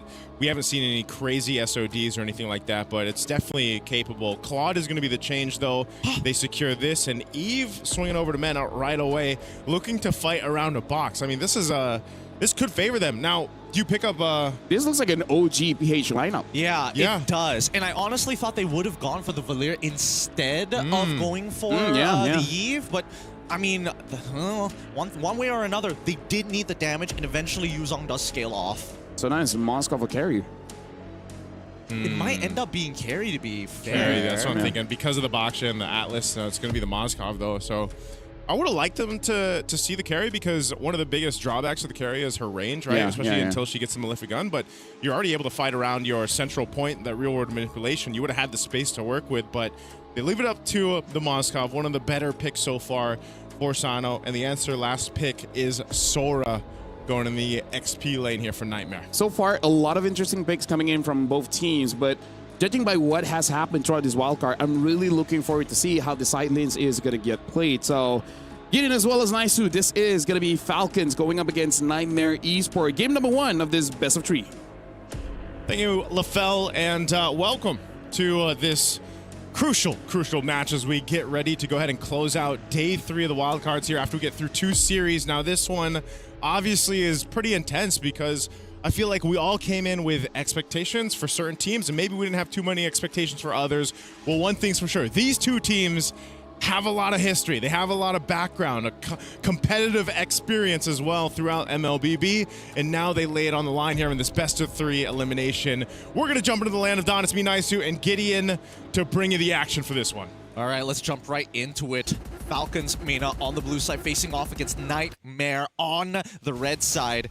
I think okay, Troll immediately getting some early information on the start of where too easy for Lexi is going to be. Obviously, you have your gold lane to leash you, but now comes the real question. How are they going to play this early game? Because both junglers will end up at the EXP side of the map when they hit 4. Yeah. They're still about as even as can be, right? When it comes to the Bosch and the Fredrin, in terms of like speed, I mean, this is the old school utility matchup that we're used to seeing. And they'll be able to go ahead and contest things here, but Lithuander already secured up by Nightmare. Looking at the emblems, nothing too much, I think, across the board here. Yep, nothing too out of the ordinary, but a lot of HP getting lost here by the mid lane. Nightmare trying to get on out of there, just been alongside with IDID, taking plenty of damage here. Gonna force a recall, and that means first rotation for the side of Falcons. Trigger control from IDID. You know, he got pretty low. I didn't know if he'd actually burn the flicker or not, but good thing he didn't. So nothing too pressurous, at least before this first turtle. Jasmine's taking quite a bit of damage, though. I mean, he's still got his flicker, too. Tanky enough on the Atlas and just doing what he needs to do. Troll, this is what you expect with the Marcells, you know, and I feel like every single time a team does pick up the Marcel, you are that. I used to call it, at least in MPL Philippines, the mosquito. Like, he's the mosquito. Yeah. You know, he's always flying around. You want to swat him out, you know, but you just can't. He's unironically a little sticky, you know? Yeah. He's not there all the time, but when he's there, it's like, please get out of my face. It is truly annoying, but at this point now, first turtle about to be contested by both sides here. Too easy for Lexi. Will face off against Boyette as the mid lane gets attacked straight away. Jesbin doing a good job in zoning them out, but IDID still goes down. Shot residue, too much to handle with the Black Dragon form. Andrew Viana tries to make the play of his own. Lightning form. Forced the flicker out very early, but he still has his ult to unleash. Doesn't find the right targets, but Sanji still powering through the damage with a Black Dragon Tail to knock them up to allow Troll to get in and out of this fight. Cuff it and as well the Spears of Misery. Get in there. He's got the assist, and there you have it. Falcons walk away with 4-1 as a final kill score. Ooh, okay. I thought IDID was going to be able to get that good usage of the flicker there to stay alive from Cuffin, but man, Nightmare might have gotten the objective, they might have gotten the turtle, but they lost a whole lot of bodies to Team Falcons, and I was wondering how that fight would all play out, you know, but you would just, again, we talked about Sanji's Yuzhong, man. You give him that advantage. I mean, he started it in the mid lane. I'm even surprised that IDID went down the way he did because he burned the flicker to survive it, then he walked back towards where Sanji was going to be in the Black Dragon form. So, you know, a bit of a mistake there on positioning ends up leading to a few deaths, but nonetheless, they're not too far behind. Oh, no. IDID. Oh no, he gets punished for this. What an interception. Cuffin, what a great call to drop down the RWM early because he had vision with the help of Troll. Dangerous for IDID though. He should not be there without his flicker. And that's what I was just saying, you know, man, like positioning mistake earlier on, that's another one right there without the flicker. Really questionable right now, so hopefully he can make that adjustment he needs because you don't want to give too many kills over to Team Falcons with this kind of lineup. Oh, top side. Viviana trying to force this play out here with Fatal Links as well. They guarantee it, reverting Sanji's lead back to an even score. Good response. They had to do something to stop Sanji from scaling up here. So Troll will try to go ahead and maintain that lane here. We're 10 seconds away-ish from that turtle to come up. Nightmare looking to even the score out. They've got positioning favor. Let's see what IDID ends up taking, too. He's got the golden hour.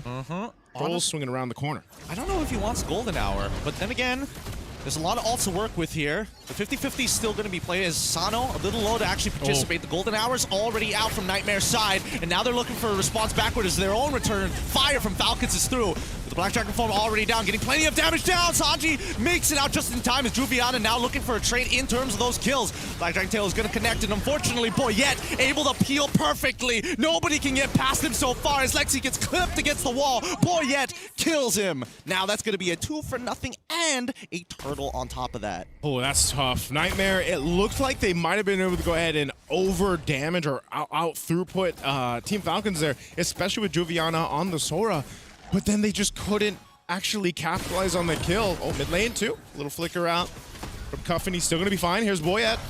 They might be able to find the trade here. The flicker is gone, and Troll keeps them in place. Appraiser's Wrath for another killing spree for Boyette. All right, Team Falcons, this is the synergy we wanted to see, man. You know, this is what we were expecting to see from Team Falcons Mena. They're making it work right now. Nightmare Esports still trying to maintain things in the jungle, on the map, You know, and at the best case scenario for them, they might have to lean towards Nomad, man. This is what we expect, especially with the Claudes in play. Nomad has been able to go ahead and just pretty much farm up, right? Sano joined a couple of the fights with the SOD, and the best thing is Nomad farms up, gets the Trinity, starts to be a threat in these later team fights, maybe potentially just waits for that Lord to come up, but you're going to deal some pressure down here bot side on that gold lane. Nomad will be fine. Honestly, I don't know who's making the call here, whether Troll is doing this purely off of game sense, but he now knows the exact rotation in Nightmare Esports, right? He's probing reactions out of Nomad. If he gets a battle spell, that's great, but if he doesn't, at least he knows how many reinforcements are coming through that top side. Yeah, this is one of the things, though, too. Like I said, until Nomad is there, until he's online, you're really relying on whatever ultimate IDID takes and also Juviana, right? That's a lot of your damage right now. So if they can put, oh, that's a great ultimate to take out right before this turtle comes up. So there's already a bit of an advantage for Team Falcons Meta. They're trying to rush it. They're trying to rush it, but Sanji, he's got the Black Dragon forming. Now he unleashes it. They're trying to force this as soon as possible. Golden Hour is good, but it also takes the turtle as well. Oh, Comfit takes the turtle, and now Sanji responds. Petrify to knock up one. As we see the turnaround from Juviana, unfortunately, the CC is not enough. Too easy for Lexi. Will give up his life to make sure everybody else doesn't get traded. Oh, wait. Hold on. IDID might be in some trouble here. Forced to go under his T2 because the T1 is compromised, and that is a winning play from Falcons. Falcons looking to take flight. Oh, Sanji here, he's in trouble. Coming down with the damage. Juviana will pick up a kill. Nicely done, nicely done. Managed to kill him before the Shower Residue was about to trigger. Juviana now making it worthwhile. But at the same time, at least for Sano, right? They've decided to swap lanes here. I'm looking at this Valentina pick, man. You know, we've seen that throughout the wildcards. Just hasn't worked too well for teams. But it can be one of the cases where IDID just gets one of those valuable ultimates, whether it's a golden arrow or the RWM, and is later on able to set things up for success around the Lord. But with this kind of gap at this point, I'm wondering if Nightmare Esports actually wants to contest the first one. If it's better for them to let it go, or if there's even a chance for them. Nomad's just now getting the DHS. Yeah, but you can see he's not exactly doing as much damage as and nearly loses his head for it. Good sidestep from Nomad's side. But I think the real problem right now is Troll. He already has a golden hour trying to lock one down. Fortunately, doesn't find the right target as a response from IDID is good, but they get out the IMU and they secure it. See, look at how calculated this is. Yeah, it feels like Team Falcons is just setting things up for IDID to be trapped. And now pushing up on this tier 2 turret, they're going to be pushed off of it. Nomad will be there to help clear things out. Yep. Honestly, if Troll doesn't get the MVP of this game, I'm going to be very upset. He is doing literally everything. Yeah. Full vision over his opponents. He's even doing some real damage because he got such an early Thunderbelt. Trolls all around the map taking all the snapshots, man. I mean, it hasn't been any crazy golden hours. It's mostly just him stopping people in their tracks, pumping out a decent amount of damage himself, but also just being that threat, keeping Nightmare Esports from actually engaging or trying to disengage even in some cases. So with this Lord up, Team Falcons at any point can go ahead and start this thing up. It looks like they're going to go ahead and try to potentially push down the tier 1 bot. They'll get in position around it. They might even try to take or at least put some pressure on that orange buffalo. Look at this. Troll spots out Jasmine. This Nomad. So good. This is so good. Look at this. The fact the Falcons have full control on both sides of the map, they're preying on the fact that Nightmare's too scared to walk up. You're too scared, no problem. I'll take a tier 1 down bot side. You're not touching the Lord, even better. More stacks for Troll, more time for Sano to scale. Yeah, this is one of those cases where same thing, they don't have to rush the Lord. They're going to go ahead and play the macro, play the map, take down some of the turrets when they can. Even that tier 2 up top's almost down, but as they get centered up, they'll slowly make their way for this Lord. If Nightmare Esports wants to contest it, I'd be rather surprised with given how much damage they're lacking. So this is going to be a started up Lord already. Look at the positioning for Jasmine though. Is he going to try to pull some crazy play? He might be too late. He's a little late on it. Yep, they call it off. Yeah. He could have cut right across, or maybe try and conceal. It could have been on cooldown, but I think this is probably for the best for Nightmare Esports, right? They don't exactly have all the items that they're looking for. Lightning Truncheon just got finished by IDID at this point, and now Falcons, the most ideal scenario is to fight underneath an inhibitor and take the inhibitor with no trade kills. Uh-oh. Team fight in the jungle. Jasmine, half health. Golden Hour's good. It finds 3 at an interception point. The spear will connect in the appraisers, Rad, just to try and take away the purple buff fast. RWM comes out late just to make sure that they can trap. Too easy for Lexi, but he can now tank the damage. Without Sano, it might be a little hard. Yeah, they get the tier 2 down bottom. Nomad standing right next to the Lord. He'll go back to base. They know they have to get prepped and ready for a base defense. Facing it down the 6,000 gold deficit, Nightmare Esports. They've got the holy defenses. The one in the mid will pop. Still holding on to that bottom one as Nomad tries to go ahead and clear things out. Team Falcons Mena, we're going to capitalize the last tier 2 turret as that Lord charges in. They want to approach this base. A massive lead in the Black Dragon form. Here we go. This is what we were looking for. They're trying to siege underneath the turret as the Black Dragon form flies through to zone them away. They take the inhibitor, no problem. And now it's time to trade. Boyette, they want a little bit more. They're going to go for 2 inhibitors as Jasmine says no. He walks up, doesn't find the angle for a Fatal Links, but right now Troll is stopping the entire backline as he dashes right through. Another inhibitor falls, and that's going to be too easy for Lexi, dying to Sano. Good catch from Boyette. Team Falcons just dissecting Nightmare Esports right now. We'll take 2 base turrets. Oh, they want to go? Here it is. Fatal Links into 2. RWM into the golden hours. Nightmare trying to disengage from this fight, but Juviana is just a little too deep, but he gets it. Sano ends up dying into the up fights. A shutdown onto Boyette. The double that saves the Nightmare life. Juviana buys Nightmare Esports a little more time. Team Falcons got the 2 base turrets. They ended up staying a little bit too long in the base. Let's look at the instant replay here. This is where they're caught out. Sano's there. He gets Fatal Link too. He's just under half health, and Juviana sticks to him like that, pumping out that damage, just wanting to take him out enough. And he'll accomplish the job, buying themselves some more time. But with the way the game has been going, with the nature of these team fights have been going, there's so much more to work on if you're Nightmare Esports.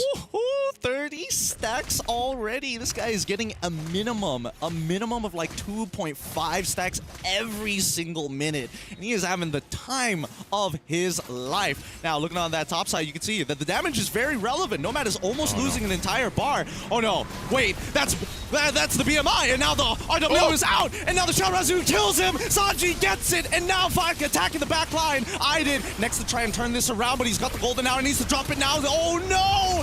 He's locking down the right targets, and Boyette continues to chase. Jasmine in some trouble, but the Fatal Links will buy a little bit of time for the main carries to get back out of there as they reset underneath their base. They're going to be losing one more. Sano was pushing the mid the entire time, and that's going to be the crystal falling. Game 1 going over to Falcons Mina. Team Falcons with a finesse at the end will take game 1 in this best of 3 against Nightmare Esports.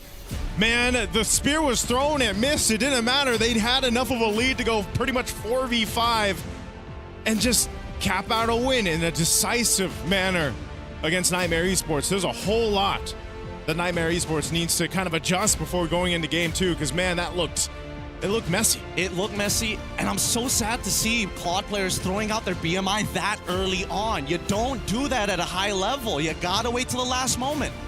And I gotta say, this is the Falcons, Mina, that we were hoping to see. This is the scary Falcons coming up, because not only do they look clean, they look aggressive and calculative. It looks like whatever mistake that was done is more on outplays coming in from Nightmare, but all throughout, everyone performed well, but we can't say the same about Nightmare. I'm looking at Aidid. On that Valentina, the early game was not there, and Valentina is one of those heroes because of her passive. She wants to do well early, and then if she doesn't, then she's just there. Yeah. Not really doing much. I agree. I definitely think in a couple of these moments, maybe probably the better ults to actually go for was the Black Dragon form rather than just the RWM. Because we're talking about zone control. They've got plenty of zone control. They've got Juviana. They got, Jasmine to kind of set it all up. They just needed the extra bit of sustain and damage, knowing that the gold lanes weren't going to participate in the fights. Yeah, that's one of the things, though, is like, I called it out in the beginning, and I was like, Aidid's positioning was not where you want to be, and it just kept happening, man. And unfortunately, even when you're on a Valentina, you're trying to, maybe he was getting too caught up in what ultimate can I actually take, or what ultimate can I utilize here, because there was a couple moments where it just seems like they didn't have what they wanted. But even so, if he did, all that reliance was on Juviana's damage output. Nomad really didn't even get to shine throughout this game because he spent the entire game farming up, and then by the time he had the items, you know, still, it was a positioning thing. I mean, even that last interaction, they were caught up in that top side, knowing that Sanji is on a Yu Zhang, by the way, and you have pretty much Troll all over the place. Yeah. That's not a positioning you want to be looking for if you're Nightmare Esports. And here's the thing, like Marcel is running free because his typical counters really isn't shown anywhere in the meta. Not the Hilda, not the Khalid. Because the kind of roamer that can stick onto the Marcel is the one that Marcel really doesn't like. So he's been roaming around free. Boy has having an amazing game. Sanji as well. Early on, gets the kill. I did, and then have so much pressure around Turtle. This is good drafting coming in from Falcons, and I feel like Nightmare, they got to revisit this because losing the lane in the first 2 minutes is criminal. It's a nightmare. It's their own nightmare, man. Yep. You know, everybody's battling their own demons, whether it's sleep paralysis or not. But I think that at least for Nightmare, you have the foundation of like, okay, here's where we messed up. First of all, we can't let that Marcel ever get through because it's just too much. And plus, all the characters that we want to play against the Marcel isn't really following with our style right now. Back to the problem of not enough bans. Yeah. There's always something. There's always something. Not enough bans. I just think if they're going to run a Hilda into the Marcel, they have to take the risk of either playing an assassin-style jungler or maybe they play more towards the lanes. And not just one, all lanes. Just show up at weird timings. Get early first bloods. But that's what I'm saying, man. That's a dangerous grass map, too. They probably could have brought out the Hilda, you know? And who knows? Like, maybe you are enough of a threat yourself on the Hilda that, you know, Troll's not having a heyday. Like, there was no problem for Troll. I think that's the big problem. If you think about a lot of the roamers right now, too, especially specific heroes, well, Marcel being one of them, if you have no threat and you're just kind of left to your own whims, that's the best place to be if you're a Marcel. So you need someone to actually handle what Troll was doing there. Especially when you have access to Thunderbelt. Because, my God, he was like, what, 30 at like 12 minutes? Yeah. Like, come on. You know the maximum Thunderbelts I have ever gotten, Aisu? What's that? 81. That's a lot of Thunderbelts. In that game, I did over 100,000 damage. That's a lot of damage. That's a lot of damage. And for now, we will be going for a short break because we're giving time for Falcons as well as Nightmare, especially Nightmare. We're going to give them time to really think about the next draft because it might be the end. We'll see you guys right after this break.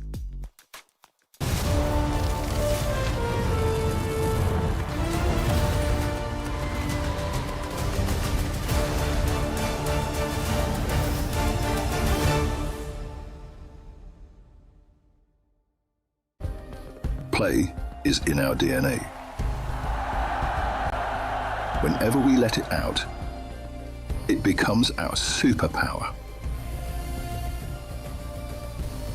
Now imagine an entire city being built to supercharge it. Kadir City, powered by play.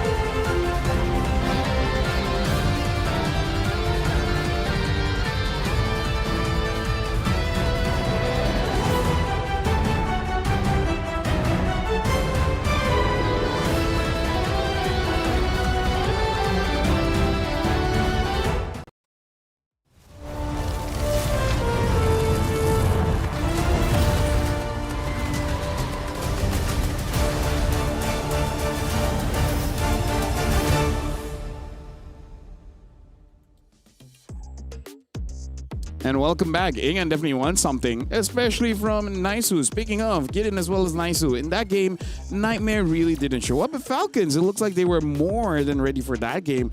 What are the changes that we really have to see from Nightmare?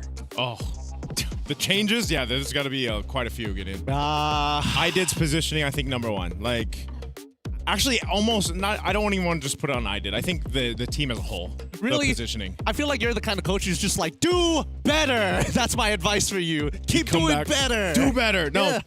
Positioning's important, though, you know? I do agree, but it's one of those things where it's like the players really need to just wake up, right? Number one, wake up. Two, drafting solutions. I think right now, Falcons clearly have a plan in mind and they're playing around that, around Sanji, but they also have to keep in mind that the secondary win conditions also lean into Coffin as well. So I think they need to attack the mid lane first and then look which side they want to play for. I feel like Nasu is the kind of guy, right? After I display, just pull him to the side and be like, you're the kind of mid laner I like. You wanna know why? You're very easy to kick. You're very easy to catch. You're the kind of guy that I always want on the other side of the team. That's what your opponent is feeling right now. And then what? That's supposed to motivate him? That's how you think I would motivate my players? Yeah. And then just stare in the eye and then... Okay, maybe that last part is probably accurate. The first part, I'm not so sure. I would just say, hey, give me 10 push-ups right now. Oh my god. That's it. And then the marshal came in and is like, sir, we're about to start the draft. He's not done yet. You leave. The quicker you get your 10 push-ups, the quicker we get to draft. Hey, and that's why I've never been invited to be a coach or an analyst. You know, leave that to you guys. Leave that to the analysts. Hey, wait until they hire you for their sports psychology. You know, that's when the good times are going to happen. But if anything, right, I don't only want to talk about Nightmare because their adjustments seem a little bit more obvious. Yeah. But I've noticed that Falcons, every single time that they play the game, they played the game during the group stages here at Wildcards, they kind of shake it up a little bit, right? Yeah. Whether red side or blue side doesn't really matter. Sometimes they play for Sanji, all of a sudden they start switching over back to Sano. So I think this time round, since we saw quote unquote 2 to 3 bans on the EXP lane, they might lean that into the jungle. You know why they do that? Why they do That's that? their own San duo, man. That's their own San duo. Let them interchange if they have to. Now we have San Mina and San PH. That's gonna be the branding. We dropped the teasies, now it's gonna be the Sans. I already know what the memes are gonna be. The images are gonna be good. I swear. He's thinking about it. No, for like Malaysia, the closest we got is like Sesto. What? Sakai's Storium. Yeah, we don't have a banger. Hey, we got a couple weeks to workshop that, right? You know what? Let's go back to our old countries. Figure it out on the flight back. Yeah. Y'all got some long flights ahead, but just chat. as long. Hey, chat. But with the rest of these teams, nobody really wants to go home here. Everybody is looking for the opportunity to go into the main stage. And yes, it is later down the line, but that's so much time to learn this new meta. And that's exactly why actually whoever competes in the wild card. Remember yesterday I was like, oh, the weak point is everybody studies you, everybody sees your wild card games.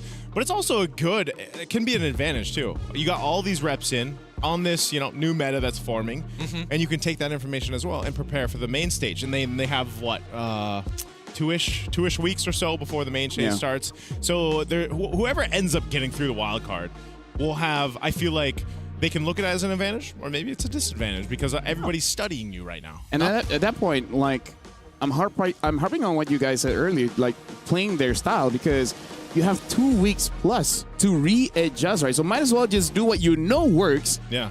And then start to, recalibrate to Make a new style. To what Moonton wants you to do.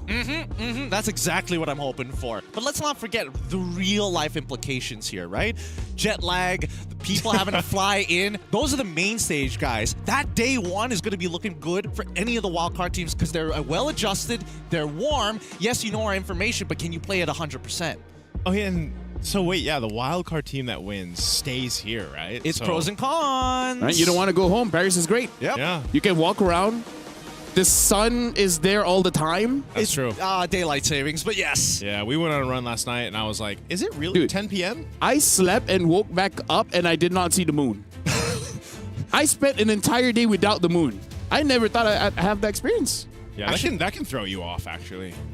Actually, now that I think about it, I haven't seen the moon here at all. Yeah. Paris, now that I think about it. We haven't. Yeah. That's an interesting observation. Something that's going to be keeping me up at night. But now, Matilda alongside with the Arla is going to be the ban. You wouldn't know it's nice. The moon doesn't come out.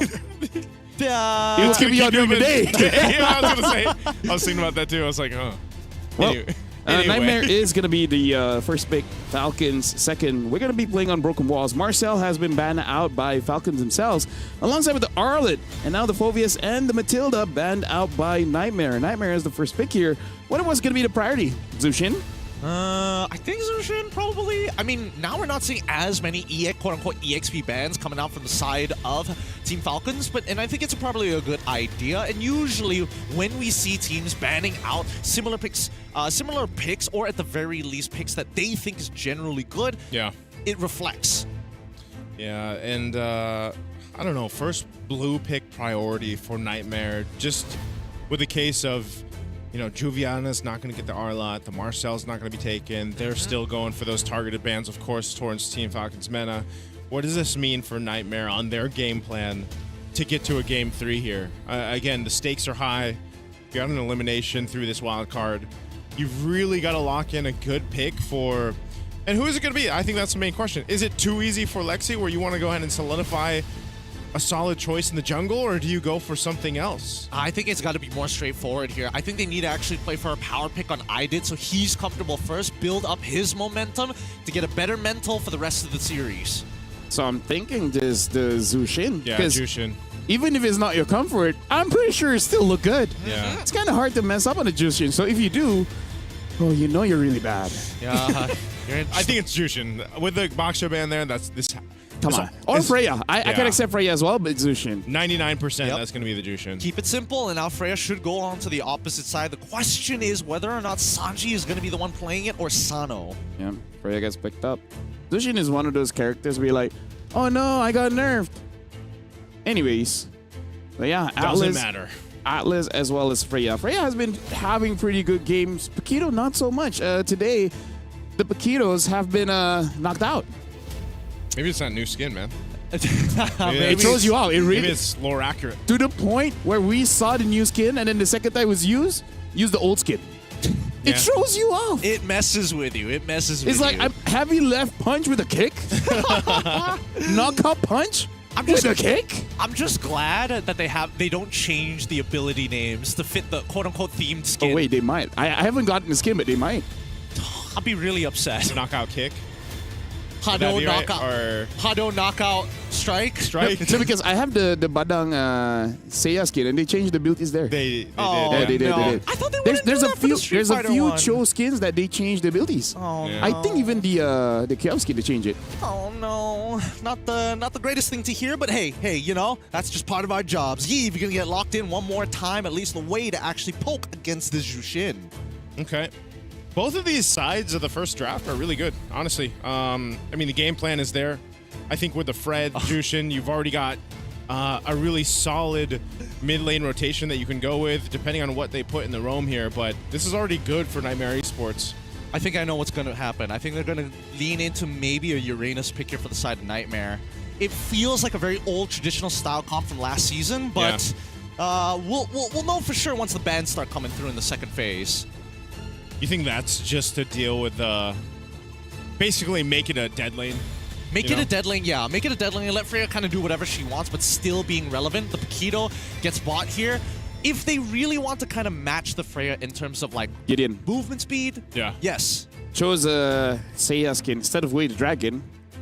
It is Rozan Hakyu Ryuha. Sorry, Ryuha. Good thing we're not required to say that when they choose that skin. Yeah. Not yet. Thank God. Not yet. Hey, stop giving away $1 million ideas. Okay, at least the new skin is still Way the Dragon. Oh, thank God, thank God, thank God. All right, but coming back into the draft, right? Yeah, it does look like a little similar to what was going to happen last season. Yeah. But now, looking at the way that Falcons might actually look to adjust, where do they make that happen? This Freya going into the gold may not necessarily be a bad idea, but at the same time, now that they're banning out Paquito, I'm feeling like this is Sanji's pick. Yeah, it makes sense that it would be. I think at this point, it's still flexible, right? That's one of the advantages you have with it, and they see exactly what ends up being banned out and then picked up, of course. They'll have the red 4 option, so we'll see that in a second here. Now, this last ban, what is going to be from Nightmare? They've honed in on some of the jungle. You have a Fred. The box is already banned out. Is this just going to be an Akai going over to Boyet? Most likely, unless Nightmare has anything to say about it, because the You problem... said shit, oh. The problem right now is that they're unsure. Are you going to go into that tank? Are you going to play some of these other stuff like Harley and Yishin Shin? Maybe they took out the YSS just to cover the base so that it's not a Ruby Freya. Yeah, I think they just want to make sure this is not double fighter. They do not want to deal with that. I like that a lot because Lapu Lapu gets locked in right now, and they've already shown that they want to brawl. Unless So what, Roger for Falcons? Actually, I think their lineup's still okay with a Akai, but who knows? Is this no? That'd be crazy. You probably want the Freya to still go into a lane, right? Yeah. What are you thinking? What, jungle Freya? I think for Nightmare, there's a possibility. A high loss wouldn't be bad here, just for forward momentum for the Fredrin as well as the Sushi, because you really just want a front line. Yeah. But instead, they pick up the Cho. Let's see which skin he'll be using, and the Benedetta. Yep, so they want to match. They want to match speed. They want to match rotational speed. They want to make sure that they can kind of help out that mid lane a little bit. Oh, man. I'm hoping that they've fixed the positioning mistakes because when I see the Benedetta now, I think of JM's Benedetta. Yeah, the positioning, overcommitting. And so hopefully, whatever happened in between Game 1 and Game 2, Nightmare Esports as a team has been able to go ahead and alleviate that problem and fix it going into this one. There's great tools here. There's a great damage profile, too, if they can actually utilize a lot of these heroes' kits together synergistically. The last pick, Hayabusa. Welcome to the wildcards here. Wow, okay, so that's definitely new. What an interesting draft here coming in from both teams. And as I was looking inside my memory hotel, I believe Benedetta has not won a single game just yet. Yes, I have a memory hotel. I'd love to check into your memory hotel. I read it not. Admission is not free. So I'm going to give it over to you guys to cast Falcons against Nightmare. Oh, man, I've never heard of a memory hotel. But you know what? Maybe I'll have to construct one myself. Because it comes and goes, you know? Like, once your stay is done, it's like, all right, thank you. I'll see you next time. It's like the Grand Budapest. Yep. Hey, the elevator's closing right now. Yeah. Lofel. Yeah. We'll see you on the other floor. Find me on 6. All right, we'll see ya. Ladies and gentlemen, welcome. This is going to be Game 2 right now of this matchup between Nightmare Esports and Team Falcons Mena. It's match point currently. Can Nightmare Esports drag this further to a Game 3 with their life on the line here for the MSC wildcards?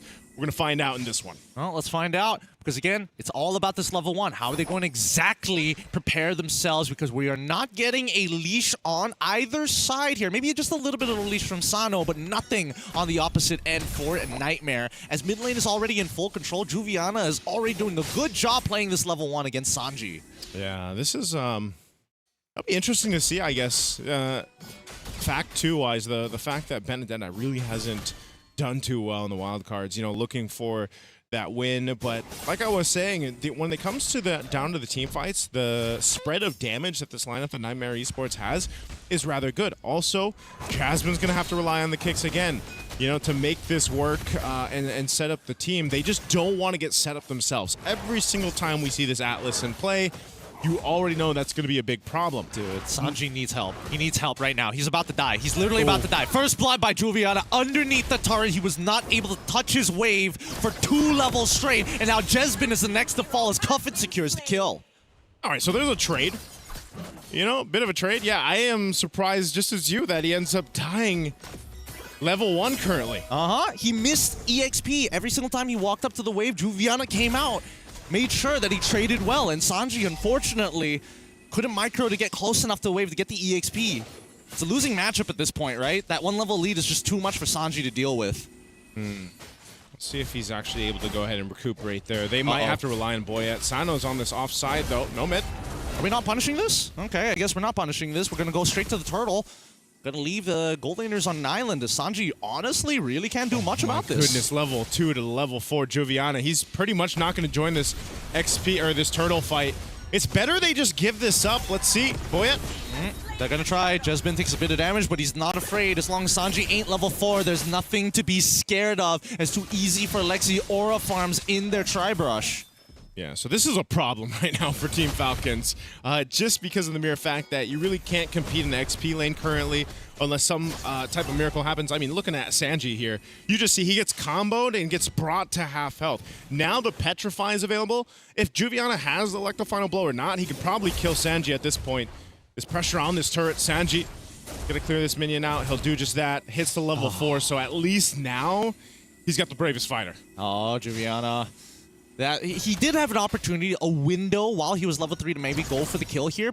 Boyette tries to make an attempt of his own. Troll now in some trouble. He might have to use the Fatal Links, but decides not to. Gonna make sure that he gets on out of there safe and sound. Need to cover this purple buff for Boyette, but now Sanji should be dead. Oh, he flickers out of there just in time. You talk about the value right now from Juviana. Oh, hold up. Okay. Nice. He's able to get away. Good reaction time. Good reaction time. Making sure to use the CC immunity to not set up for another kill. However, Sano on the opposite side realizes too easy for Lexi is here. Juviana in some trouble. Oh, yes! The Electo final blow is technically an iframe. You love to see it, right? And he also picks up the blade of Hespes off that. So now he's got the blade. He's going to do even more damage to Sanji. And this is why Boyette's still going to stick on him. How long can you do this for? Because again, without that ult, it's a bit dangerous. Fatal Links comes through, and now Jesbin really has no means of escape. Oh, flickers out of there, but the RWM is going to catch him in the net. Fish caught, and now they're looking for a second one. Boyette, oh, he gets hit! He gets hit! He gets out of there just in time. He still has that Purify, though. Lives to see another day. Somehow. I was gripping the desk because I thought that he was going to stay there way too long. would go down. He could have gone out a little bit sooner, but at least he had the beacon to use. He didn't have to burn the Purify. Team Falcons gets set up now. The second turtle of the game is up. Juviana, a big threat, though, to this front line. Here they go. Oh, the Scent of Valkyries into the Electro final blow to try to zone the rest of them out. Too easy for Lexi. Tries to secure it, and he gets it. And now the back line already having to move away. Troll lost too much health. They back. They're safe. Even Nomad getting double waves this time round. A better adjustment as the Xamot Force comes on up. Trying to get Cuff in here, getting pretty close, and now he gets it underneath the turret. Looking for one more. Sano needs the trade to make this worthwhile, but peels him off. I'm really surprised. I don't know if he just expected Cuffin to survive that, but that Sano at least didn't kind of go a little bit more forward to, keep Nomad from looking to capitalize that kill, because I was going to say, Cuffin is the guy right now in this game for Team Falcons. Was sitting at 3-0. Oh my god. Bro. They got him back. Yo, Nomad. Yo, Nomad. He was so confident. He's like, I'm 1 HP. Don't worry, guys. There's no way they'd flicker on me underneath turret. Oh, they get the pick, though. Sano now forced to use his ult pretty early on. It's too easy for Lexi. Is absorbing the damage. Unfortunately, no Fatal Links, but a good way of the Dragon to keep Troll underneath the turret. Oh, and it's good. Boyette finds Jaspin with the help of the Yogi Shadow Kill. Gets the double as well, and that is top tier 1 for free. Oh, man. That is a big pickup, too. Off the turret, Team Falcons Mena we'll go ahead and make a big play up top. This is, again, it's coming down to it. When you have to break down what is happening for Nightmare Esports, where are those weak points in their play? It's, some of the decision-making, the positioning. This was a kick that had also initiated the fight, and then, they get collapsed on under the turret.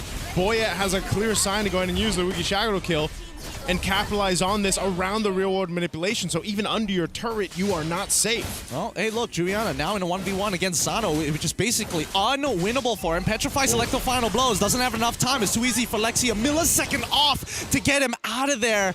Really unfortunate, but also, why? Hey, man, that's their Sansan duo, right? The double fighters. It's working for them this time. Nightmare Esports keeps wanting to fight. Yep, they're trying still. Oh, it's good, but Sanji has already taken out Nomad. Purify a little early there. I don't know. It's going out of control as Falcon now sending the reply, hey, we messed up mechanically last time. This time, we're going to outplay you. Team Falcons Meta, this is what we've seen before. They're able to make these quick adjustments on the fly, punish the mistakes from the opponents, and that's what they're doing. Now Sano could be in trouble. All right, here's the cavalry, though. Hey. What is this, the Brady Brunch, right? Another episode, once again, still going, the feel's good. These French Princes so far doing a lot of learning, a lot of mistakes here. This is one of those cases where if you can't get something on one side of the map, there's probably something else. Oh no, too easy. Like what? What's going on here? Why are you walking through when you have no vision whatsoever? And Iden is like underneath your turret. There is a breakdown in communication, and I think that's clear enough for people to see. They need to start being attuned to each other. Something is off. Juviana Oh, gets out of there with the Electro final blow. They did get the Oki Shadow kill, but Boyette adjusting very well. Waiting for the last second to take the Phantom back to hopefully find an execution. But Nomad gets a great push down on the bottom side. You know, Team Falcons isn't doing anything crazy across the map. They're just punishing Nightmare Esports' out of positioning plays. This is exactly what happened in game 1. It's happening here in game 2. Even when they had essentially a lead because of the way Juviana played the XP lane at the start of the game, that's essentially been lost. And now they're scrambling across the map to try to get things together. You know, you can see the gold lane, the deficit there isn't anything too crazy, but Nomad just isn't where he needs to be. The team as a whole isn't connected. They really need to kind of hone in on this before this Lord takes. I almost expect them to potentially give up the first Lord, but with the way it's going, they might just throw themselves at Team Falcons Mena and hope to overcome them in a team fight. Yeah. Looking at the items, Jesbin first time decided to go for Antique. He's specifically looking for Boyette, and that's why Boyette always comes in at the very end, because he knows he's getting targeted. I would have liked to see Jesbin actually just go for half the component and then immediately start leaning into the Dom Ice, because I think that's what they need more right now, as Sano is really starting to pick up speed. Yeah, Lord's up. You can see still got Sano up top. Juviana's going to have to keep him. And that's the thing. Juviana is such a big part of the damage right now for Nightmare Esports that if he's not there for the fight, then Team Falcons has that advantage to work with. So they'll see Juviana up there. You got rotate happening for Sano. They'll give a clear sign to go ahead and start with this Lord. But I think Team Falcons would rather just go ahead and bait Nightmare Esports into a fight. It's at half health. They've got to decide here. Yep, and now they're going to bait them right into the fight that they were looking for. Onto too easy for Lexi. They zone them out as Boyette secures the Lord. As we see that Sano getting hit by the way of the Dragon. Vengeance going to keep him alive, but that's just too much. And unfortunately, Sanji unwilling to flicker forward. However, Boyette almost catching. Oh, that's so close. Electro final boy gets him. Juviana turns it around, and now we see Aiden lantern flaring forward, trying to catch as many people as possible. Can he pick up Troll? No, not enough. RWM gonna come out as a response at the intersection point. Juviana goes down. Sanji holds. He goes down to Nomad, and now they're looking for their backline. Troll the next to fall as Jasmine slays him.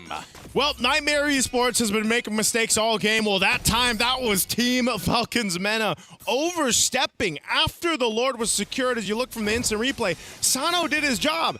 He kept them busy while they secured the objective, and then Boyette decided to go and initiate the fight that they didn't have to take. And what ends up happening, they get smacked in the face. The wings were clipped in that one.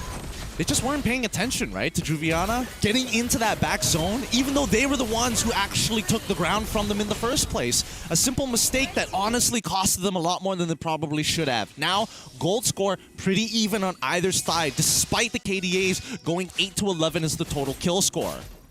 At that point, Lord was pretty much nothing.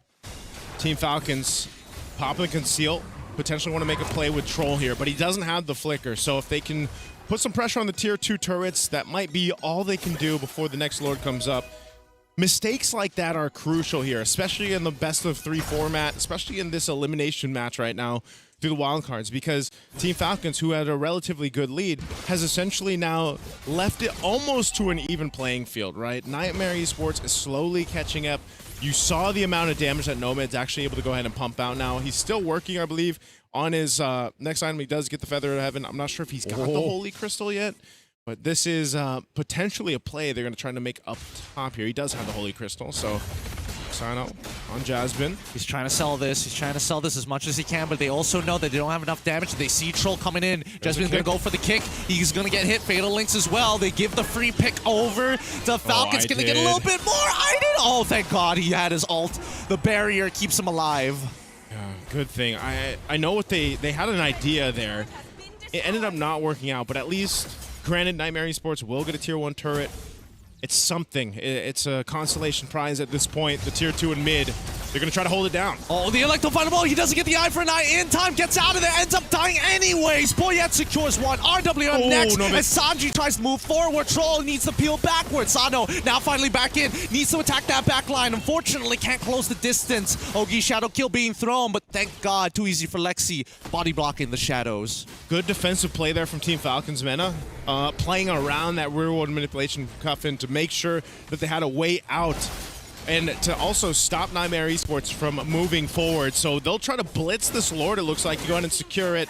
The rest of Nightmare Esports just came back up. They are in position, though. It might come down to a retribution. Let's see it. Let's see it. 50-50 here. The kick on towards Boyette's side. Retry open. It's anybody's turtle. And Boyette finally gets the Lord. Neutral objective secured. Backline now under attack as Sanji gives up his life for the greater good.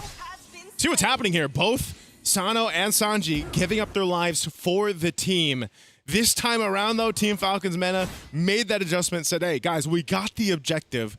Let's go ahead and reset, even if we lose one, to get to these base turrets of Nightmare Esports. Because if it goes on too long, the Nightmare Esports is back in positioning. They're almost there. They're getting to that point, especially, like I was saying, Nomad now has the items he was looking for. Feather of Heaven and Holy Crystal locked in. Lord's making its way.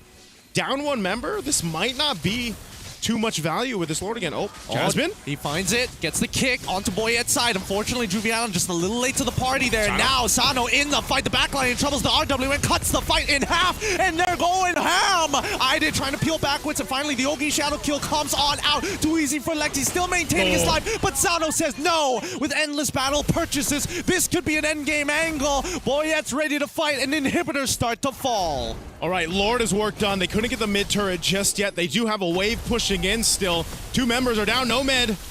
He's trying. Salmon Force is already through, but he doesn't find any kills. He gets hit by Landshaker, and unfortunately the Raging Blades is going to be enough to keep him off. They're running out of health, and Troll finally dies. Juviana gets it. Yoki Shadow kill going for more as Jasmine takes out Sano, and they manage to hold at least one of their damaged inhibitors. Okay, Nomad is still up. That's fine for Nightmare Esports. This is what we talked about with a double fighter lineup, though. You know, that range to knock down these base turrets, it's a little difficult. As we just saw, even with that Lord making its way, they really have to maneuver around those fights perfectly. So they only got one base turret. Yes, there's a sliver of HP left on that mid-base turret for Nightmare Esports, but ultimately, they kept it together. So as long as Nomad is staying alive in these fights, you can see there is a chance for them to stay in, potentially turn things around. It can just take one team fight. You're starting to get to that point, too, with Team Falcon Men in the lineup that if they don't essentially have that Fatal Link setup they're looking for or fighting, forcing a fight around the real world manipulation, they sort of have to be a little hesitant on being overzealous into these team fights. Oh, that's what I'm talking about. Fatal Links won't land. And I think it's fine for now because Troll understands, hey, by the time the next Lord actually comes up, we're going to go back into that dance. He's going to get it back up. Yeah. Again, sometimes it might just be, can I get a Purify out? Can I get one of the battle spells out?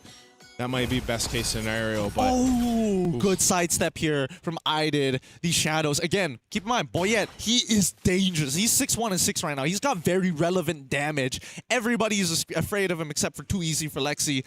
Jasmine, he knows that he's not the target. Yeah, he's not. Lord's coming up here in just a couple seconds. Again, biggest advantage, too, right now for Team Falcons is they've only lost one turret in this game. Not too much that they have to worry about. Jasmine gets spotted out by Troll. Troll will go ahead and back off here. Both teams kind of feeling things out. Now, I personally like the way that Falcons kind of play the macro game, right? If we are going to send somebody to set up for the push on the opposite side, let's just cover No Man's Land, right? Yeah. So that we can actually start spreading from that side over the Lord. Okay, Lord, quarter of the health here. They're going to make the attempt here. Jasmine tries, but Boyette's the one who secures it. Descent of Valkyries is good, but Boyette gets Idid as well. The RWM is out, and they can't get out. Nomad trying his best, dashing back and forward. He actually gets one, looking for a second, survives, but Cuffin says no. Double on Yves. Juviana finally out and about, but Cuffin, he's not letting anybody escape. Falcons get the full team wipeout and the Lord. That's a full team wipeout, and Team Falcons will soar through this. Ready to win the series here in a sweep. Off of that team fight, they'll clear out the minions. They're going to go ahead and lock on the base. They don't need the Lord. Team Falcons Mena will knock out Nightmare Esports. Oh, what a game. What a chaotic game. It got desperate at the end. You could see composure being lost and being able to calm it down. But at the end of it, just the macro coming up from Team Falcons was just too much. It looked so close, you know, in that moment where they had the setup potential. Juviana, like I was saying the whole game, he had the damage. I mean, think about it, from the laning phase to that last fight even, he was their biggest threat. And unfortunately, the rest of the team just took too long to catch up to where Juviana was. And so in a lot of those team fights, a lot of those skirmishes, just it couldn't go in their favor. So really tough there from Nightmare Esports. Hopefully they can come back stronger in the future. I'm sure for Falcons, it smiles all around. But I'm pretty sure the happiest guy was Sanji. Yeah. Because he's like, if I lose, man, if we lose, to be like, you were level 1 for almost 2 minutes of the game. Hey, right? man, somebody had to take it, and he was like, me. But at that point, even Giuliana was like, guys, listen. It almost went to 2 minutes, and I kept this guy level 1. Yeah. What were y'all doing? Where were y'all? Where were y'all? I mean, because again, like Giuliana, he had an amazing game. Like I wanted to bring up how Benedetta still has a 1, but it's not the dude's fault. Yeah. Right. Yeah. Let's look at the replays here, and throughout, we definitely see Giuliana trying his very best. Heck, even Nomad got like the victory plays around those team fights. He did. Like I said, the side laners are good. They're doing great. They're doing especially well. I think it's really tough. It's not like there were definitely moments where obviously it's like you're a half second late, a split second late to block a skill shot or not being in the right position. But it's all of those stacking on top of each other, which allows Falcons to have this large amount of time to not only set up, but most importantly, make the big plays. You always see them fight 4v5, 4v4 if necessary, based around their ultimates. A very simple play style, but it's so effective. I think also Boya just had a great debut here for the Hayabusa. He was really able to go ahead and capitalize the mobility, but also the damage throughput that a Hayabusa brings to the table. Playing around a lot of the times the real-world manipulation or the setups from Troll. This is, again, what people really wanted to see even on their first matches throughout the wild card. This looks like the Team Falcons meta that a lot of people have been watching in their international performances and even in their own region leading up to this. And yes, there were some mistakes on both sides here and there, but I think, again, Team Falcons meta just adjusted quicker. They knew who to hone in on, who to target. Even this last fight, look at this damage that Giuliana pops out on the Benedetta. Like, that is insane with the Petrify, Elect the Final Blow combo, but unfortunately, the rest of your team got dismantled. Well, Falcons, so far, if I'm not mistaken, they have not survived any wildcards, right? Like, they did well, but not well enough to the point where they get to the main stage. Now they're just getting closer and closer. Speaking of, after this, we do have Alpha 7 coming out, which is looking like the next favorite. With that being said, Falcons have been looking pretty clean to the point where maybe even that Hayabusa was just trying to test the waters to see, like, in this environment, can we use the Hayabusa and can it still win? And it looks like they can. I think this is just to set up for their next match, in case things goes wrong, in case it's not a tankable jungler kind of situation, then they have something else to lean on. I think that's fair. I think it's honestly a really good approach if you're dealing with A7 specifically. They have been, setting up for the double fighter style compositions, BP1 whipping out even marksman junglers in this current metagame, which is the Roger. Yeah, the Roger. Yeah. It's wild. It's such an NA thing. Yeah. After this, KOG and Alpha 7, that's going to be a very interesting matchup for us to see as we're setting up for the interview with Falcons, just to see how they feel about that matchup and, of course, the upcoming matchup. So they're going to be playing for tomorrow. Speaking of, wildcard is almost over. Tomorrow is going to be the final day. Tomorrow we'll see who actually makes it through over to the main stage. It's kind of wild, man, how fast wildcards have gone. I mean, I know we got one more match to go through today here to close out it, but that tomorrow is already the last day, and then tomorrow everybody wants to know, who is that last team that's going to lock in the spot there for the main stage. And I think that's really exciting because... Could I be blocking so that you don't see Eterna? At this point, I don't know who it's going to be, man. I think they do know. Well, with that being said, let's actually go on over to the interview with Eterna and Team Falcons. Turn over here, and I am with Troll from Falcons Mena. So congratulations on that victory. Thank you. Okay. How do you feel about that? Was that a big morale boost? I mean, this is such an important match. It's an elimination match as well. How does it feel right now to be able to actually eliminate another team? Yeah, it feels pretty good, especially since our group, you cannot eliminate anyone. So we're pretty good about it. We feel pretty good. That's true. That's true. You're moving forward now. And of course, your next match will be against Foot. So Foot were the top in their group. What do Falcons MENA need to do to improve and maybe be able to carry on maybe a lesson from the group stages to be able to win this one against Foot? I think we need to stop choking some matches because we like oversteps and dives. So we need to stop choking this. Okay. So, I mean, we did see, game number 2 at the 9th minute. I think it was around the Lord. You guys kind of lost that team fight. So what happened there? I think it was just a bit of miscom. Someone wanted to go in and we wanted to go back. So we didn't have we weren't on the same page. You were on the same page. Was there one particular shot caller or are there several shot callers for different stages of the game? Like we have 2 main shot callers, me and Boyd. Okay. So in that moment, who was the shot caller in 9th minute? I said back and he said go. Okay. So what happens when that happens? He just went and we go back. So we left him. Okay, so that's what happened, guys, in the 9th minute, if you guys were wondering. But, Falcons MENA is a namestay, of course, coming into the wildcards. We've seen you multiple times before, and flashbacks to last year, 2025, unfortunately, you guys fell short. But was there a particular lesson that you learned that you can bring over to this year here in the wildcards? We learned we shouldn't underestimate any team and play every game as its own game. So, was there underestimation last time? Maybe. Oh, okay. I'm not going to ask who. You guys can figure that out for yourselves. But that's really good insider info. Now, I'm also wondering, we don't see Hayabusa too often, right? I think a lot of the people out there, maybe the audiences are wondering, is Hayabusa in the meta right now or is it conditional? It's conditional, I think. Conditional. In what situation? I know you're roamer. This is a weird question to ask you, but we don't have your jungler right now, so maybe you could share something about that? The Hayabusa wasn't our main priority. We have 2 main, but they got banned, so this is our 3rd pick.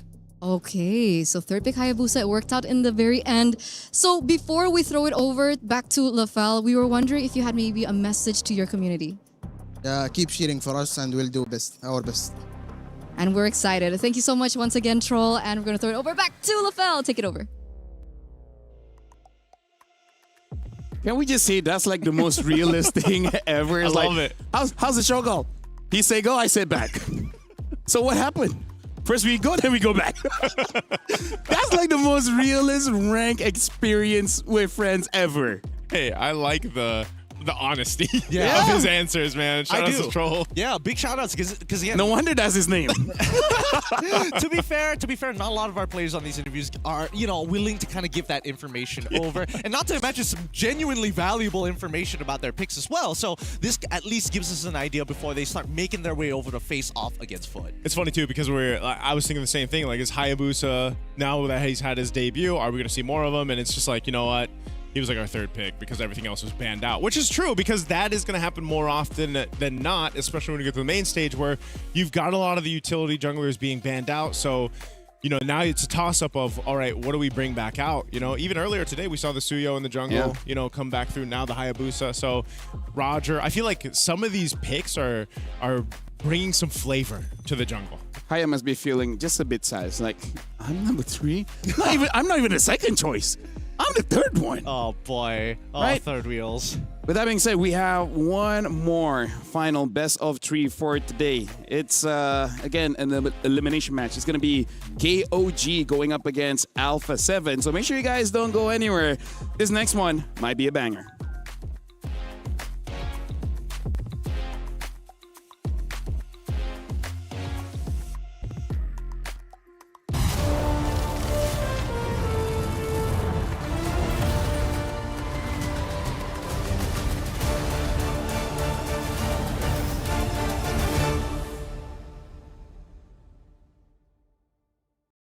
Hi, we are Kings of Gamer Club from Thailand.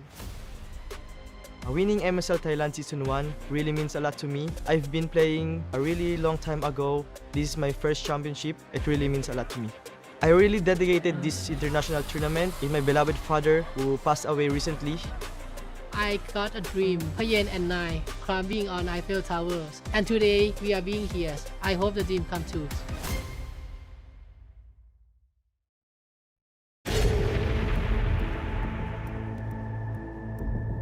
Hi, we are Alpha 7 Esports from Americas. We're still here because we want to prove that we could be one of the best regions in MLBB. and we are here to prove that we can make it back to the main stage. I look at wildcard as redemption because we did lose to South. It was pretty heartbreaking for the team, I guess. I think we will be more disciplined and determined to win. We just have to beat everyone.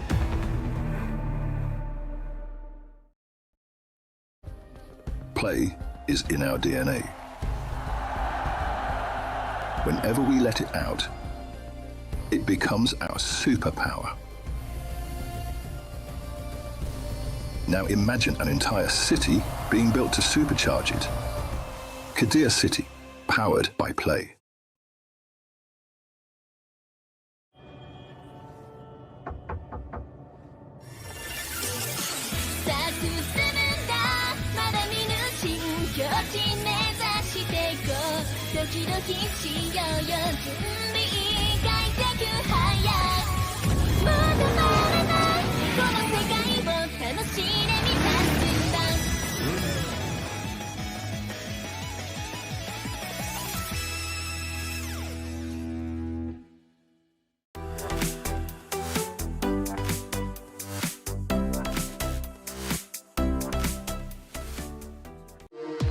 We were there for every click, every clutch, every respawn. We were there for the years of grind, and we're here. Now, the proud founding partner of EWC, powering the biggest event in gaming, shoulder to shoulder with the world's best, making history. Greatness deserves a stage. Lenovo Legion, reach your impossible.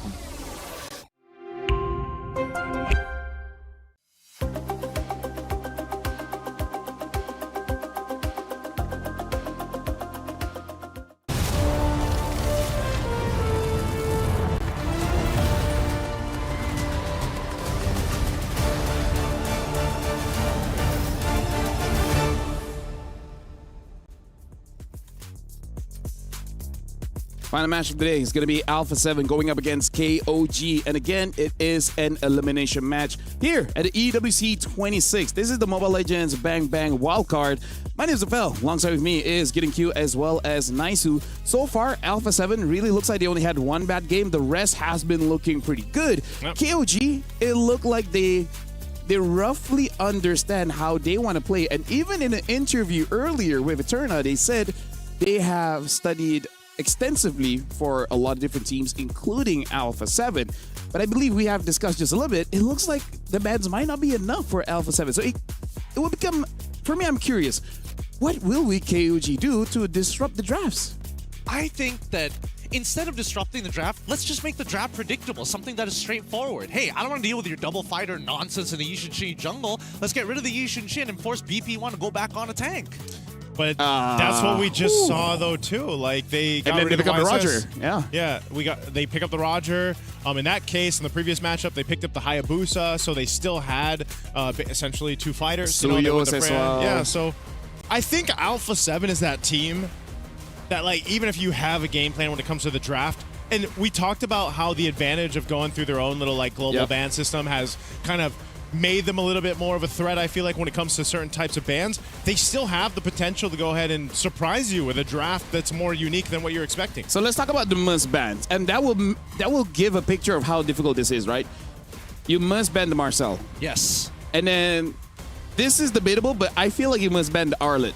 I think that's the two guarantees. Right? Yeah. But then, what about the Freya? What about the Zushin? What about the Yishin Shin? What about like, even with all the jungle bans, eventually something will get through. And if jungle has such a bad hero, it's an almost guarantee everyone else will have S-tier heroes for themselves.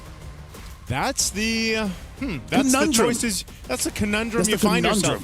yourself. Good thing it's the coaches, not the players. No, I'm joking. It's a community effort, but that's the thing. You are at this point where you've seen these crazy performances with certain heroes and certain players that you kind of have to take that risk, right? You can say the same thing for KOG. Throughout the course of their games, you've seen different variations of success with certain heroes. I mean, Payan especially, whatever he gets his hands on, one of the gold Claude. laners. The The Claude, Claude especially is what he performs good on. So that's also going to be the case for Alpha 7. Yeah, we even see Zed utilizing the gourd with the Sky Piercer. Probably overkill, but it's just one of those situations where I just can't get away with it, right? So comparing between Alpha 7 as well as KOG, KOG switched things up quite a bit compared to Alpha 7, where Alpha 7 has power picks. They have power picks. For KOG, it really does seem like they changed their flavor based on the opponent. Sometimes that's good, sometimes that's bad. And Alpha 7 just plays their game.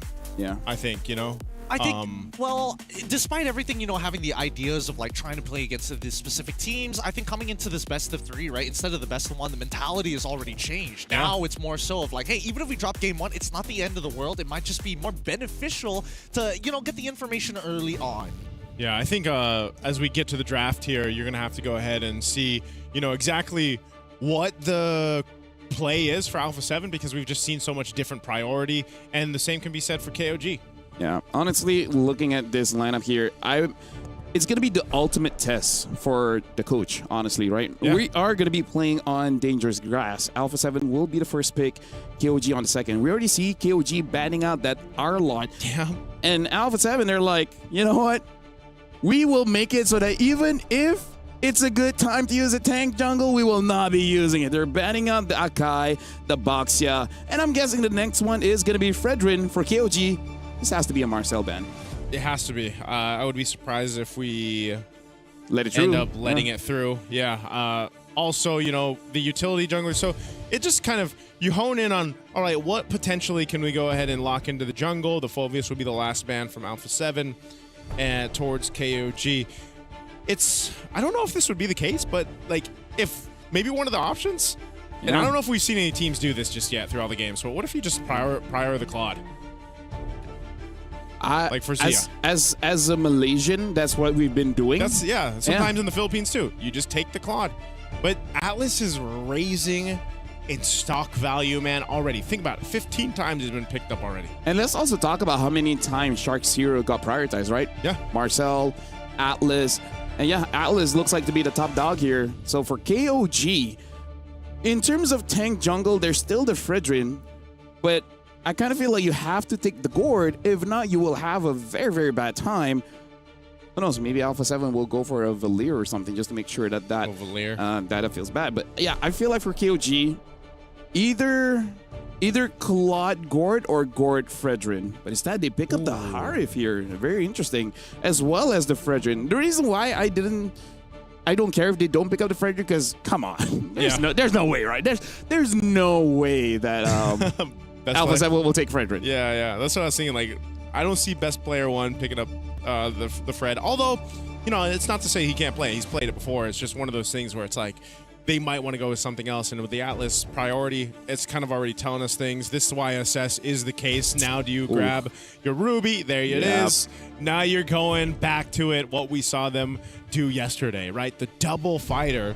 So what does this mean for the last 2 bans for KOG? Do they have to kind of waste bans on making sure they narrow down the options for the XP? One thing that I do have to say, going up against a Yi Shin, you wish you had the Claude. Yeah. Claude is one of those heroes that can dive and kill the Yi Shin. Hive can kind of do it, but not without its risks. Yep, there's definitely some risk there, and I think overall, with everything that's going to be playing out, I think it's pretty straightforward for KOG if they want to start attacking Nats again. Get rid of the Paquitos, the Benedettas, and now you're stuck with things that have to wait till level 4. Man, wait, Yuzong as well. Yuzong. Yeah, Yuzong. Right. That's why I'm saying there's so many bans. Like, now that you see the YSS and the Ruby, it's like, all right, our automatic mind, our mind switches, we got to take out XP laners. But this is also Navs that we're talking about, right? This guy has a pretty big, deep hero pool when it comes to how efficient he can be on the XP lane options. And there's the Paquito. That'll be one of them that's taken out for KOG. You can expect the last one to be an XP lane ban too. Hylos is the answer right now from Alpha 7 to go ahead and not let that be paired up with the Fred Kimmy, who is usually that pair that's tough to deal with. In play, by the way, too, is still a Matilda. Yeah, because for them. Right now, Alpha 7, they kind of don't want to deal with dive. Yeah. Because a dive call will be difficult for them to deal with. What else could they go for? So yeah, I'm actually looking forward to see a Matilda. It might not be great because you're not tanky, but fight fire with fire, you know? Yeah, maybe that might be the actual way to go. I think that there's an honest argument for a Gatot here. Because now you don't have access to Akai because you're already going into the Fredrin. What is your disengage mechanic from this point onwards? We haven't seen have we seen the Gatakacha yet? Nope. He hasn't No. popped up yet, right? He hasn't No. debuted in the wild card. So He's that's jumped crazy. up in the air, hasn't landed. Yeah. He's still in the air. He ulted in the last tournament, Yeah. which is Asia Games, hasn't landed. We have slept on Revitalize. It's far from Singapore to Paris. It takes a while. It takes a while. Yeah, he's No, a you know demi. what? He got visa issues.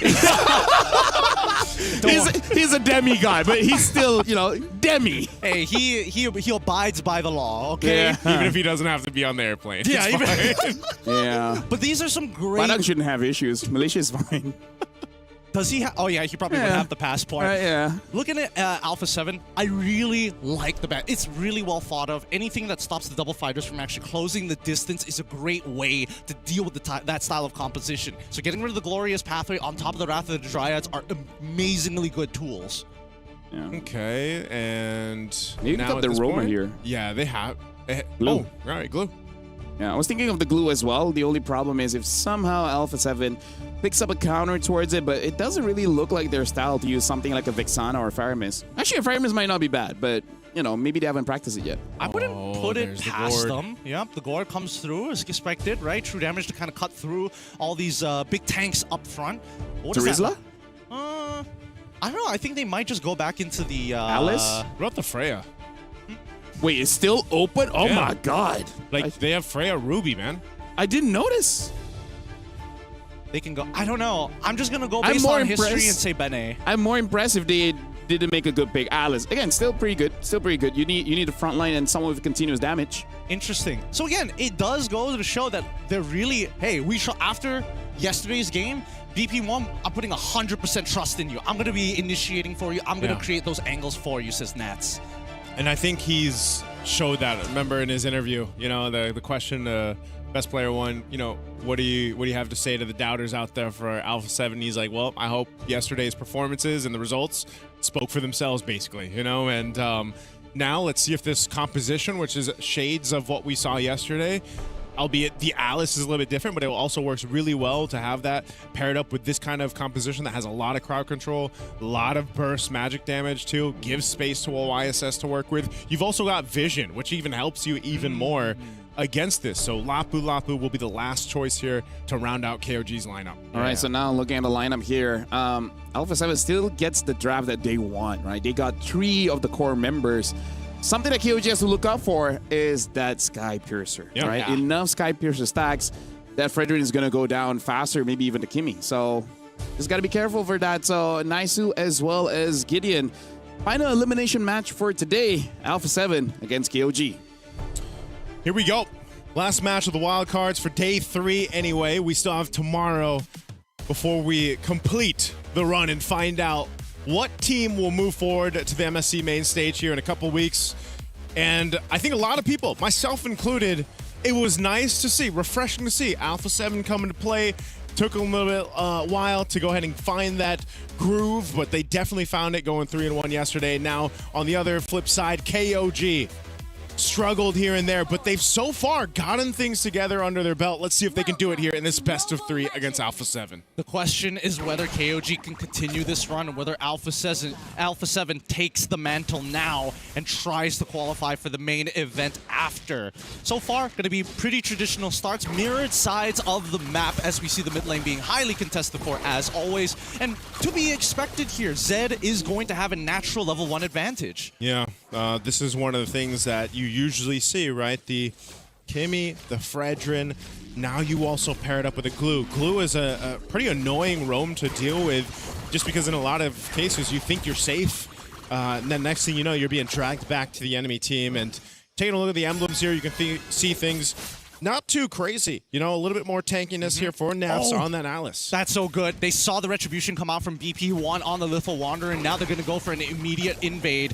If Kazan doesn't have to use his retri, ends up using it anyways, can't go for more than that. Still very worthwhile. Yeah, right now they're still putting pressure on him. they want to go ahead and keep putting pressure on Best Player One's jungle.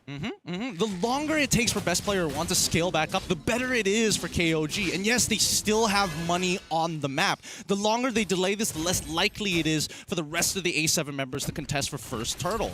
This is going to be such a fun matchup to see, too. 33 versus Navs. The way they move around the map, the way they played throughout their games. You know, obviously Navs has been making a lot of highlights, but that's also with the R-Lot usually that has been able to go ahead and pick up. Now he's going to be on this Alice. It works a little bit different, but essentially, you know, they're still looking for those big setup potentials, the Throne of Ruins, which can all complement a Fatal Links. You can interchange those if you want to. And so for KOG, they've really got to be aware of where that setup potential from the Gleam entrance point or even a Flicker from Shark will set them up. First turtle, the game's up. Mount Shark are going to be used. They have vision. Can they take it? It's very early on, but he's got to make something happen. But no, Colwell ends up taking it up with Mystic Gush. Kaizen does secure the turtle, but it is now time to disengage. Nat says no. Now in trouble. Glue can't seem to run away from this, but Zed and Kaizen hold tight to their lives. Turtle secured for KOG, but they lose 2 to A7, and right now, trading for objectives is the case, but that's exactly what we were talking about. The setup potential right now with this composition early on and even into the late game is going to be worrisome if you're KOG.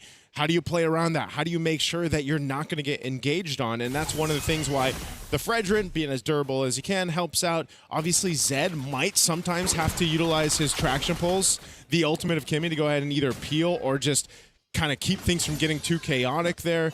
Nile also going to be big, and as we know with the Harith, even from game to game, it's going to take some time for Payan to get there, right? Zia is a little bit of a different case because he's on this gold lane Ruby where it's like, even if you're not crazily scaled up, your crowd control, your ability to even surprise people by, oh my god, he's so low, but then he gets all this health back is a problem for KOG.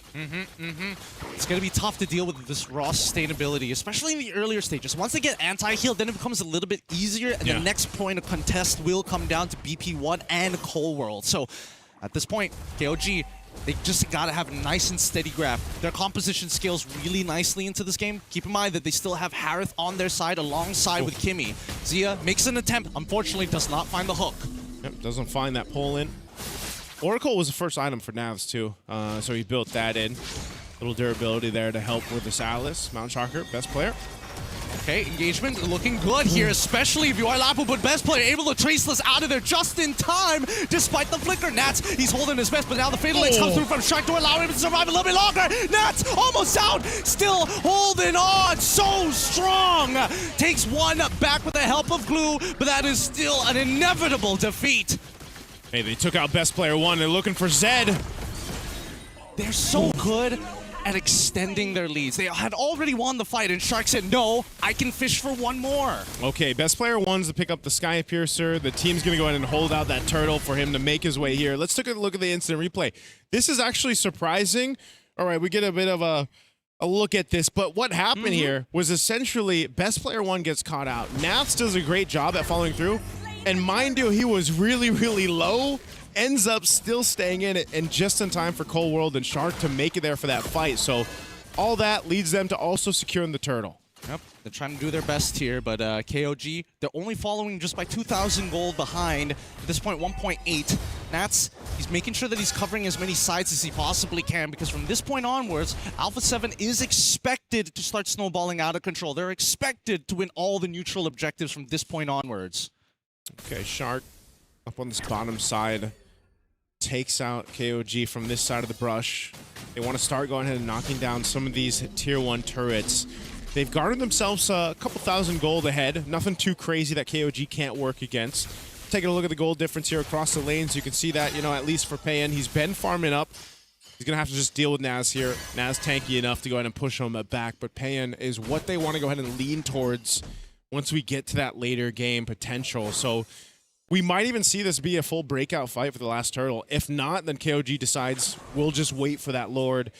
We're ready. We have the firepower that we need. But so far, A7 has had the control. I really think that as long as KOG is able to not even like secure the turtle at this point of the time, just kill BP1, right? as long as they slow him down, it should be a pretty straightforward line to get into the later stages of this game. But I love the fact that Alpha 7, they're not wasting any time, right? We're looking for turrets. Ideally, we'll want to break open mid-tier 1, but since they're going to defend it, we'll take everything else. Yeah, Alpha 7's really playing this cleanly right now. Very good flicker all coming in from Zia, but not enough to secure this kill. 33rd does lose his flicker, so that's great for Cold World. Okay, lost his flicker. He had to brave his fighter earlier when they set up on that tier 1 top side. Turtle's coming up though now. This is what I was expecting them to go ahead and rotate for this. It might still be that full-on team fight. 33's got his brave fighter now. He just doesn't have the flicker. Oh! In trouble, and now, unfortunately, Cold World gets caught out here. Nicely played by Nile, but it's not over yet, as Nats is thinking about going for this, but they call it off. It's too late. We've lost our main win condition. We need to start backing up here. Take our turrets, take what you want. Look at the opposite side. BP1, he doesn't care. He is going on an upward trajectory. Yeah, good use of the traction pulse there. I think that's kind of what you have to do for a YSS, is be a little greedy. Nav's tanky enough, man. 1v3 doesn't matter. He's going to be fine in the lane, just clears out the minions, will hold it down, giving space for BP1 to do what he needs to do across the map. You know, continue to go ahead and farm up. He's just a bit ahead of Kaysen right now in terms of levels, but that's what you want to be able to do on the YSS. They're still putting pressure here, bottom side tier 1. The KOG will finally go ahead and back off on it, but I will say this for KOG, they've essentially stopped the bleeding. It could have gotten too far out of hand. You know, we were looking at 2,000 gold earlier. They basically maintained it, which all this means is they're in really good contest period for that next lore, for that first lore that comes up. They just have to avoid the setup potential that comes through this, with the Gord especially. So as long as they take their time, I feel like they're going to be in a good position to hold things down before the Lord comes up. Oh, look at this. Shark now having to take the turret path just to make sure that he survives and disengages. These movements coming in from KOG is putting A7, having them to get taxed underneath turret, losing a little bit of HP, but really they don't need to had they just moved a little bit sooner. But that's the idea, right? It's about taking and giving away the space, the constant push and pull. Holy Crystal almost locked in here for Payan. He's already got that Starlium Scythe, so we'll see. He once he has that, his damage third put's already going to be pretty good, and that's why I think they're in a really good position to fight for that first Lord. Zia gets the wings. He's got the War Axe there too. Shark working on his second item, already got the Dom Ice. And, you know, there just hasn't been too much for Stacks, at least for Best Player 1, after he locked in that Sky Piercer. But, you know, it's more so of this, it's one of those games where it's not going to be crazy team fight burst damage type thing. They really have to choose and pick their fights, and that's why we see them kind of take it slow on both sides. They need the right opportunities. Most importantly, they need the right conditions. Zia's got some very relevant damage in this in this game. But Kaysen just purchasing Chastised Pauldron to keep him alive. Now, once again, they're going for a catch onto BP1. The split is good, and he is out in the open. That's the kill that they were looking for, and now Shark unable to do much about it. This should be a Lord take for free for KOG. Hey, Gideon, you said it. You know, just find a Best Player 1, take him out. KOG does just that, but it looks like A7 wants to stop them. They're not done just yet. Right into the Mystic Gush, flickering backwards into the Fatal Links, but Coldwell cancels it out too early. 33 spooked him up, and now Harris gets to go for free in the Zaman Force with the help of Zed as they gun down each of the members one by one. Oh, that was tough to see. The Mystic Gush, he flickered backward to gain some space, but then it was ended too early after, and then the Fatal Links came, so just not the connection for A7 on that team fight. That is a mistake, and that'll lead a Lord secure to KOG.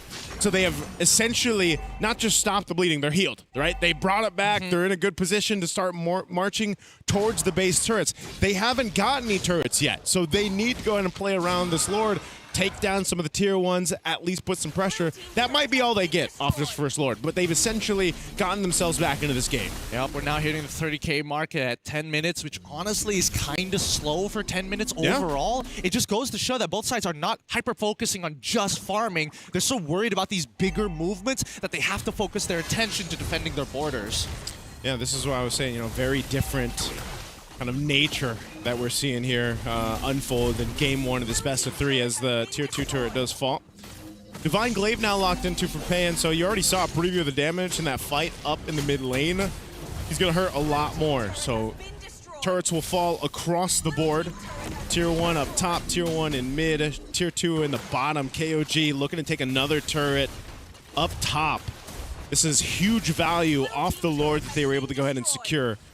Now at this point too, you've essentially made it difficult for best player 1, right? He's had his own free time to go ahead and roam the map, take what camps he want, take what he want around the jungle. Well, now I think you shook him up a little bit, right? You found him out now in that moment, so he can't just be roaming around by himself up to this point of the game. I think right now, A7, the next adjustment, they got to kill that glue. Glue's the only one who can really mess with BP1, right? Everybody else, he can maybe traceless away, get enough distance to stay off, but glue sticks on you. And once he's stuck on you, you can get dispositioned. Yeah, the glue was such a good pick. You know, I was thinking maybe that Matilda, but this glue's working perfectly right now It's for smart. KOG. And they can pretty much continue to just keep Alpha 7 on this side of the map, you know, keep them onto the turrets, keep them kind of in check. They've got about a minute for that lore to come up. Look at the lord advantage, man. You see how much towers they were able to go ahead and knock down, that tower damage there. Really good value, considering the fact that they really had to kind of just buckle themselves in before that lord broke out here. Oh, they might be looking for something. Oh, the flicker is good, but it's on to Zia. Oh, they Zaman Force as well, but they're out of position. Fatal Links comes through. Kaizen able to tank the damage, and Zed's got to be careful, but the line has been drawn in the sand, and they can't force any further. The Nats! He catches 4, and now they take out Payan. This was the fight that they were looking for, and best player 1 securing Kaizen's life. Now with Glue still able to find the big resets, they need Zed and 33rd to get in here. If not, they're just going to have to watch as their friend is going to get cut down openly in the mid lane as Nats holds them back. 4v1 compared to a 1v2. Navs was so good there. Not only did he engage with that initiation to get 4, but then he kept the 2 members back, cut off from actually following through, and still lived to it. And now that's going to get them in the Lord here. Alpha 7 finds a moment to turn the game back in their favor off a really decisive choice from KOG that ended up biting them in the behind. Yep, that definitely was like the closest we'll ever see to a Muay Thai match, man. Both sides got into a quick scramble, got into the clinches, pulled away, and all of a sudden a huge roundhouse kick coming in from Nats to catch 4. Hey, man, and this is a game without a Cho or a Paquito, right? And we're seeing martial arts basically unfold in the mid lane. So at this point, if you're KOG, after having that in your favor, now you're the ones thinking, oh, maybe we should take a breather here. Because of Nav's re-engagement on the Alice is stopping them in their tracks, because it's making it difficult for Zed or even Payan to an extent to try to actually follow through in that fight. So they're on the defense. Lord charges in, takes out the tier 2 turret. Let's see what they decide to do. They still try to maintain the distance here, but Alpha 7 knocking on the base turret doors. Well, let's find out how this is going to play out, because once again, Cold World real good on this Goshen at artillery, just throwing down the projectiles, looking for any potential for maybe Shark to actually re-engage upon them. He does have the Fatal Links and the Flicker, and KOG is just as aware. They're doing so good every single T2, methodically taking them out one by one. They wanted to go ahead and get some equilibrium across the map. Alpha 7 will do just that as the last tier 2 is knocked down. KOG on the defense. Shark. Okay. Fatal Links. Purify already out into the Mystic Gutch on towards now side. Third, he flickers forward with the Bravest Fighter into the Raging Slash on top of Cold World. Don't see the Landshaker out, but it goes out to best player, but it doesn't matter. He gets back out of there with no problem thanks to his Traceless. Back lines, however, start to run as KOG finally take a fight back. The pendulum swings back and forth in this game 1. Past the 15-minute mark, Alpha 7 chose to stay in that brush up there towards that turret, right? Again, this is dangerous grass. And unfortunately for them, they ended up now getting shot and counterpunched in the face because of that. KOG is now knocking on the base turrets a little bit. They're not going to be able to put it too much, but what we're seeing is, you know, this setup that Alpha 7 is looking for really is built around that Mystic Gush from Cold World. The problem is, once they see that big beam come through, KOG is very quick to just force themselves towards Cold World, so either he ends it early and he's forced to flicker backward and try to run away. And then you just have this full try to retreat from Alpha 7. They get collapsed on, and that puts themselves in a very difficult position because with the double fighter lineup too, you know, what are you going to do? Just crowd control them? Keep them there? You know, you don't have someone like a marksman, a traditional marksman, to go ahead and fight back or keep them at their whims. It's all about just working off the ultimates right now for the side of A7, right? True damage is a powerful, powerful tool to have, but it has its limitations. For now, wait, how is he... Wait, how did Kaizen... Hold on. They know where he is. They quickly use the turtle button. They notice that Kaizen's already in their backline. They quickly split into two as Cold World looking to reposition in their place. Thank God. That could have been way worse for Alpha 7. Kaizen, I don't know how he ended up there. That's one sneaky Fredrin. Very sneaky indeed. But they don't have the turtle boat. And Nats doesn't have his ult as well. No traction pulse coming in from Zed, but still... The ult economy is better for KOG, and their battle spells are coming back up, except for Payan, so they have to be careful. And A7 willing to roll the dice. KZen now initiates. Right on top of Nancy, gets knocked up, is looking for space here. Best player one's thinking about 33. It. And 33 gets on top of him, traceless. Forward, he's trying to zone him out. Flickers to get the stun. Can somebody take this Lord? And it looks like 33 gets best player. Cole takes out KZen. It's Zed with the Lord. Now Nats looking to clean as many as possible. And Payan managed to survive for so long, but really, what can he do against the unkillable Nats? He's waiting for the Zaman Force. He needs now. He gets it back up, and now he can fight back. Nats, he just has to wait it out. Just wait it out. Don't let him get another reset. And they find the Fatal Links to secure the kill onto Payan. And the whole time, Zia's up there on the turret, walking with the minions. Oh man, what's happening here? KOG, it slips through their hands as Alpha 7 will win the fight.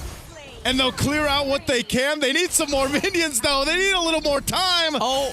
Kaizen's back up. Wait, just Kaizen absorb the minions, absorb the minions. No! He needs to hold it. The next wave is about to spawn. So close. And yet they couldn't close it out. The minions spawn just in time.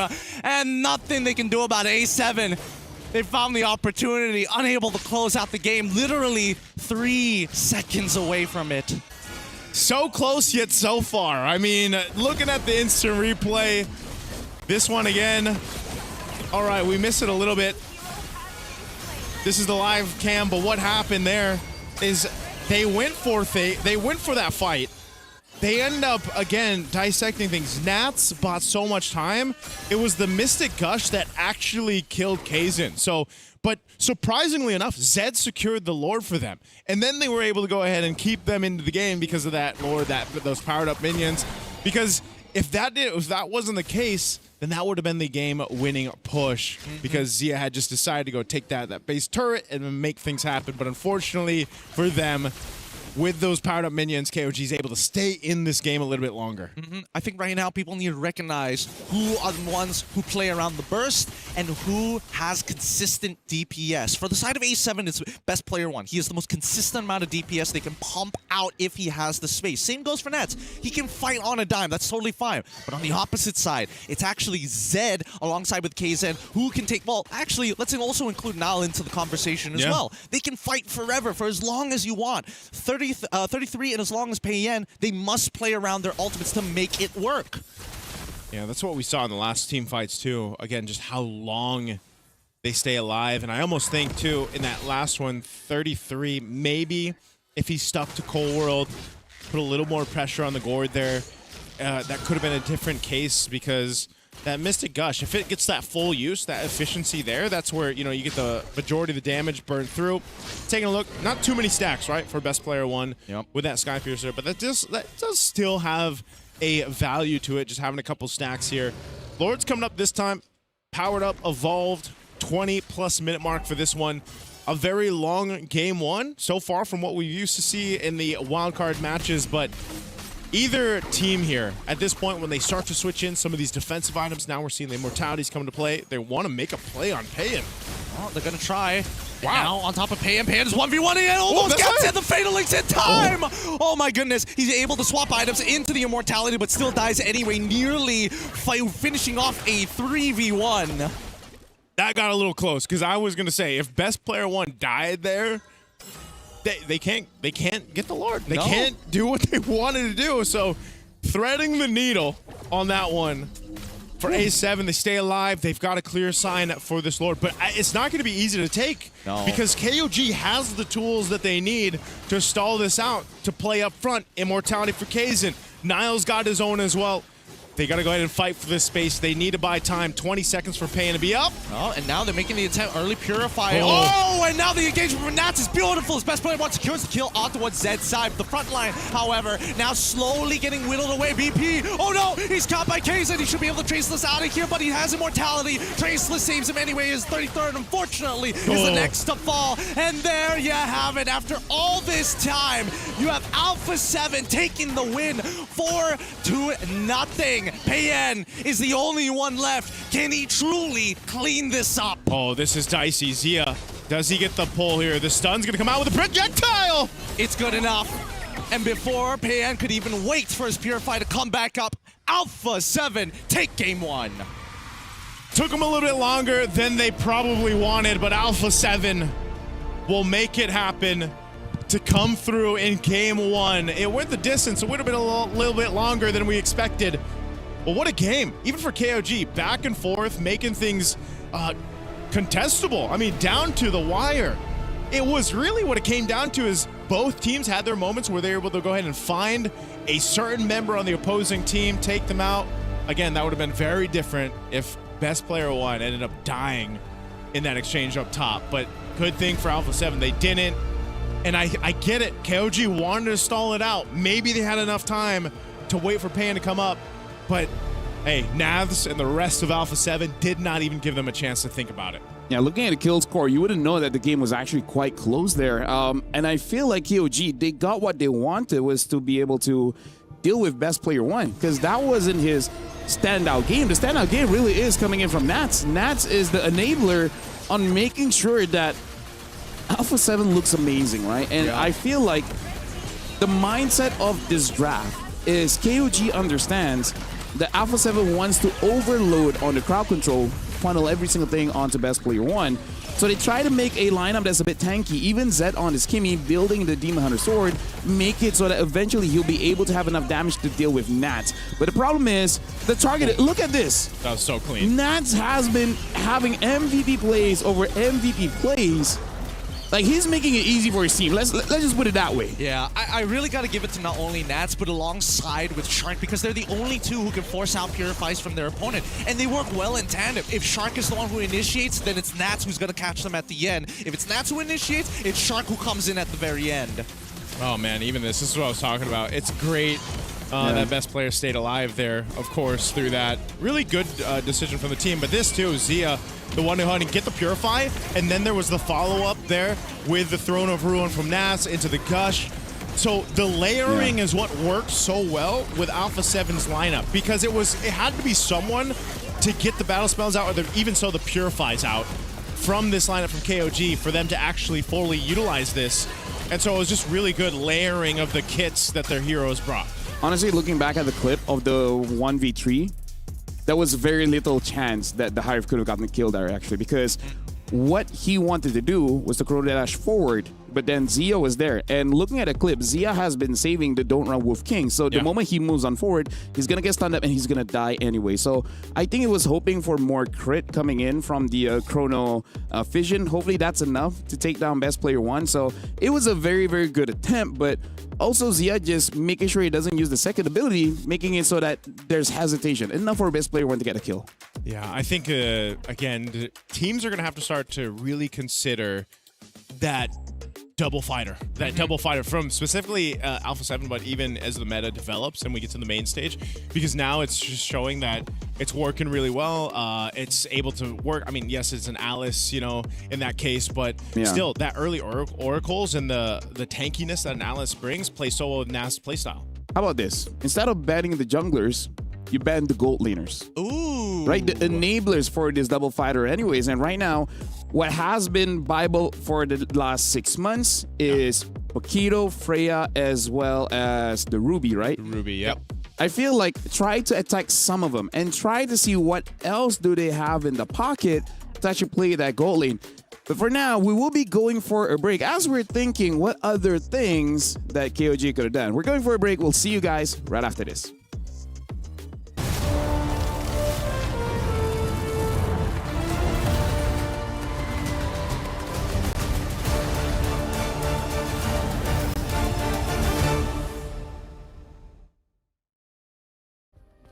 Play is in our DNA. Whenever we let it out, it becomes our superpower.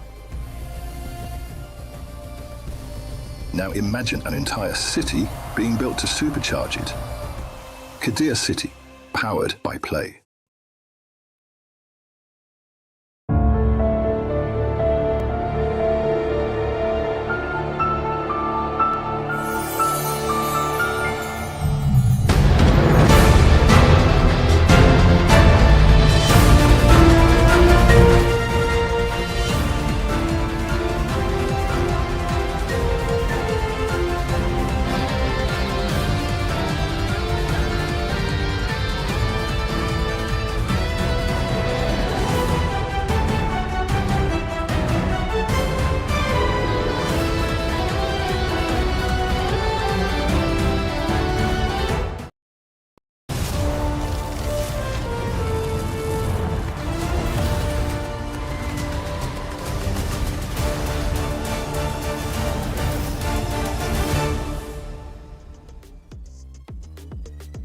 Was it not a short break? Welcome back. And we just saw Alpha 7.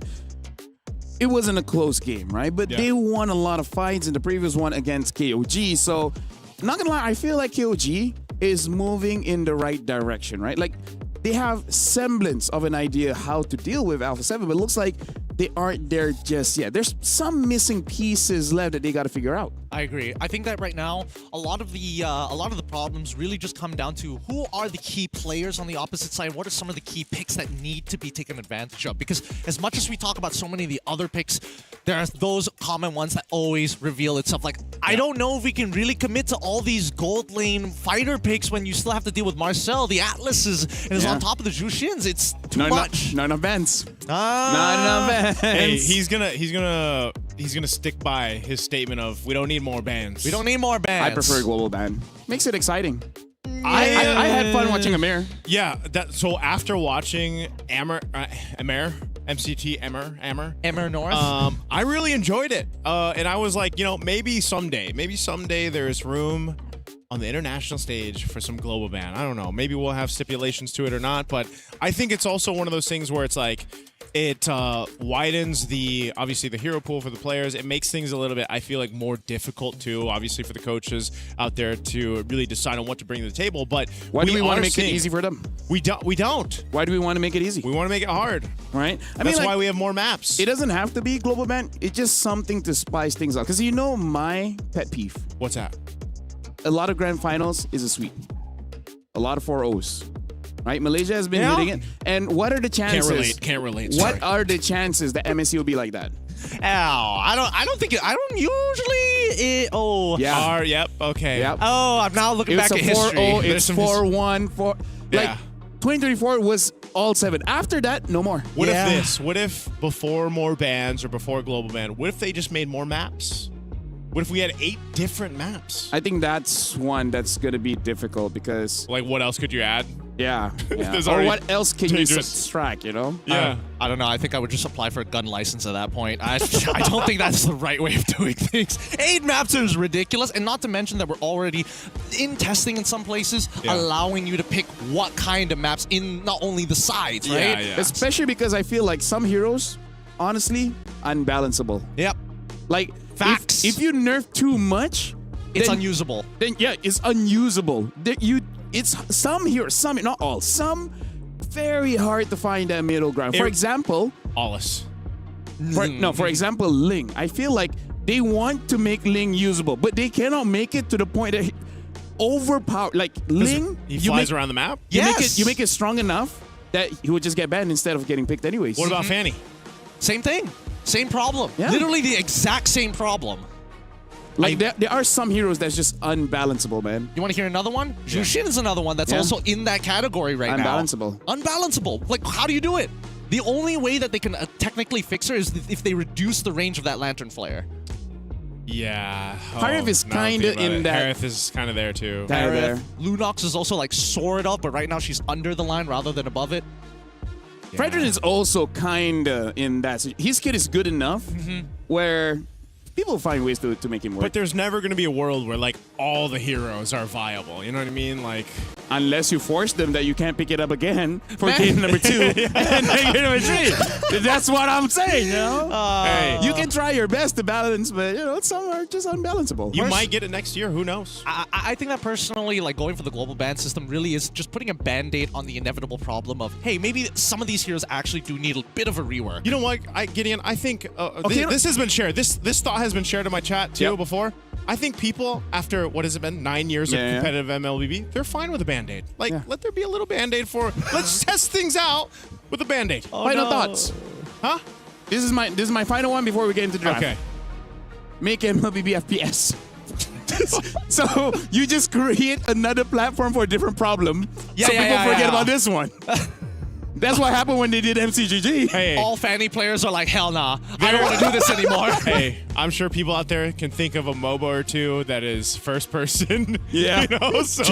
Yeah, the Unreal Tournament players are like, finally, a game we can play. Well, now into the pick and bans here. Alpha 7 again is the first pick, KOG second. Banning out the Baxia, Akai, as well as the Phovius. KOG ban out the Arlid, Zushin, as well as the Marcel. Again, I'm just waiting for that invitation for dinner with diamonds, $1 million. we got ideas, you know? We do. We do. There should, you know what? If that never happens, we should just create our own. Like, you know what? Video of it. Invite us to your podcast. We'll just talk about it there. All right, well, no, this is nothing new, by the way. Yeah, Alan's nothing first new. pick. They always do this. They really, again, I have to admit that out of all the players that we've seen coming out from NA consistently, like Shark has just been really outstanding to me. Yeah, and most people are looking at all the other big names, but Shark has been so consistent. I haven't seen him had a terrible, terrible game except that one time on Lolita. It's great to see him back on the competitive scene, you know, of MLBB. I know we missed them for a year or so, but yeah, Shark has always been a pretty consistent player, and I feel like now more than ever that we've seen in the past, he has been that consistency for Alpha 7, and hopefully he can carry that through. The answer right now from KOG, they'll pick up the Harith again, and then pair it up with a Kimmy again. Really nice stuff, but again, it's going to be I think it's going to be the exact same thing. Use a Shinrubi. I mean, like, why change? Don't need to change it. If they change it, be like, guys, this is not global bans. You know, he can just pick up the same thing. Why you even think about it? What if they just run the same draft back? It basically is going to be that, right? Don't you want, like, feel how the rest of the world feels? They're just like, oh yeah, we can do this. Yeah. Chat's asking, is this game one? Yeah. They're asking the coach, like, wait, what do we pick? It's like, the same thing. I mean, like, we did win. Guys, it's inevitable. I mean, if we're seeing the global bans in other regions, you know, and it's some people are saying it's a test or not, eventually we're going to see it on the competitive international stage. Oh, I mean, eventually. I'll just put eventually. See how crazy this is. Okay. We're willing to create multiple maps. Yeah. Instead of just going for global bans. Like, just put that into perspective. They are willing to create 4 different maps with different mechanics, adding more files to the game. You're like, oh, global ban. Having that clear solution, just being like, no. Nah. By the way, Matilda picked up, so a bit of change here. So instead of going for the Fredrin, but that means Fredrin will get banned. So interesting to see what will be the follow-up here. Will they inevitably be forced to use a Battleman or some kind of damager? Because I'm thinking for Alpha 7, ban out the Fredrin, because even though Gwyn is like a viable utility jungler, I don't think it pairs up that incredibly well with the Matilda. Could be wrong. Yeah. I mean, it depends, right? Because at this point, Matilda already with the base damage is actually at level 4. Once she hits level 4, and I would assume that Yi Shin would be roughly around level 5, level 6 at that point of time, you can chunk him for half of his HP. Yeah. And that's not cool, especially if you're a Yi Shin. Yeah, I think pretty cool if you're the Matilda. Yeah, it is pretty cool if you're the Matilda. Good band though. Good band coming out from Alpha 7, right? Go ahead and take out that Guinevere. Like we mentioned, Freya is going to be the option here. Honestly, at this point too, I'm wondering if you just see the Alice again. Now, Nouns might pick something else, but it works so well in the last one. So if it just happens to be the same exact draft for Alpha 7, where does KOG make the adjustment, right? Other than the Matilda pick right now. It has to be in the EXP, no? Yep. I agree with that. I think that it has to be in the EXP, and I think that as much as I want to see Alice again, I think they're pretty confident that KOG is going to lean into that Lapu Lapu once more. So maybe you can actually lean into something that's more lane dominant rather than just sandbag, so you can eventually invade enemy territory. We need to eventually make an EXP laner that will just make other lanes puke, where he gets stronger when he gets hit by CC. You know how Phoveus likes going up against dashes? Yeah. So make a fighter that likes when he gets crowd controlled. Like He gets an basically empowered auto attack every time he gets crowd control. a martial artist. Someone who likes pain. Martial artist that's masochistic, exactly. That's Aldous, dude. You're trying to get your stack off the minions. You're just getting hit the whole time. Yeah, but he doesn't get a benefit out of that, you know? Like imagine Argus another revamp. When you get hit by a crowd control, it increases your body, reduces your ult cooldown. It increases your sword's range. At maximum range, he's hitting you halfway across the map. Exactly. And you don't have to press your ultimate. And at enough stacks, it gives you life bane. Meaning that you can't stop. So does that, wait, hold on. Sorry, I know this is sidetracked, but does that mean Argus only technically has 2 abilities? Yeah. Didn't they say Hararo was the first hero? Well, technically it's Argus. Yeah. Because you don't have to press his ultimate. It's the first hero to have 4 abilities at level 2 for Hirara. There we go. And unfortunately for Argus, it's always 2. But I like the steal coming in from KOG, right? They take the Alice, and in response, Alpha 7 is like, you know what? If you want to be a nerd, I'm going to be a nerd. I'm going to get the Uranus and sandbag this lane harder than you can. At least he can't, like, 4-man stun, you know? And then the Barats. Barats Matilda. Actually, this is Shades. Yeah, because I think I've heard in scrims, people have been trying out, and they're not saying it's S tier, but having the Barats, Matilda, but more importantly, the Kimi, maybe. I've seen this somewhere before. You've seen this? Yeah. I don't get it. I don't get it personally. I get that it's a tank, but what he brings to the table doesn't make sense. He can eat someone. Okay, sure, but then there's still a stronger counter engage from A7, right? Then I mean, eat yes, them there's again. Alice. Right? Imagine this. All right. You get a kill reset on your ult. Bleeding time. I'm not going to imagine this, Lavelle. Throw it to us. All right, well, you know what? I'm going to give it over to Gideon and Naisu. It's been a long day for me, all right? Hey, keep that one in your memory hotel. Yes, it's me, Naisu Gideon. We're about to jump in to game 2 of this one. Again, it's the last match for today. Wildcard day 3 here. Alpha 7 is inching closer to get to the next stage. KOG, they need to go ahead and win this to get to extend the series. I know what you're seeing on there. It's a little mixed up, but hey, here we are in the land of Dawn. Yep, here we are. I do really want to see how this Barats is going to work, right? Now they've got like much better engage and disengage tools on their side, making it a little tougher for best player 1 to really start taking advantage. But here's the thing. The big problem with Barats is those stacks, right? The bigger you get, the more stacks you technically have, and you have to maintain it throughout the course of the game. Once you lose those stacks, I don't know, man. It feels like it's a downward trajectory for the most part. Yeah. Again, taking a look at the emblems here. While there's a bit of action in the mid, they're just going to clear that out. Nothing crazy. Obviously, you still have some tankiness there, that tenacity for now. So I think this game is going to be very different for him instead of having that Alice, right? There's still value that obviously the Uranus can bring, whether he's just kind of cutting the waves, pushing things off, but also he's just a bulwark for the team right now. So that alleviates some of the pressure for Shark. And then, of course, you can supplement it with Zia there.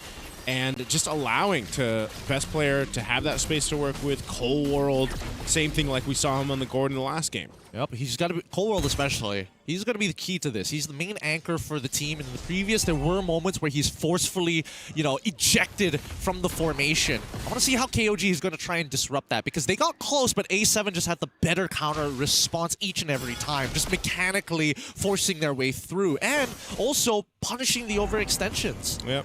Again, just for a side note, if you guys are just joining us here, it's Alpha 7 that has the win for the last one. I know you see the little triangle there, but first turtle. Oh, and turtle falls into Best Player 1's hands. Best Player trying to get on out of there, but unfortunately, 33 is making his life difficult. Flickers on top of him, but the Traceless is good. Best Player is doing his best, but the Gleam is allowing 33 to stick on top of him. While this is all happening in the back line, Decay Zed alongside would now end up dying. Zed can still clean this up. He's got the damage, and 33 will try his best, but unfortunately, Zed does get hit by the projectile. Loses just a bit of DPS. Yeah, it was a good attempt there, but, you know, KOG ends up losing 3 bodies plus the turtle over. You could see just how this composition could work, though, right? There's a lot of tankiness, there's a lot of durability to it, and mobility. That's one thing that they can take advantage of, and eventually, once Payan's online on the Harith, this is a reason why they go ahead and prioritize this for him. He's able to pump out a lot of damage. The problem is right now, they just don't have that just yet. Looking at this turtle is very quick.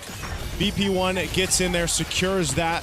Nath zones out the members once again. Zed doesn't really have a choice to join towards this fight because you have a Mystic Gush, you have Nath zoning you out, and the rest of the team just collapses down. Yeah, I think unless they have a way to disrupt Cold World's position or get some early ult out of Shark, it's pretty unwinnable, right?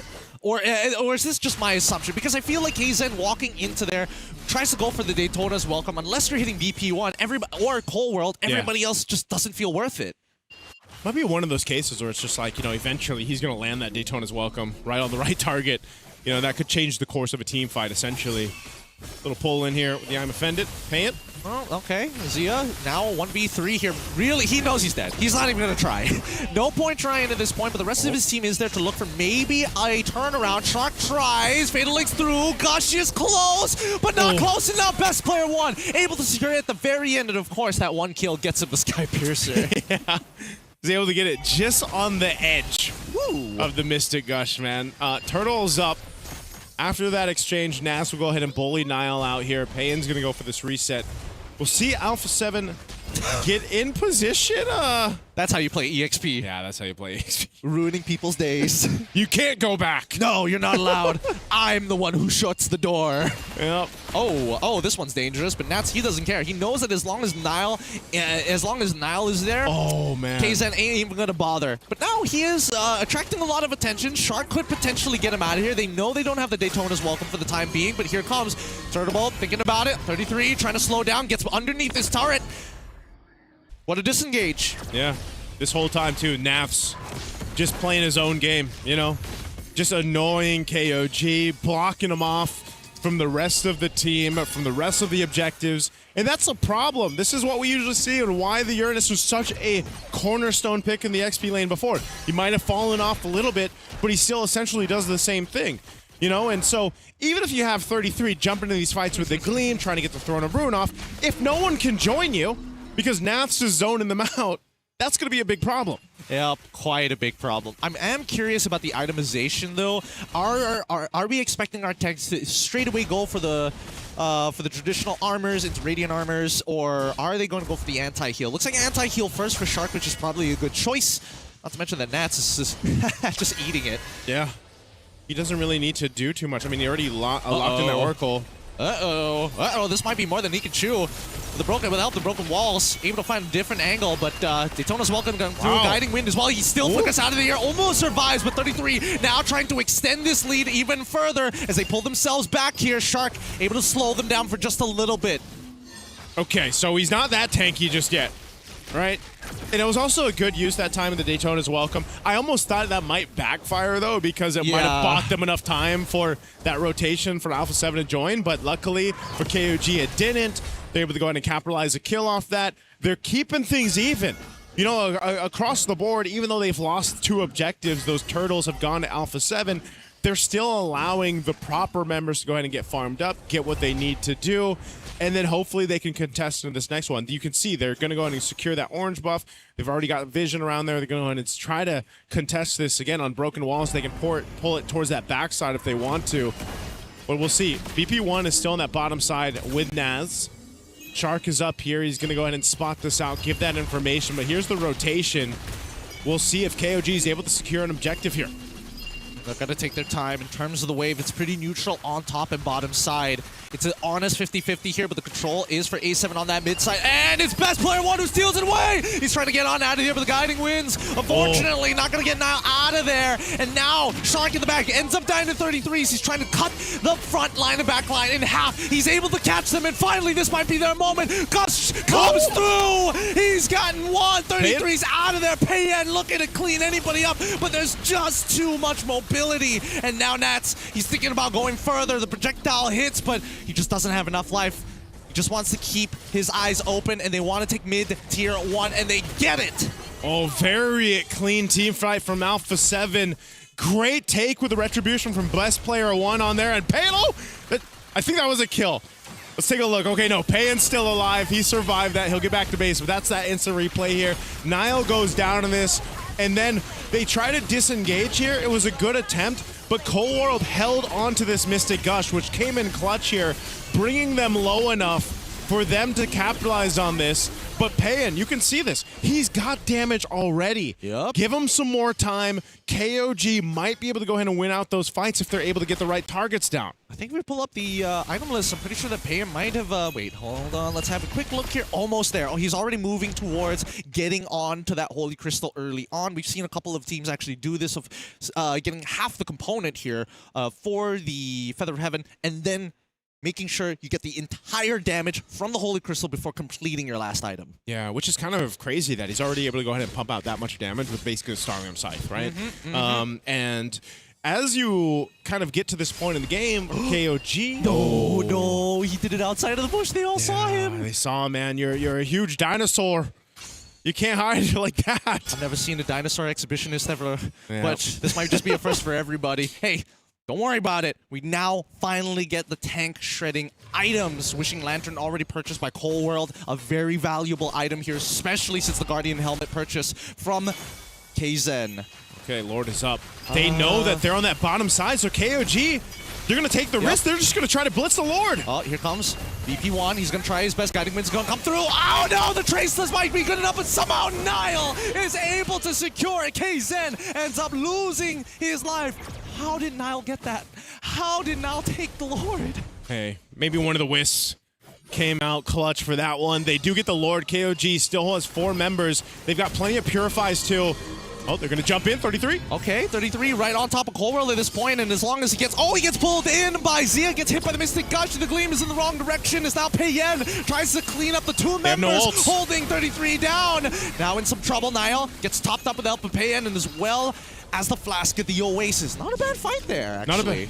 Not a bad fight. It was just seconds off for them to have crucial ultimates for the re-engage there. Cold World, once he landed that stun, he just got the Mystic Gush. Same thing, best player popped the Mountain Shocker, but still, KOG comes out with a pick. They got the Lord. They'll take out some turrets. This is great for them to start getting some momentum in their favor. Alpha 7 has pretty much controlled a lot of these little moments around the objectives. Well, now KOG can turn it around. They've got potential to go ahead and let Payan now pump out this damage, get to where he needs to be. He's going to slowly crawl up this damage dealt ranking you see here because he's enabled now. So Lord will eventually go down as they did a little bit of damage to this top turret. They do take out the tier 2. So Alpha 7, that 2-ish thousand gold lead that they had has been pretty much taken care of. But KOG in a really good position now. Yep. 10 minutes into this game, and now in a much better position in terms of their raw gold. Compared to game number 1, which was a lot slower, we were like at 29, 28. Here, we're already at 32, 31. Already showing how much more action it is and how much more gold efficient both junglers have decided to be this game.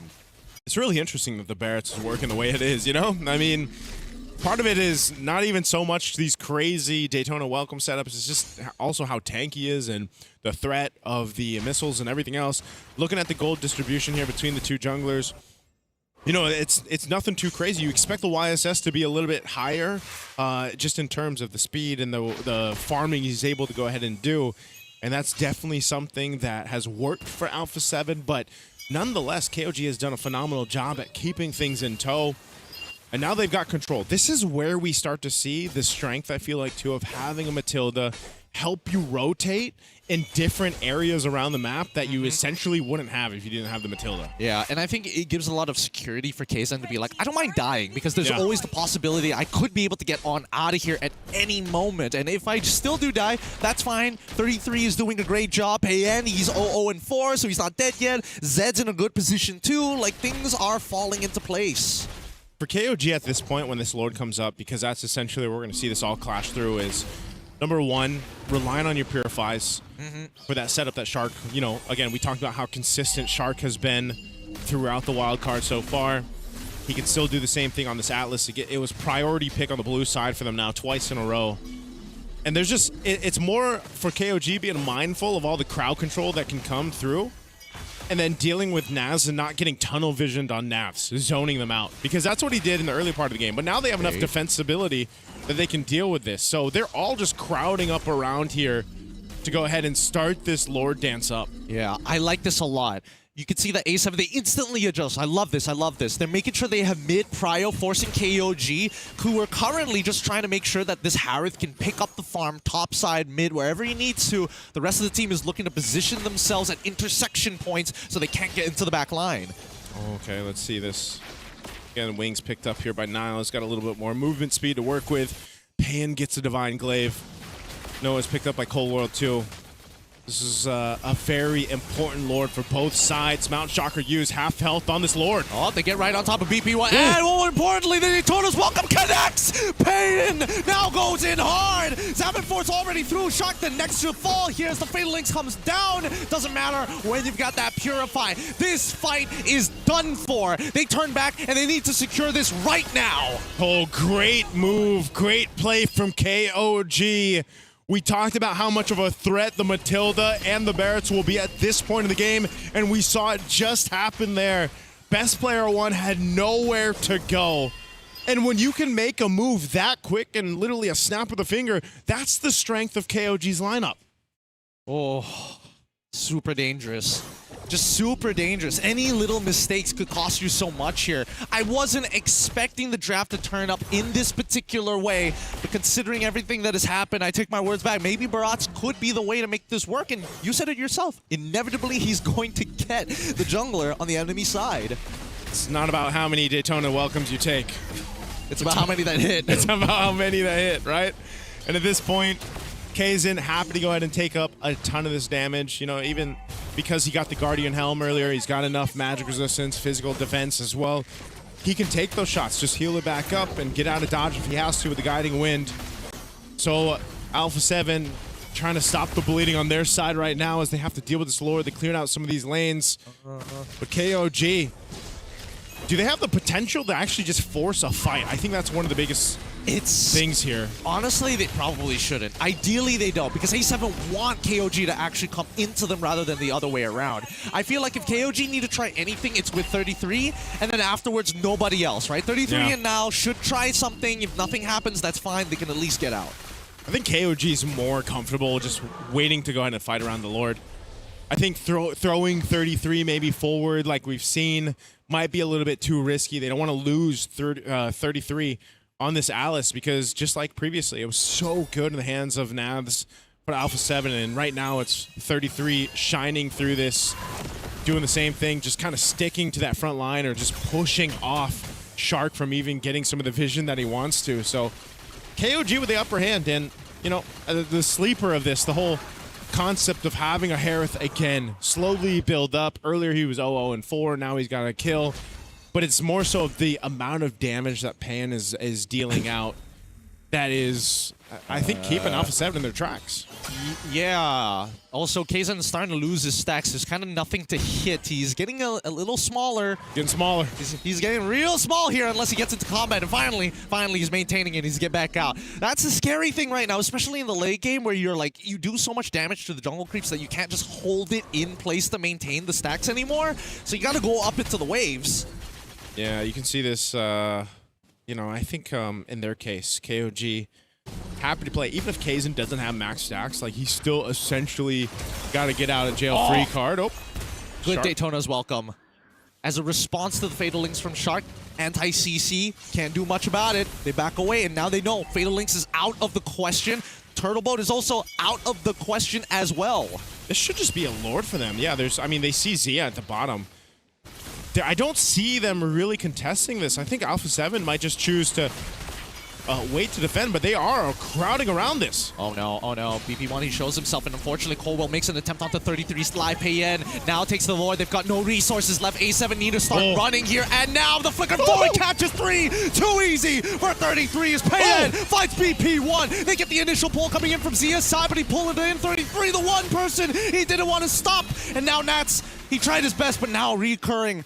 Walking back, they lose one member in that full fight. That could have been way worse for Alpha 7. They only lost best player 1, but I was thinking at least 3 were going down in that exchange. KOG able to make it happen. Again, there's just so many shields, so much utility, and speed to work with.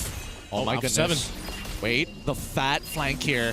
Does he have the Fatal Links? Yes, he does. Shark, there's an opportunity here. Payen does not have his Purify.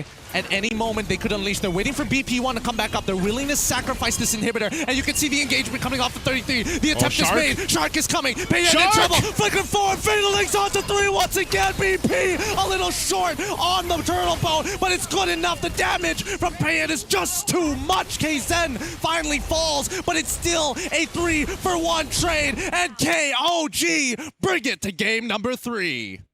The ideal was there from Shark and the rest of Alpha 7, but just not enough to get through the shields, the mobility, and everything else that this lineup from KOG came together with. A tough loss there for Alpha 7. I mean, I feel like they controlled portions of the game. KOG took some time to come back, but they did exactly that. And now, who wouldn't want this? A game 3 for our last match of day 3. We started with 3 games, and we're gonna end it with 3 games for today. And personally, yes, the Barats was there, the highlight, but I kind of feel like the missing puzzle to the piece is actually Alice, right? Like in game number 1, Atlas plus Alice, the combination of the AoE crowd control is just too much, alongside with the Ruby as well. So I feel like, again, take some core ideas from game number 1, which is be tanky enough that you don't mind getting crowd control that long. But also number 2, have some AoE CC yourself. So this time, it's a good deny coming in from KOG, taking the Alice away. And I gotta say, it worked out beautifully for them. Oh yeah. I mean, there was a bit of an adjustment period for 33, right? Again, he's over-expending his resources to get the singular job he needs to do done, but then he starts to get more efficient over as time passes. Yeah. And not to mention, even like Nile, I think this is one of the better Matilda games we've seen from Matildas out there already, because BP, holy, what could he do? He shows himself for half a second, and guess who's on him? Nile. Yeah, Nile was that guy that just made it very difficult for best player to 1 moving around the map, or even the objectives. Half the time they were just trying to even get him to provide vision, and then here comes Nile and the rest of the team, you know, and this is one of the combinations that we see work really well. Yes, Alpha 7 fought back here, you know, they had the Mystic Gush to work with and everything else, but this is one of the things, eventually that damage isn't going to be as deadly towards the late game. Once those defensive items are built in, like we saw from 33, for example, Nile even so, he's able to provide enough shielding. Even the Zaman Force for Payen, there isn't enough damage to just kind of get through all of that eventually in the late game. So now, honestly, there's multiple layers of question that we have to ask coming into the next game, because it looks like for both teams, AoE crowd control is the name of the game because they like to clump up. So either deny some picks, maybe change the bans a bit, or they got to make a draft that makes it so that you can fight in a spread position, right? So there's multiple different ways to tackle the problem, but for now, it looks like both teams do it differently, but they like to play clumped up together, right? So in a way, they have the same identity, just maybe a different play style. Yeah. Well, I'm not or sure. Or same play style, different identity. Yeah, same play style, different identity. But then you could see that both KOG alongside with Alpha 7, right? In that second half of the bans, they were already thinking about the wide open AoE ults as well, right? Belleric's high loss is already getting taken up. The one that I'm surprised about, again, God Thought hasn't been seen, not as an engaged tool, but I really want to see more disengaged tools if you're just running out of resources. Yeah, and it's different now too because the nature of the team fights have changed since we don't really have all these revitalized roamers coming into play. Now you favored more towards these. Obviously, Atlas is the setup roamer currently. We've seen the Cho, now the Matilda's popped up a couple times. So roam, you have like these options of what playstyle do we want to go with. And, you know, we were going through that draft, and I'm thinking now, maybe we won't see that same priority. We won't see that Atlas, the YSS Ruby pickup first 3 picks, because now they've tried to run it back, ended up not working. Maybe the biggest weakness of that was not getting the Atlas. So I think, yeah, game plan for Alpha 7 has to change. KOG executed really well on that one, though. Well, for now, we will be going for a break, giving time for Alpha 7 as well as KOG to figure this one out. We'll see you guys right after this.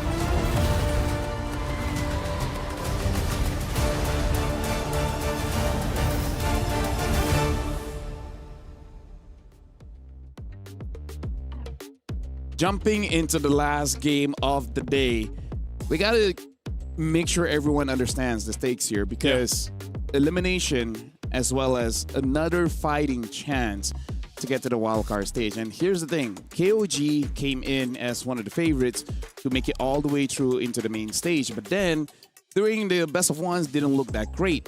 And then during the best of ones, Alpha 7 looks amazing, and then they became the favorites. And now both teams look like they are on equal footing, because not only is it a 1-1, but both games went all the way to the late game. They've adapted well, and I think at this point, right, unless they want to have some new breakout strategies to kind of change things up, I feel like it's going to look the exact same way, this time with a couple more bans in that second phase rather than just the first. And that's the thing. I think when we first saw it yesterday with the whole YSS double fighter thing, we realized, like, okay, Alpha 7 really likes that. They showed it us twice now, back to back. And so I think this is where they go and do something a little bit different, right? Because they should be on the red side, right? They get to choose. They get to choose. I believe Alpha 7 gets to choose. Okay. Well, in that case, that's the thing. Do they go still with the blue side priority? Are they still trying to get the Atlas locked in for Shark? Are they going to change it up there? Because so far, I think through all the games that we've seen aside from today, we've seen different variations of Alpha 7. KOG is a team too where I feel like they stick to a pretty good game plan. Harith seems to be the way to go right now, at least for Payan, and then they just kind of complement him by playing around that. So yeah, honestly, for game 3, I don't know, man. This is like a 50-50 for me. I feel like Matilda is also going to be something they have to look out for. Not sure if it's going to get banned or contested, but yeah, I feel like that's something that Best Play 1 is kind of annoyed now, because 2 games in a row, even though it's different heroes, he keeps getting targeted. Yep. I mean, it's almost like he's the only real damage dealer of the team. I mean, that's kind of the point here with the double fighter comp, right? But that Matilda is really frustrating. The 2 times that we've seen that all kind of circle around, he loses half of his health. That one time he ulti brings Barat alongside with him, that's when the game ends. You're not escaping, you know? You're not getting away. That is a guiding wind I don't want to be a part of, right? That's the closest Bara has been to a Velociraptor. He's evolving. He's evolving. He's like, I got wings. I got wings, baby. Oh, it's good. It's I've seen that documentary. Yeah. It was a baby boy Barat stomping on some jungles, and then all of a sudden, mommy, my wings are like what, 60 feet long or something? I have no idea. I can't remember. It's like, it's bigger than a plane. Yeah. It's bigger than a plane. That's airtime, baby. You know? Who would have thought, too? I mean, I always like to see these unique picks come up. I just didn't think I would see the Barrett's pick picked up. Here's the thing. It's a wild card thing, man. It's wild. Main stage is going to get boring again. But hey, for now. Please, no. Please, no. I think the main stage will be more interesting than that, of course. This is just like an appetizer. I like that wild cards, NWI. People have identity and they stick with it. In main stage, just copy and paste, man. It's not this year, LaFell. Not this year? I know. It won't be this way this year. Not 2026? No. All right. You know how we fix copy and paste? You know what it reminds me of? What? That one meme that's like, 2026 is my year. Cross out. 2027 is mine. Add one every time it hits December. It's going to be a tough one here, and the stakes are extremely high. As much as we joke around, I can't imagine the tension that these players are feeling, especially when we're talking about Alpha 7. They've been in these positions before, and KOG, this is the first time they've gone to any international for their region. So no matter what happens here, both are looking to move on. Let's talk about KOG for a speak, Alpha 7 a second here. The bans are the same, so not a priority. Will KOG take that Atlas away, or is there something more precious here? Because I feel like Atlas might be something that we might see in the first three. Oh, first three, yeah. Yeah. I think Atlas is still the move to go. If not, what else have we seen priority other than the Marcel, which is banned out, and the Jushin? I don't know. Unless they want to say, you know what, we're not going to do these big team fights anymore. We're going to play for pickoffs. Because now that Atlas is gone, and I'm surprised because Alpha 7 has been going for Atlas first pick every single time on blue side. Is this going to be a Harith? Like, or do we see blue side Harith just for paying? Or, you know, is he comfortable giving that up this time after going a back-to-back? Not 100% sure, but I think it would make the most sense if you want something that is not only just safe.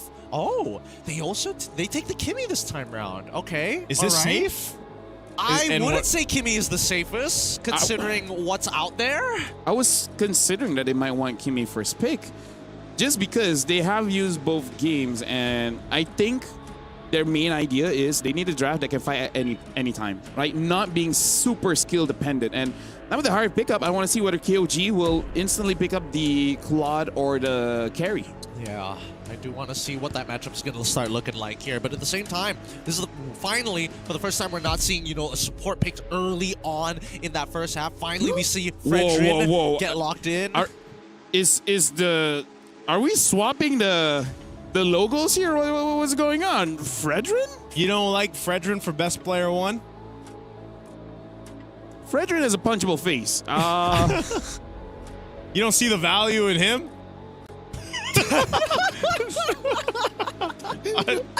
Daytona! Oh god!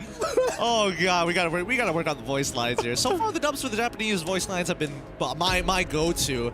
Now we see at least the Barats alongside the Matilda get picked up again. If it works, don't fix it. If you don't like my Barats, there's an easy one from Matilda. I'm on the way. Yeah. Hey.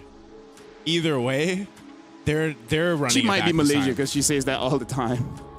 I'm already on the way. Why do you have to tell me that as I'm about to take a swig of water? Why do you got to bring up Malaysian culture? Malaysians get it. And I was like, one of the most said, well, Benedetta. Oh, Benedetta right away, man. Benedetta? I don't know. This might be one of the situations where both sides feel pressured, and Alpha 7's like, let's play comforts. You know, that's what we got to lean into. And here's the thing. I think they're going for option C of what I said earlier. Instead of playing clumped up, just play a draft that can spread. I guess because you have the nice Barretts banana. and Matilda crossing your. Thank you. That's like twice the size of a normal banana. No, that's about average. I don't know what you're talking about. Everybody knows. Everybody knows that's a normal size banana. Can one of you guys take a story so people know? we already got a photo. Don't worry about it. No, keep it in no context. No context? Yeah, no context. That's even funnier. Well, the carry has been banned out, so that's a direct counter for the Harith. So now is it just going to be defaulting to the Claude? I mean, like, why not? It's one of Payton's best hero. He even got a backdoor just earlier today. That's true. That's true. It's not a bad idea. Yep. And you probably want to have a Trinity build user when you're dealing with, especially when you're dealing with Fredrin on the opposite side. Belleric? Man. Belleric has, I'm so surprised at how much he's banned out. Right? I'm actually just surprised about that. I understand because he's a 3, and right now KOG, if they pick up the claw, they got a lot of animals there. Yeah. They got an eagle. They got a dinosaur. So they're gonna have a monkey. They don't want to deal with the tree. Kimi's the scientist experimenting on them. Yeah, science experimenters are there. They're animals, clearly. Yeah. Yeah.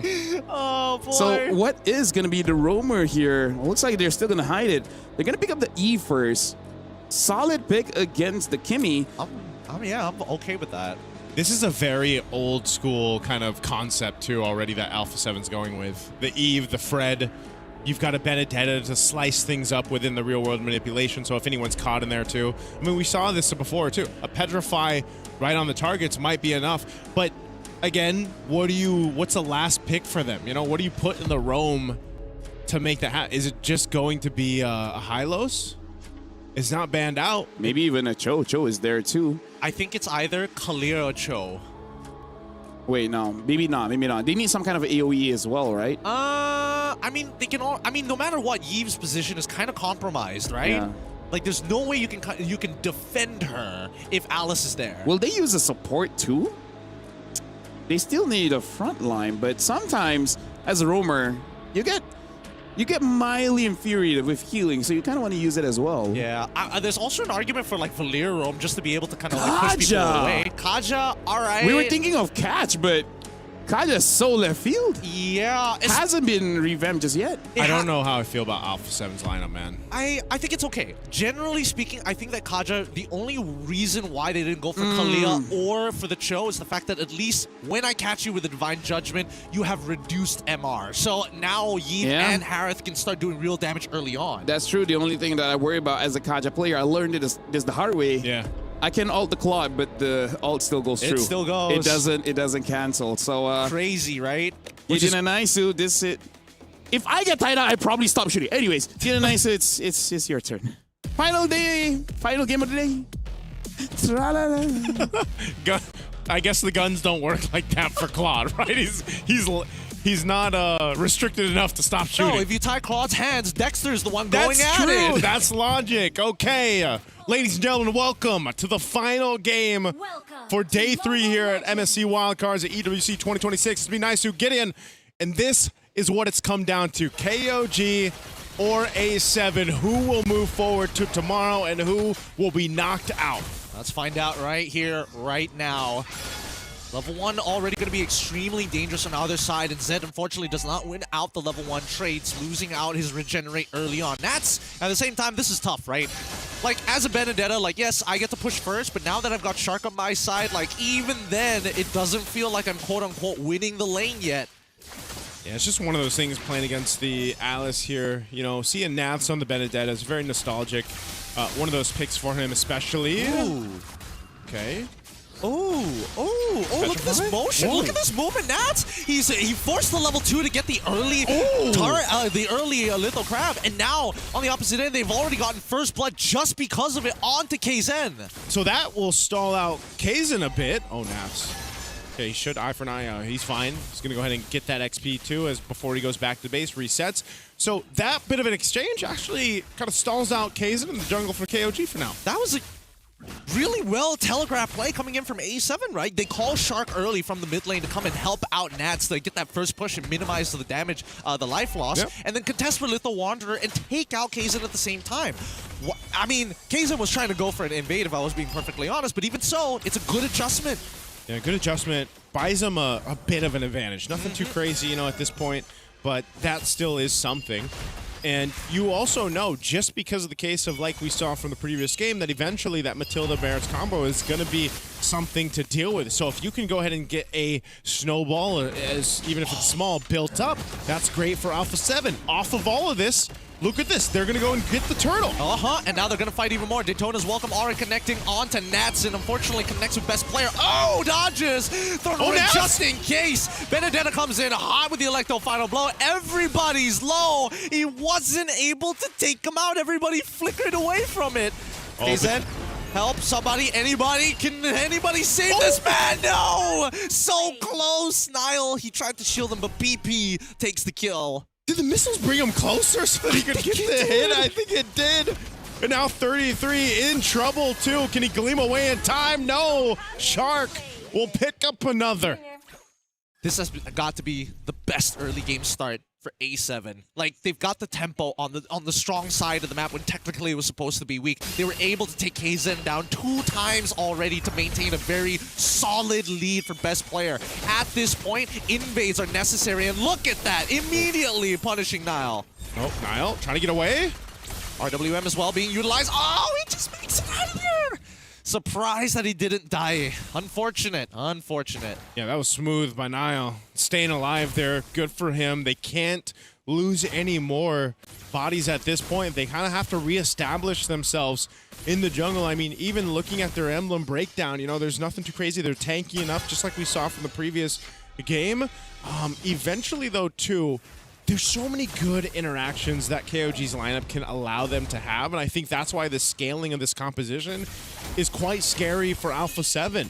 You know, I know they want to go ahead and just play that pick-off style of game with the Kaja, just getting the numbers advantage, but KOG's lineup can actually get them to a point where they're just, who are you going to pick off, right? Who is going to be that target to go ahead and get? It's most likely just either Zed or Claude throughout the majority of this game. Yeah, but I think at the very least, when we look at the opposite side at A7, it's kind of Cold World and as well as Zia who are the main damage dealers, right? Nats, yes, as much as he's kind of independent, he can kind of supplement anybody on his side, but Shark, unfortunately, the ones who can really take advantage of it is Cold World alongside with Zia when they have items. For now, Nats has got to carry them through the early stages of the game with best player 1, and hopefully that's enough. They find another Divine Judgment, and it's perfect! They managed to take out Payan early on into this fight, and now KOG just have to back away. What can you really do? BP1 immediately thrown to Ruin, able to catch on to 2 members, but it's just too late. Look at the damages that's starting to melt one by one. Even Zia can't and is laughing at the amount of puny damage KOG can throw in their faces. People were probably asking, best player 1? Utility? Question mark? Fredruin? Question mark? Well, right now it is working. 3-0-3 on the Fred.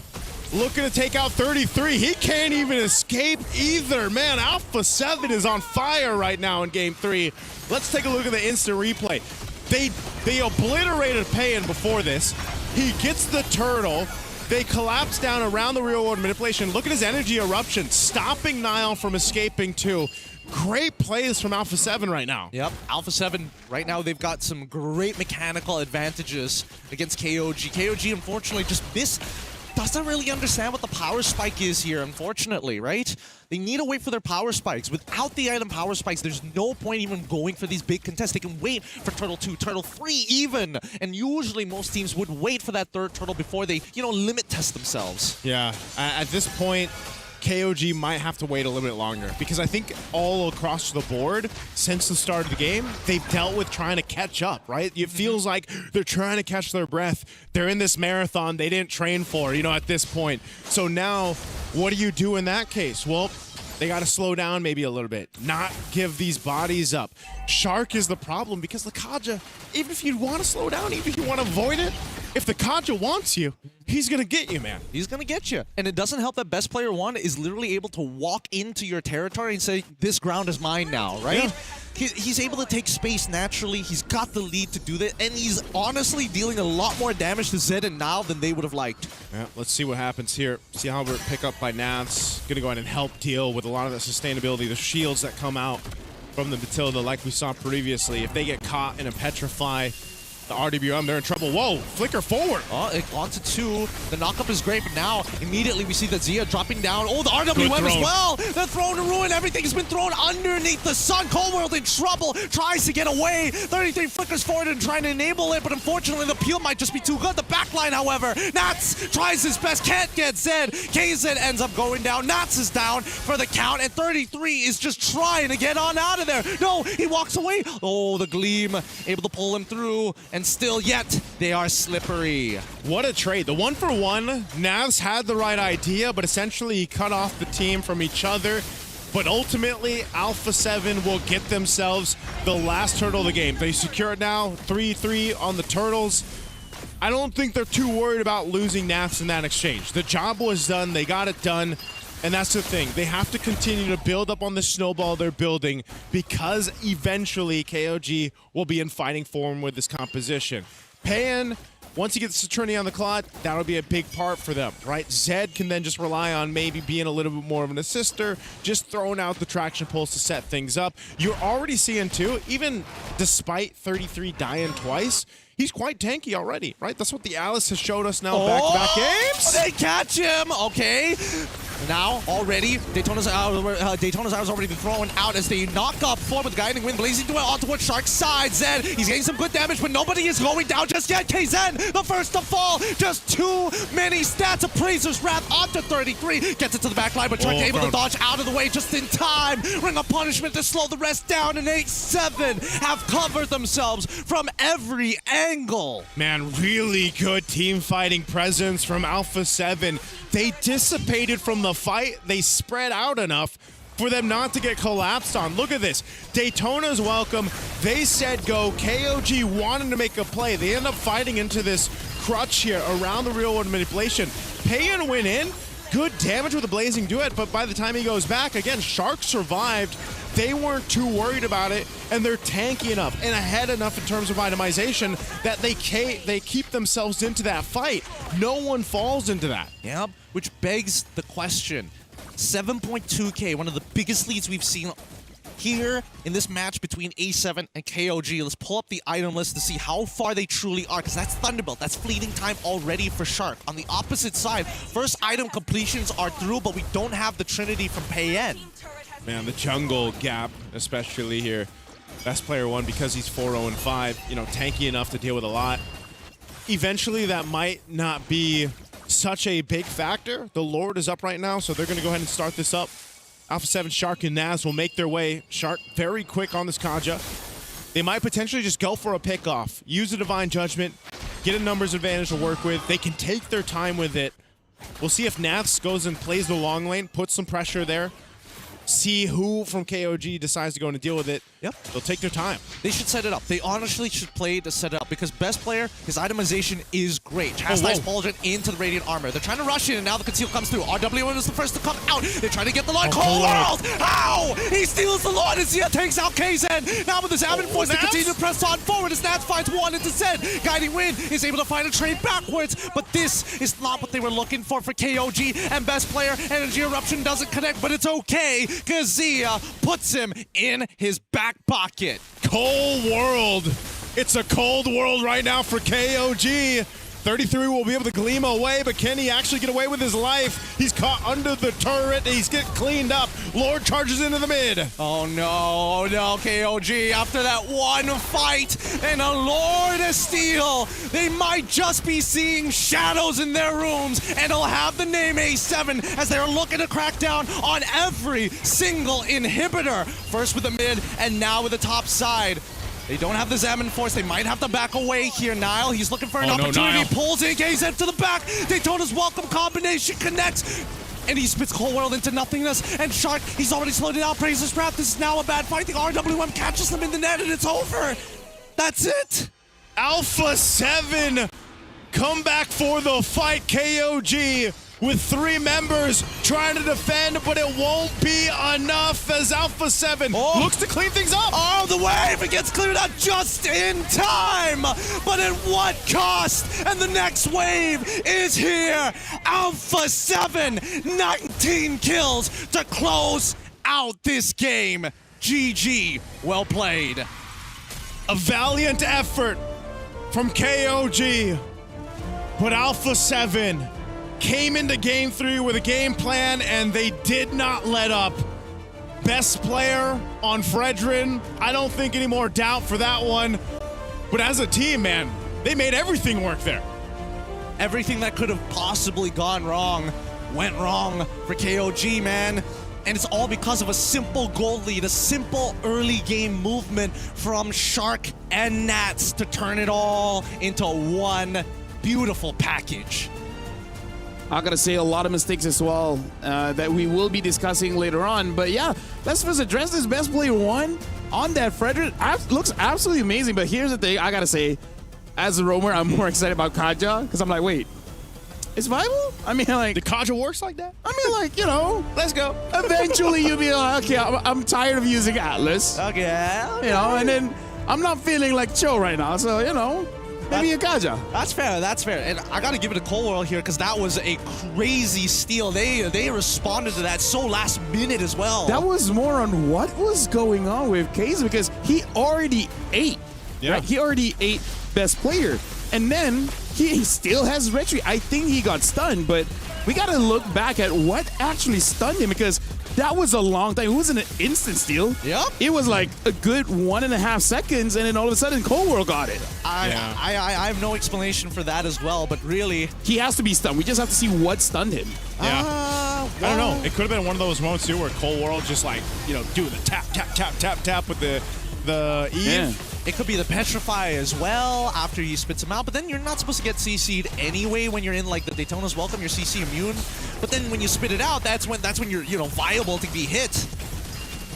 Should see it here in a second for that Lord. Yeah, So the 8-minute mark here. It's not that he missed retreat, he just didn't use it. Not at all. And yeah, in this game, we can definitely see that KOG, they tried it. They tried their best, but again, I feel like the early rotation from Shark helping EXP. Okay, hold on. I think This is the one. Okay. This is the one. All right. He eats CC him. immune, CC immune. He was suppressed. He was got hit by suppressed. the Divine Judgment. Yeah, he was suppressed by Shark, bro. I thought Zed or 33 was the one who's got hit by the Divine Judgment. It actually was straight on to KZen. Well done, Shark. MVP, man. Shark. Consistent, man. Consistent Shark. Woo! I mean, like, that's one of the situations you don't think about using the Divine Judgment on the Barats, because again, CC immune, and he is rarely picked. Yep. Even in ranked games, so you probably don't even remember that interaction, and all of a sudden, you know what?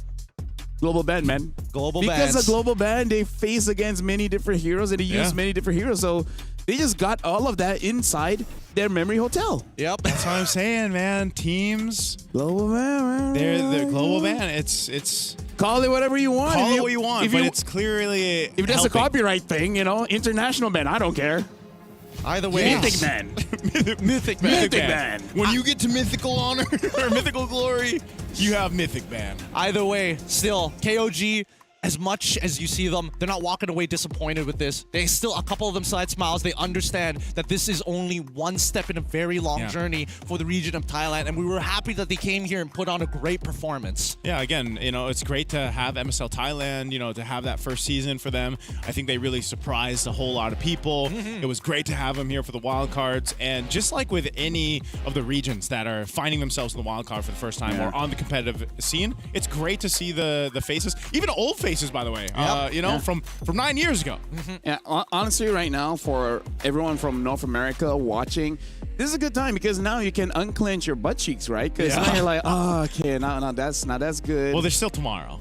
There's still tomorrow, but hey, one problem at a time, am I right? Yeah. One problem at a time. And this is just one of the advantages that I guess the region of Amir really experienced, Amir experienced, because they should not have a hero pool problem, which, let's face it, for today, quite a few teams fell victim to that. One of them is Mongols, and that was the first match of the day, where it's like, you don't get Hirara, you don't get Yusin Shin, and then it's like, you got nothing left.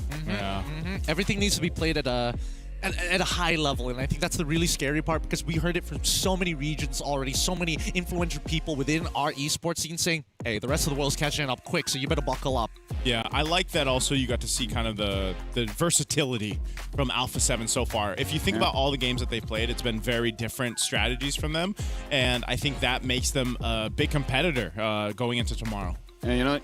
Global man, tough situations make tough men. Speaking of tough men, we're going to be throwing it over to Alpha Eterna, man. the Alpha woman.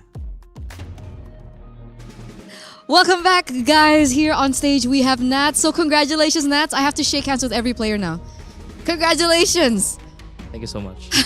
Okay, how does it feel to go one step forward here in the wildcards?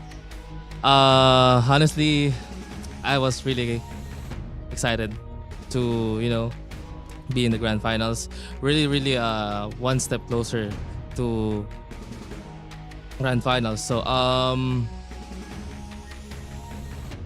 It's okay. Take your time. Take your time. You know, absorb how you feel. As of now, I'm just really happy to like be here. Okay, he's happy to be here. He's happy to be back on the international stage. And of course, all the viewers out there are very happy to see you, especially on your Alice pick earlier on. What was that? Is that like your power pick? Can we consider Alice your power pick? Actually, yes. Before the damage XP meta came up, it was really one of my special heroes. Back then in Amer, I was always using it. And I never lost in my Alice. In my league. 100% win rate on the Alice. That's something that, of course, we need to take note of in the coming future. And, you know, of course, talking about these picks, there are some signature picks that we're seeing from Alpha 7, right? We saw the Ruby back-to-back Game 1, Game 2. We saw it in the group stages as well. Is this in the meta, Ruby Gold, or is this just a signature comfort pick for Alpha 7? I think it was only signature pick for Zia because Zia is like fighter, gold laner at the same time, carry, marksman. So he was really capable of playing such of heroes.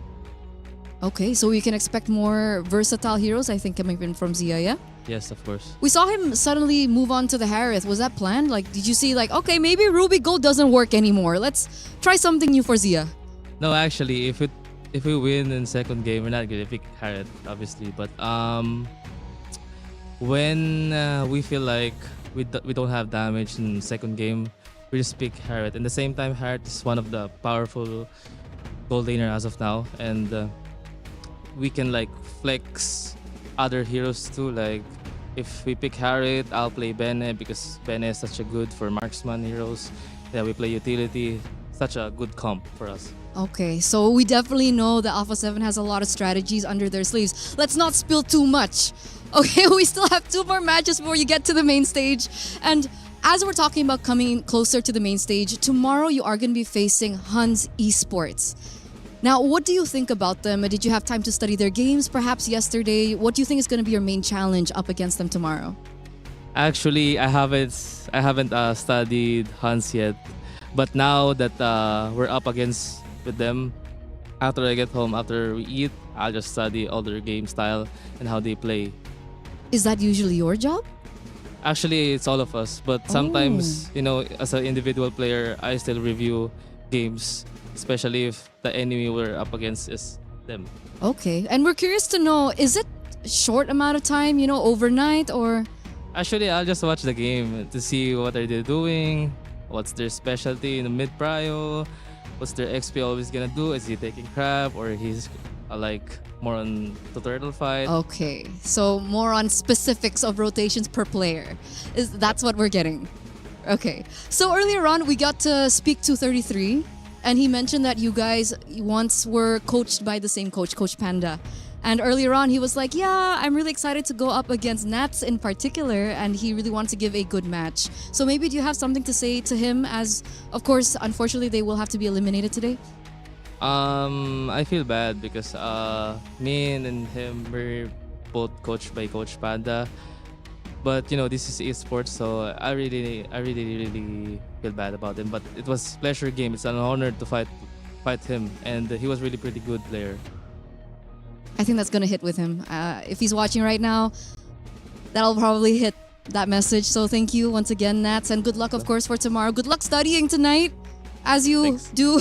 Okay, and that's it. Congratulations once again to Alpha 7, and we're going to throw it over back to Lafel. Thank you very much, Eterna, as well as Nats. She didn't even address Alpha Woman.